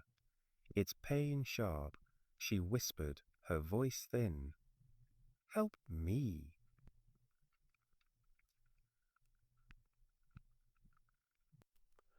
Hecate paused, her webbed feet still, her eyes glinting as the air softened. Its hush, a bomb on her skin. The pain eased, its weight light, and a cry broke.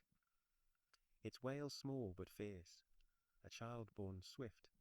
The woman smiled, her hands full, her thanks soft as Hecate turned, and a wadish nay.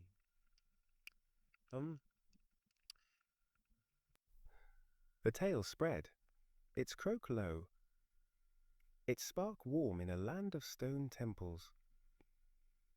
A man told it, his bread round, his voice rough. She brings them fast. A girl listened, her hands muddy, her eyes wide as she pictured Hecate, her leap a blur.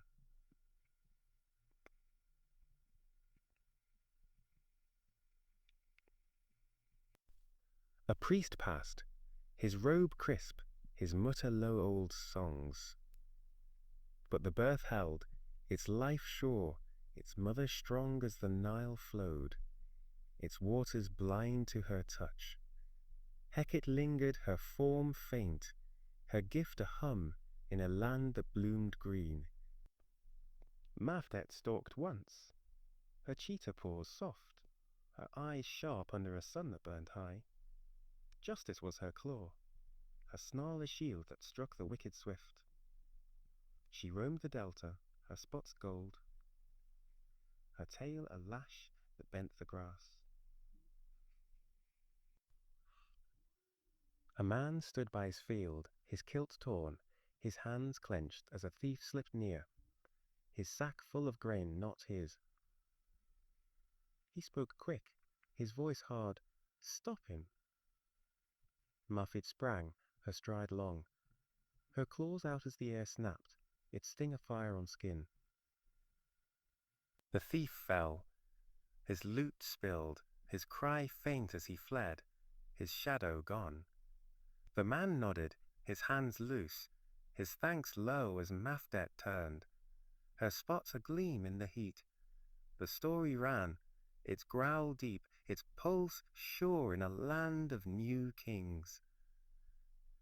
His bood, thoughts of flows. His bow left the voo. A woman shared it, her jaw heavy, her voice soft. She guards. A boy sat near, his feet bare, his eyes keen as he pictured Mafdet, her paws a blur, her snarl a blade.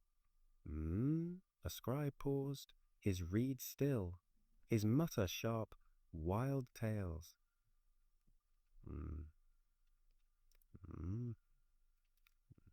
Oh, Suzel. But the grain stayed, its pile safe, its owner calm as the Nile flowed, its banks steady under a goddess's watch. Mafdet lingered, her claws faint, her justice a shadow in a land that stood firm. Meritsiga coiled once, her cobra hood wide, her scales dars, et the Jews your easense. Sperries spacey.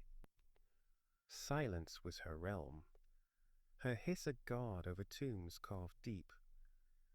She slid Thebes' valley, her eyes red, her breath a chill that bent the sand. A man crept near a grave, his hands quick, his knife sharp as he sought its gleam allure in the dark.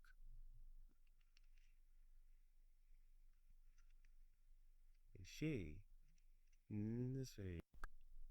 Merit's arose, her hood flared, her strikes swift as the air burned, its bite a sting in his chest. He stumbled, his hands empty, his gasp short as he ran, his greed a dust in the wind. The tomb slept, its gold safe, its peace sure as she turned.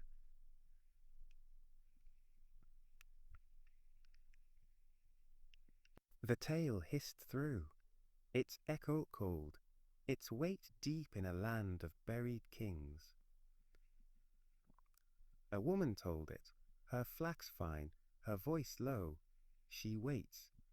A girl listened, her hands still, her eyes wide as she pictured Meritsaga, her hood a wall, a wall.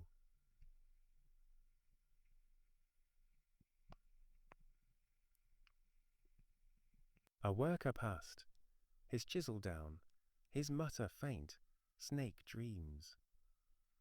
But the tomb held its silence real, its guard fierce as the Nile flowed, its waters blind to her gaze. Meritsaga lingered, her scales dim, her watch a breath in a land that took to lose. Kedesh danced once, her form bare, her hair long under a moon that glowed soft. Love was her song, her step a sway that warmed the night. She walked the fields, her gown sheer, her laugh a chime that bent the air. A man stood by his home, his kilt patched, his hands shy as he watched a woman, a smile a lure he feared to chase. He spoke soft, his voice cracked, binders.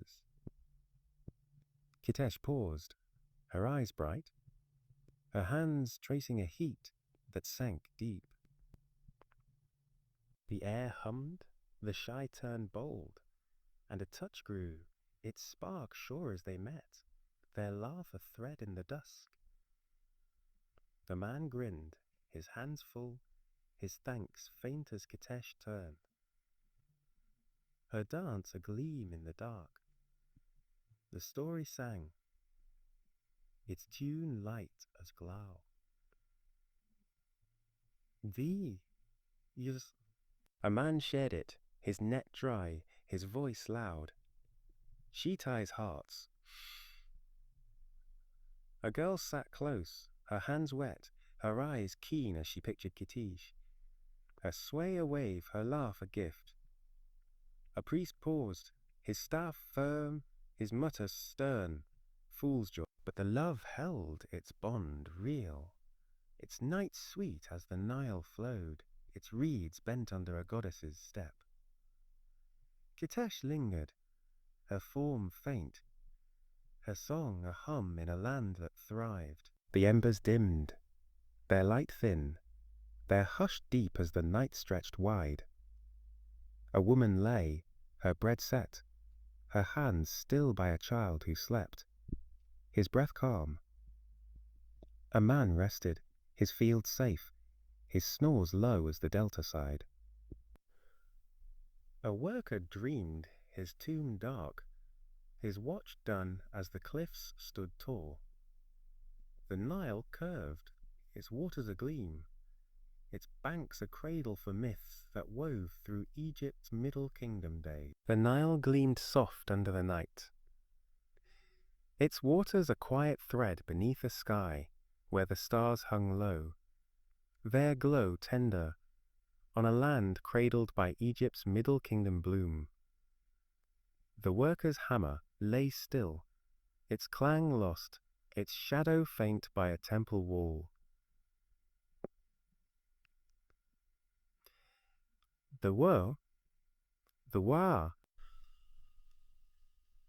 The village rested, its hearths cold, its silence thick as the days of Mentuhotep whispered back. The pharaoh's stone stood tall, its echo deep, and the river curved, its banks a cradle for tales older than the forts of Nubia. Let us gather by the water's edge now, its ripple faint, and listen to the myths that wove through this steady age. Stories of gods less sung, their steps a murmur in a land where the sun reigned and the shadows played. Sopdu burned once, his falcon head high, his eyes fierce under a sky that blazed red. Fire was his breath, his spear a flame that guarded the east. He strode the Sinai, his sandals dust, his voice a crackle that split the air. A man stood by his camp, his cloak torn, his hands clenched as raiders crept near, their torches aglow in the dusk. He spoke quick, his voice raw. Shield us. Sopdu flared, his wings wide, his spear down as the sand glowed. Its heat a wall that stung.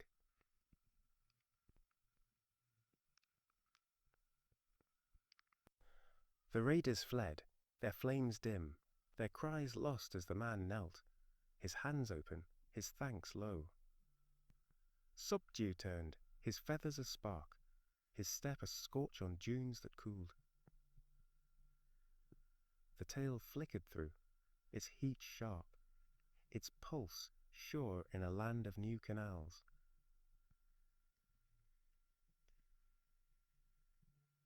The Wizzy? A woman told it, her jar full, her voice low. He wards the edge. A boy listened, his hands sandy, his eyes wide as he pictured Sopdu, his spear ablaze, his crackle a shield. A scribe passed, his scroll tight, his mutter faint. But the camp stood, its peace real, its night safe as the Nile flowed, its waters blind to his fire. Sopdu lingered, his glow dim, his guard a ember in a land that stretched east. Hesat grazed once, her horns curved, under a sun that warmed Milk was her gift, her breath a sigh that fed the weak. She walked the fields, her hide white, her step slow as grass bent beneath her hooves. A woman sat by her child, her gown patched, her hands empty as hunger gnawed, its bite sharp in his ribs. She whispered, her voice though feels of Feisdovgehör. Hesed paused, her eyes deep, her udder full as the air thickened, its scent sweet on the wind. A stream flowed, its white pure, its taste rich as the child drank. His lips wet, his laugh small. The woman smiled, her hands full, her thanks faint as Hesat turned, her tailed, her stare, sways, scent, sweet. The story drifted, its milk warm, its hum deep in a land of stone kings. A man shared it, his bread dry, his voice rough, she gives. A girl sat near, her hands muddy, her eyes keen as she pictured Hesat, her horns a crown, her sire gift. A priest passed, his staff firm, his mutter low beast tales.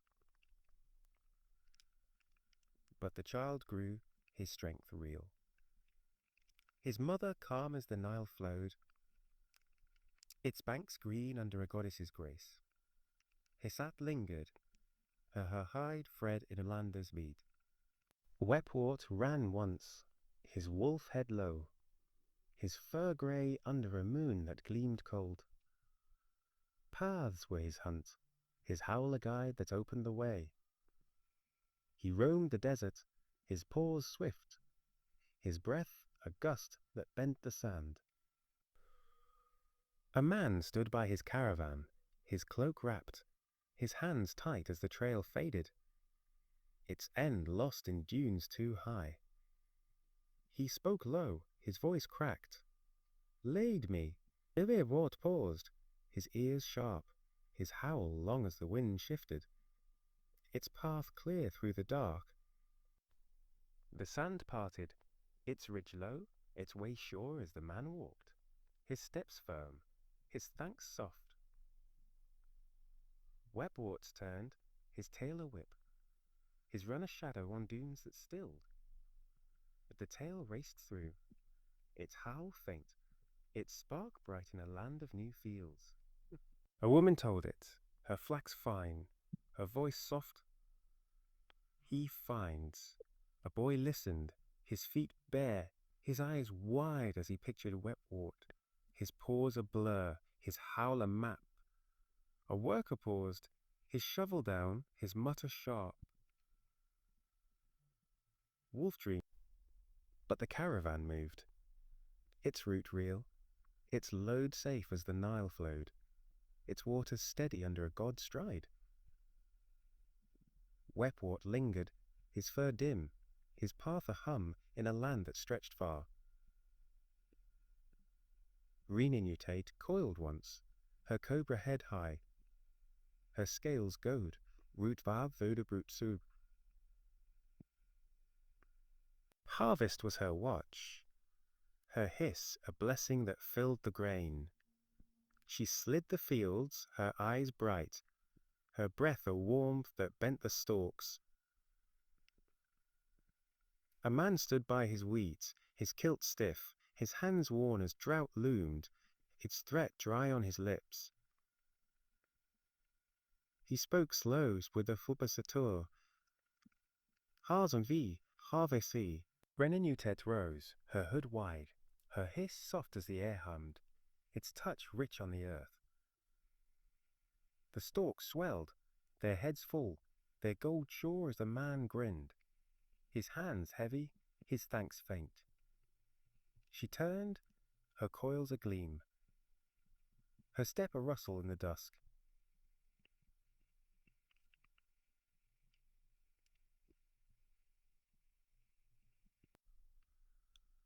The story rippled out, its hiss warm, its glow deep in a land of stone tombs. A man shared it, his net still, his voice loud, she keeps. A girl sat close, her hands wet, her eyes keen as she pictured Renenutet, her hood a shield, her hiss a song.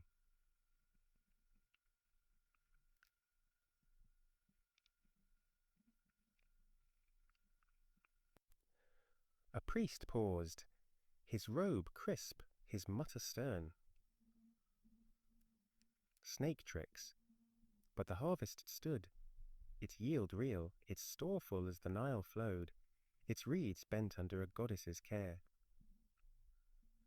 Renenuta lingered, her scales faint, her watch a breath as Elise. A twerfen for his revervit. The water lapped low, its sound a hush, its touch cool as the night deepened wide.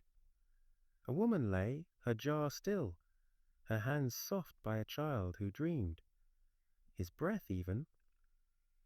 A man rested, his field full, his snores deep as the delta side.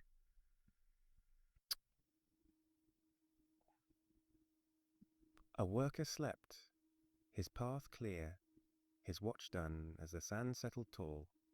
The Nile stretched, its gleam a thread, its banks a cradle for myth that sang through Egypt's middle kingdom. The Nile shimmered faint under the night, its waters a soft gleam beneath the sky, where the stars burned low, their light a whisper on a land held by Egypt's middle kingdom grace.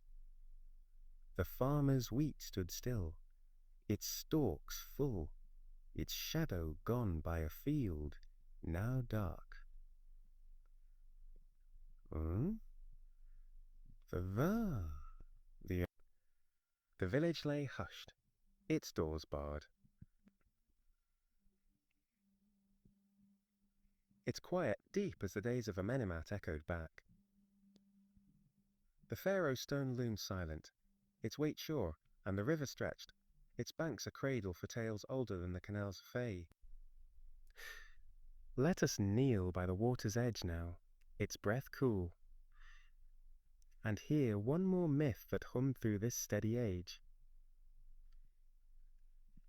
A story of a god less carved, his voice a ripple in a land where the sun reigned and the shadows. Min stood tall once, his form strong, his head crowned with plumes that swayed under a sun that blazed gold. Fertility was his might, his arm raised, his flail a promise that stirred the earth. He walked the fields, his kilt black, his step firm as wheat bent beneath his shadow.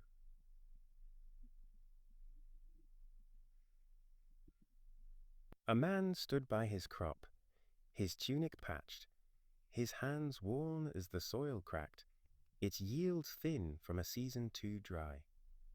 He spoke low, his voice rough, "Make it grow." Min paused, his plumes high, his eyes deep as the air thickened, its warmth a hand on the dust. The ground pulsed, its cracks filled, its green sharp as the wheat rose, its heads heavy, its stalks thick. The man grinned, his hands full, his thanks soft as Min turned, his flail a whip in the heat. The tale spread slow, its pulse warm, its seed sure in a land of new kings. As saith the creeds are phrase as freeze. The breeze.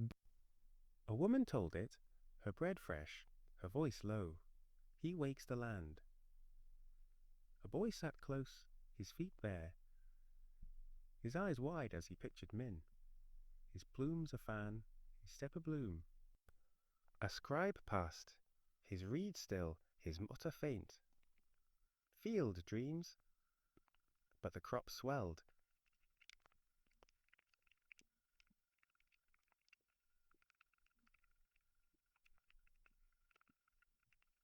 Its waters blind his gift, a hum in a land that reaps gold. The man walked his field, his sandals soft, his breath deep as the sun sank, its rays a crown on a god who stood near. The story grew, its roots deep, and they said Min walked further, his shadow long over villages that prayed. A woman stood by her home, her gown loose, her hands shy as her womb stayed bare. Its hope a weight she carried long. She whispered, her voice cracked, "Bring me life."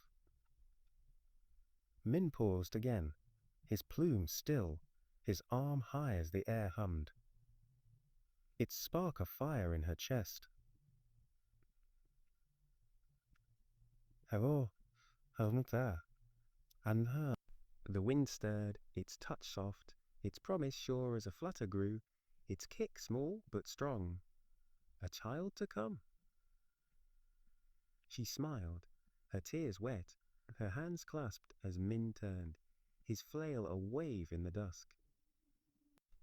The village hushed, its fires low, its night calm as she waited, her hope a seed under a sky that watched. The myth carried, its echo rich, its bloom bright in a land of stone halls. A man shared it, his jar heavy, his voice rough. He fills what's empty. A girl listened, her hands muddy, her eyes keen as she pictured Moon, his arm a tower, his flail a song. A priest strode by, his robe stiff. Min lingered, his plumes dim, his power a warmth in a land that bore fruit. The woman rocked, her child close, her hum low as the stars rose. Their light a dance over fields that thrived. They said Min stood by the river too. This dive is far than Min. For there, a man fished, his net light, his kilt wet as the catch stayed small, its silver lost in a current too slow. He spoke quick, his voice tired. Feel this? Min stepped near, his plumes high, his flail down as the water rippled, its swirl sudden and rich.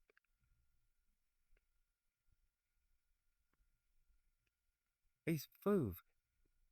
Fish leapt, their scales bright, their fight fierce as the net sank, its weave heavy with life. The man laughed, his hands swift, his thanks faint as Min turned, his shadow agleam on the bank. The Nile stretched, its flow a song, its depths alive as the fisherman pulled, his catch a gift in a land that gave. The tale wove on, its thread gold, its hum deep in a land of new tombs. A woman told it, her flax fine, her voice soft. He lifts us.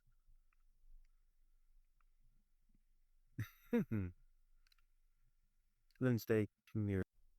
A boy sat near, his hands wet, his eyes wide as he pictured Min. His plumes a crown, his flail a spark. A worker paused, his chisel down, his mutter low. River tales. Sure as the Nile flowed, its banks to Osiris.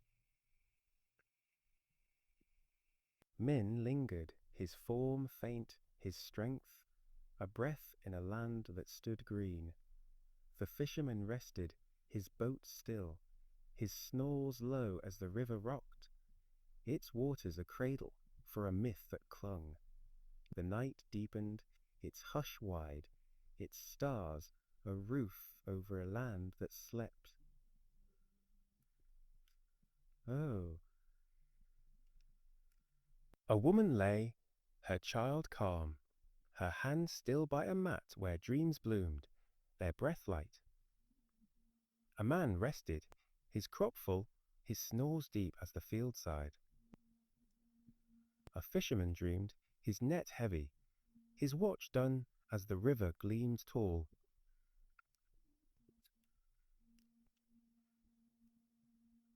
Ova? Avove? Avol? Through the Nile curved, its waters a hush, its banks a cradle for a myth that lingered through Egypt's middle kingdom dusk. The village turned, its fires cold, its quiet a cloak over a tale that warmed the dark. A mother hummed, her child close, her voice a thread in a land where Min stood, his plumes a whisper under a sky that held. The Nile lay still under the night, its waters a dark mirror. Beneath a sky where the stars glowed faint, then Egypt's word at its diddle seas, and through their sigh. The fisherman's net hung dry, its weave slack, its shadow gone by a boat, now quiet. The village slept, its roofs low, its hush thick as the days of Senusrat murmured back. The pharaoh's stone stood firm, its echo deep, and the river stretched. Its banks a cradle for tales older than the labyrinth of Hawara. Let us sit by the water's brim now, its edge cool, and hear one last myth that sang through this golden age. A story of a goddess less traced, her voice a breeze in a land where the sun roared and the shadows stretched. Satis flowed once, her form lithe, her head crowned with antelope horns that curved under a sun that burned steady. Water was her gift, her hands a stream that fed the Nile's first rush. She danced the cataracts, her gown blue, her step light, as spray flew beneath her feet. A man stood by the river, his kilt damp, his hands rough as the flood stayed weak, its silt thin on fields too dry. He spoke low, his voice worn, bring it high. Satis paused, her horns high, her eyes bright as the air hummed, its mist a veil on the wind. His hordes losses bovgors wall. The water surged. Its roar deep. Its flood, rich as the banks swelled their greener bloom under her touch. The man knelt, his hands wet. His thanks soft as Sati's turned, her gown a ripple in the heat. The tale poured through, its spark warm in a land of new thoughts. The feye zo. A woman told it, her jar full, her voice low. She lifts the river. A boy sat near, his feet muddy, his eyes wide as he pictured Sati's. Her horns a bow, her dance a wave. A scribe passed, his papyrus curled, flood fancies. But the fields drank, their yield real, their store full as the Nile flowed, its waters blind to her grace. Sati's lingered, her form faint, her stream a hum in a land that greened. The man walked his plot, his sandals soaked, his breath deep as the sun climbed. Its rays a crown on a goddess who swayed near. The story ran, its tide strong, and they said Sati stood by the rocks too, her gaze calm, her power a thread that tied the south. There, a woman fished, her net light, her hands cold as the catch stayed deep, its silver lost in a pool too still. She whispered, her voice sharp, stir it. Sati stepped close, her horns glinting, her hands down as the water churned. And fierce fish darted, their scales sharp, their leap high as the net sank, its weave heavy with life. The woman grinned, her hands swift, her thanks faint as Sati's turned, her shadow a gleam on the stones. The Nile stretched, its flow a song, its depths alive as she pulled, her haul a gift in a land that thrived. The myth rippled out, its echo wet, its glow deep in a land of stone kings. A man shared it, his braid round, his voice rough. A girl listened, her hands wet, her eyes keen as she pictured Sati's, her dance a rush, her horns a guide. A priest strode by, his staff firm, his mutter low. River tales, but the catch held, its weight real, its meads bent under a goddess's.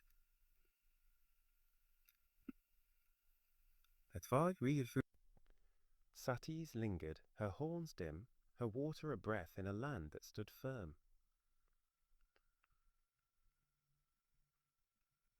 The woman rested, her fish piled, her hum low as the stars rose, their light a dance over banks that gleamed. They said Sati's walked the cliffs too. Her strength a fridge that had held the Tolta flood. A man stood by his village, his tunic patched, his hands tight as drought crept near, its threat a crack in the earth. He spoke quick, his voice cracked. Save us. Sati's paused once more, her horns high, her hands raised as the air thickened, its damp a cloak on the dust. Her herd is broached out as a rouse.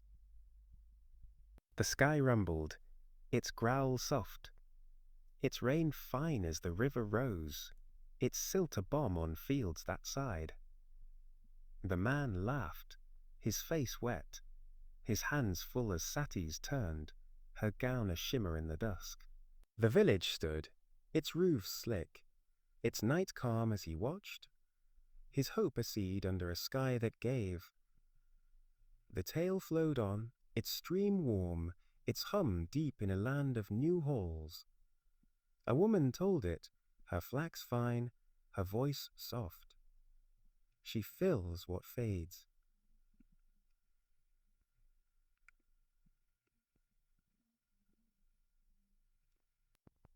A boy sat close, his hands muddy, his eyes wide as he pictured Satis.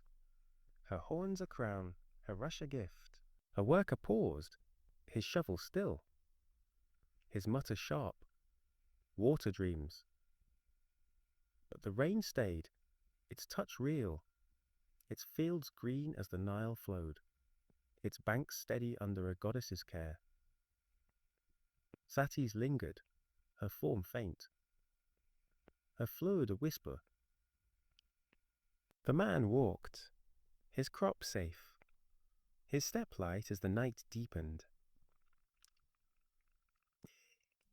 Its hush a cradle for a myth that clung. The river lapped gentle, its sound a sigh, its touch cool as the night stretched long. A woman lays her fish sets, his breath cough. A man rested, his field full, his snores deep as the bankside. A fisherman dreamed, his net heavy, his watch done as the water gleamed tall. The Nile stretched, its gleam a thread, its banks a hold for a myth that wove through Egypt's middle kingdom to the Kingdom. The village turned, its fires dim, its quiet a cloak over a tale that warmed the dark. A mother hummed, her jar close, her voice a thread in a land where Sati stood, her horns a whisper under a sky that held.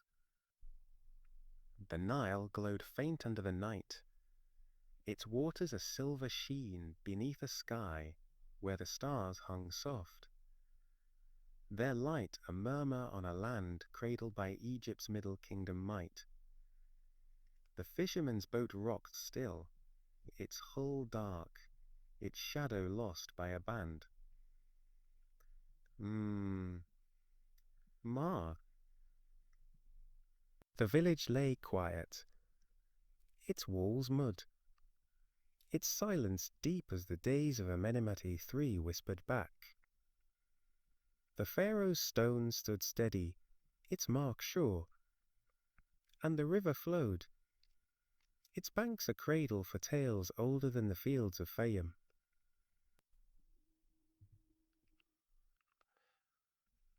Let us rest by the water's edge now, its breath a sigh, and hear one final myth that wove through this golden age. A story of a god less etched, his voice aglow in a land where the sun reigned and the shadows faded. Khnum shaped once, his ram head low, his horns curled tight under a sun that burned warm. Creation was his craft, his hands clay, his wheel a hum that birthed life from dust. He sat by the Nile, his kilt brown as mud clung beneath his nails.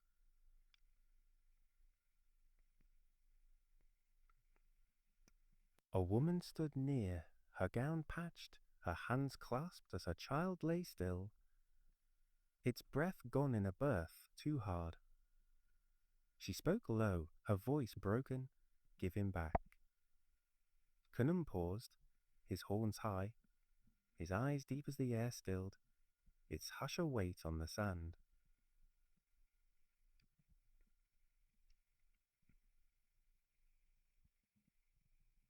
The clay turned, its form small, its spark sure as a soul rose, its wail faint but alive.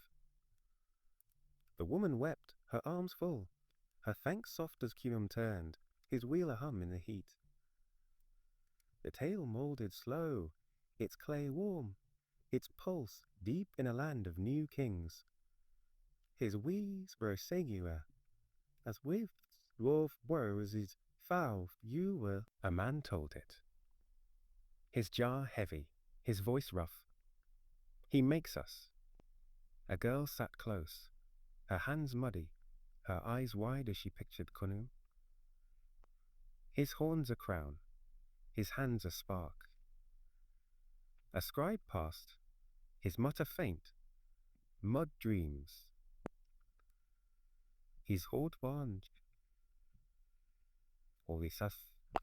But the child breathed, its life real, its mother strong as the Nile flowed, its waters blind to his craft.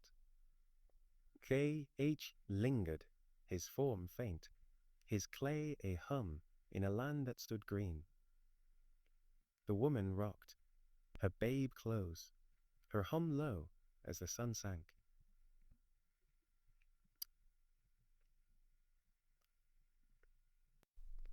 The story grew, its form firm, and they said Khnum walked the river too.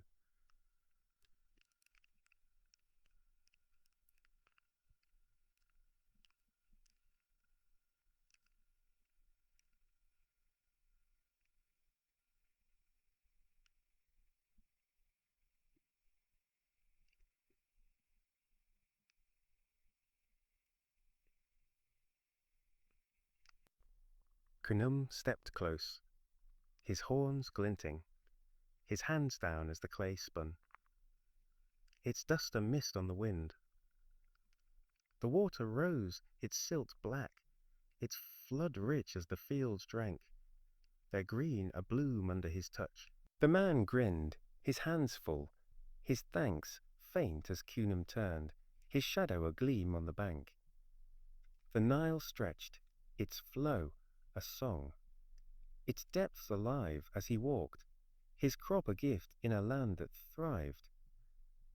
The myth shaped on, its glow deep in a land of stone halls.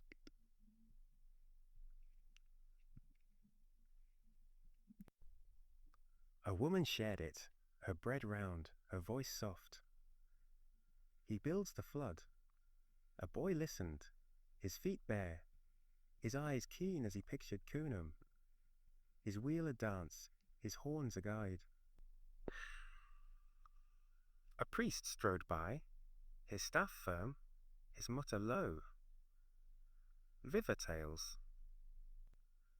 But the silt held its yield real, its store full as the Nile flowed, its reeds bent under a god's grace. Khnum snum lingered, his hoard a breath and a leader's deep.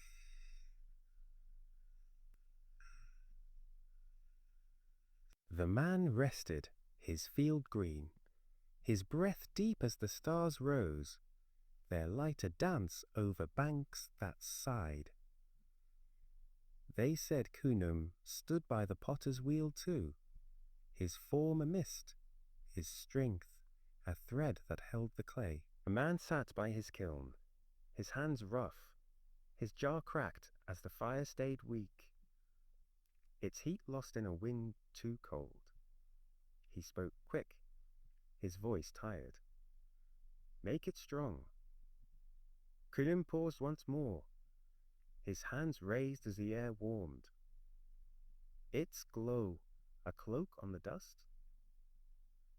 Mudas anis, its clay hardened, its form sure, its rim sharp as the fire flared, its light a balm on hands that shook. The man smiled, his jar full, his thanks faint as Khnum turned, his wheel a hum in the dusk. The village stood, its roofs low, its night calm as he worked, his craft a seed under the score. Gaze kiss me. The tale turned on, its clay firm, its hum deep in a land of new tombs. A woman told it, her flax fine, her voice low, he shapes what lasts. A girl sat near, her hands wet, her eyes wide as she pictured Khnum. His horns a tower, his wheel a song. Hein? Bidets on? The worker paused, his shovel still, his mutter sharp, potter's tricks. But the jar stood, its strength real, its hold sure as the Nile flowed, its banks steady under a god's care. Khnum lingered, his form faint, his craft a whisper in a land that stood for low. The man rested, his kiln warm, his snores low as the night deepened.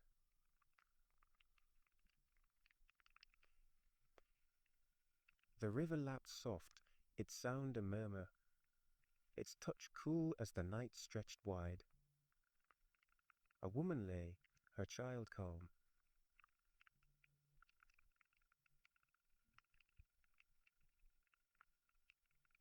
A man rested, his field full, his snores deep as the bank side. A potter dreamed, his jar strong, his watch done as the water gleamed tall. The Nile flowed, its gleam a thread, its banks a hold, for a myth that sang through Egypt's middle kingdom. Estolwe, Butstead I Zarster. The village turned, its fires cold, its quiet, a cloak over a tale that warmed the dark. A mother hummed, her babe close, her voice a thread in a land where Khnum stood. The Nile curved gentle under the night, its waters a faint gleam beneath a sky where the stars dimmed low, their light a sigh on a land held by Egypt's middle kingdom glow. The potter's wheel stood still, its clay dry, its hum gone by a kiln now cold. There's Leith, stay lee as war. The village slept, its roofs hushed, its silence deep as the days of Senusret faded back.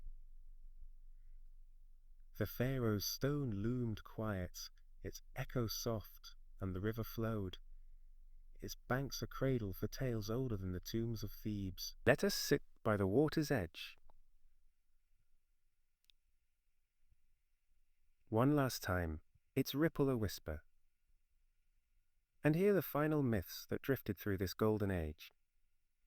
Stories of gods less named, their voices a breath in a land where the sun sank and the shadows closed.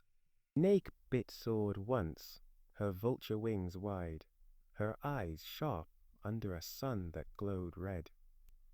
Protection was her cry, her beak a shield that guarded the south. She wheeled over Thebes, her feathers white, her shadow long as cliffs bent beneath her flight. Ver, Iso, Meta, Verbus. A woman stood by her home, her gown torn, her hands tight as foes crept near, their spears a glint in the dusk. She spoke low, her voice raw, keep us. Nickbit dived, her wings a rush, her cry high as the air snapped, its gust a wall on the sand. The foes fled, their steps wild, their shouts lost as the woman knelt, her hands loose, her thanks faint. Nickbit turned, her feathers agleam, her watch a wing in the heat. The tail flew soft, its cry warm, its shield sure in a land of new fields. A man told it, his bread dry, his voice low. She hovers. A girl listened, her hands muddy, her eyes wide as she pictured Neckbit, her wings a dome, her cry a song. A priest passed, his staff down.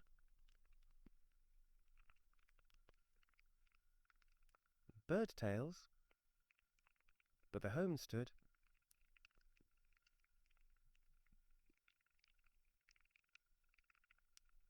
Its waters blind to her flight, her guard a hum in a land that held strong. Packet prowled once, her lion head fierce, her claws sharp under a moon that burned cold. Hunt was her roar, her stride a strike that cleared the wild. She stalked the desert, her fur gold, her breath the dunes.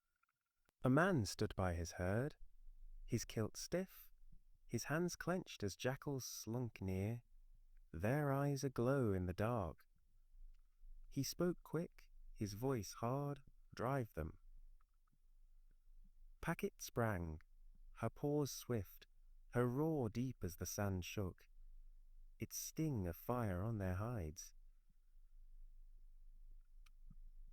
And there, aye, the jackals ran, their yips faint, their shadows gone as the man nodded. His herd safe, his thanks soft. Packet turned, her mane aflare, her hunter shadow in the night. The story growled low, its claw sure, its pulse deep in a land of stone kings. A woman shared it, her jar full, her voice soft, she stalks. A boy sat near, his feet bare, his eyes keen as he pictured Packet. Her claws a slash, her roar a shield. A worker paused, his shovel still, his mutter low, beast dreams. But the herd slept, its peace real, its guard fierce as the Nile flowed, its banks steady under her stride. Packet lingered, her fur dim, her hunter whisper in a land that stood tall. The river lapped faint, its sound a hush, its touch cool as the night drew close. Ooh. A woman lay, her home safe, her hands still by a child, who dreamed his breath light. A man rested, his herd full, his snores deep as the desert side. The Nile stretched, its gleam a thread, its banks a hold for myths that wove through Egypt's middle keel.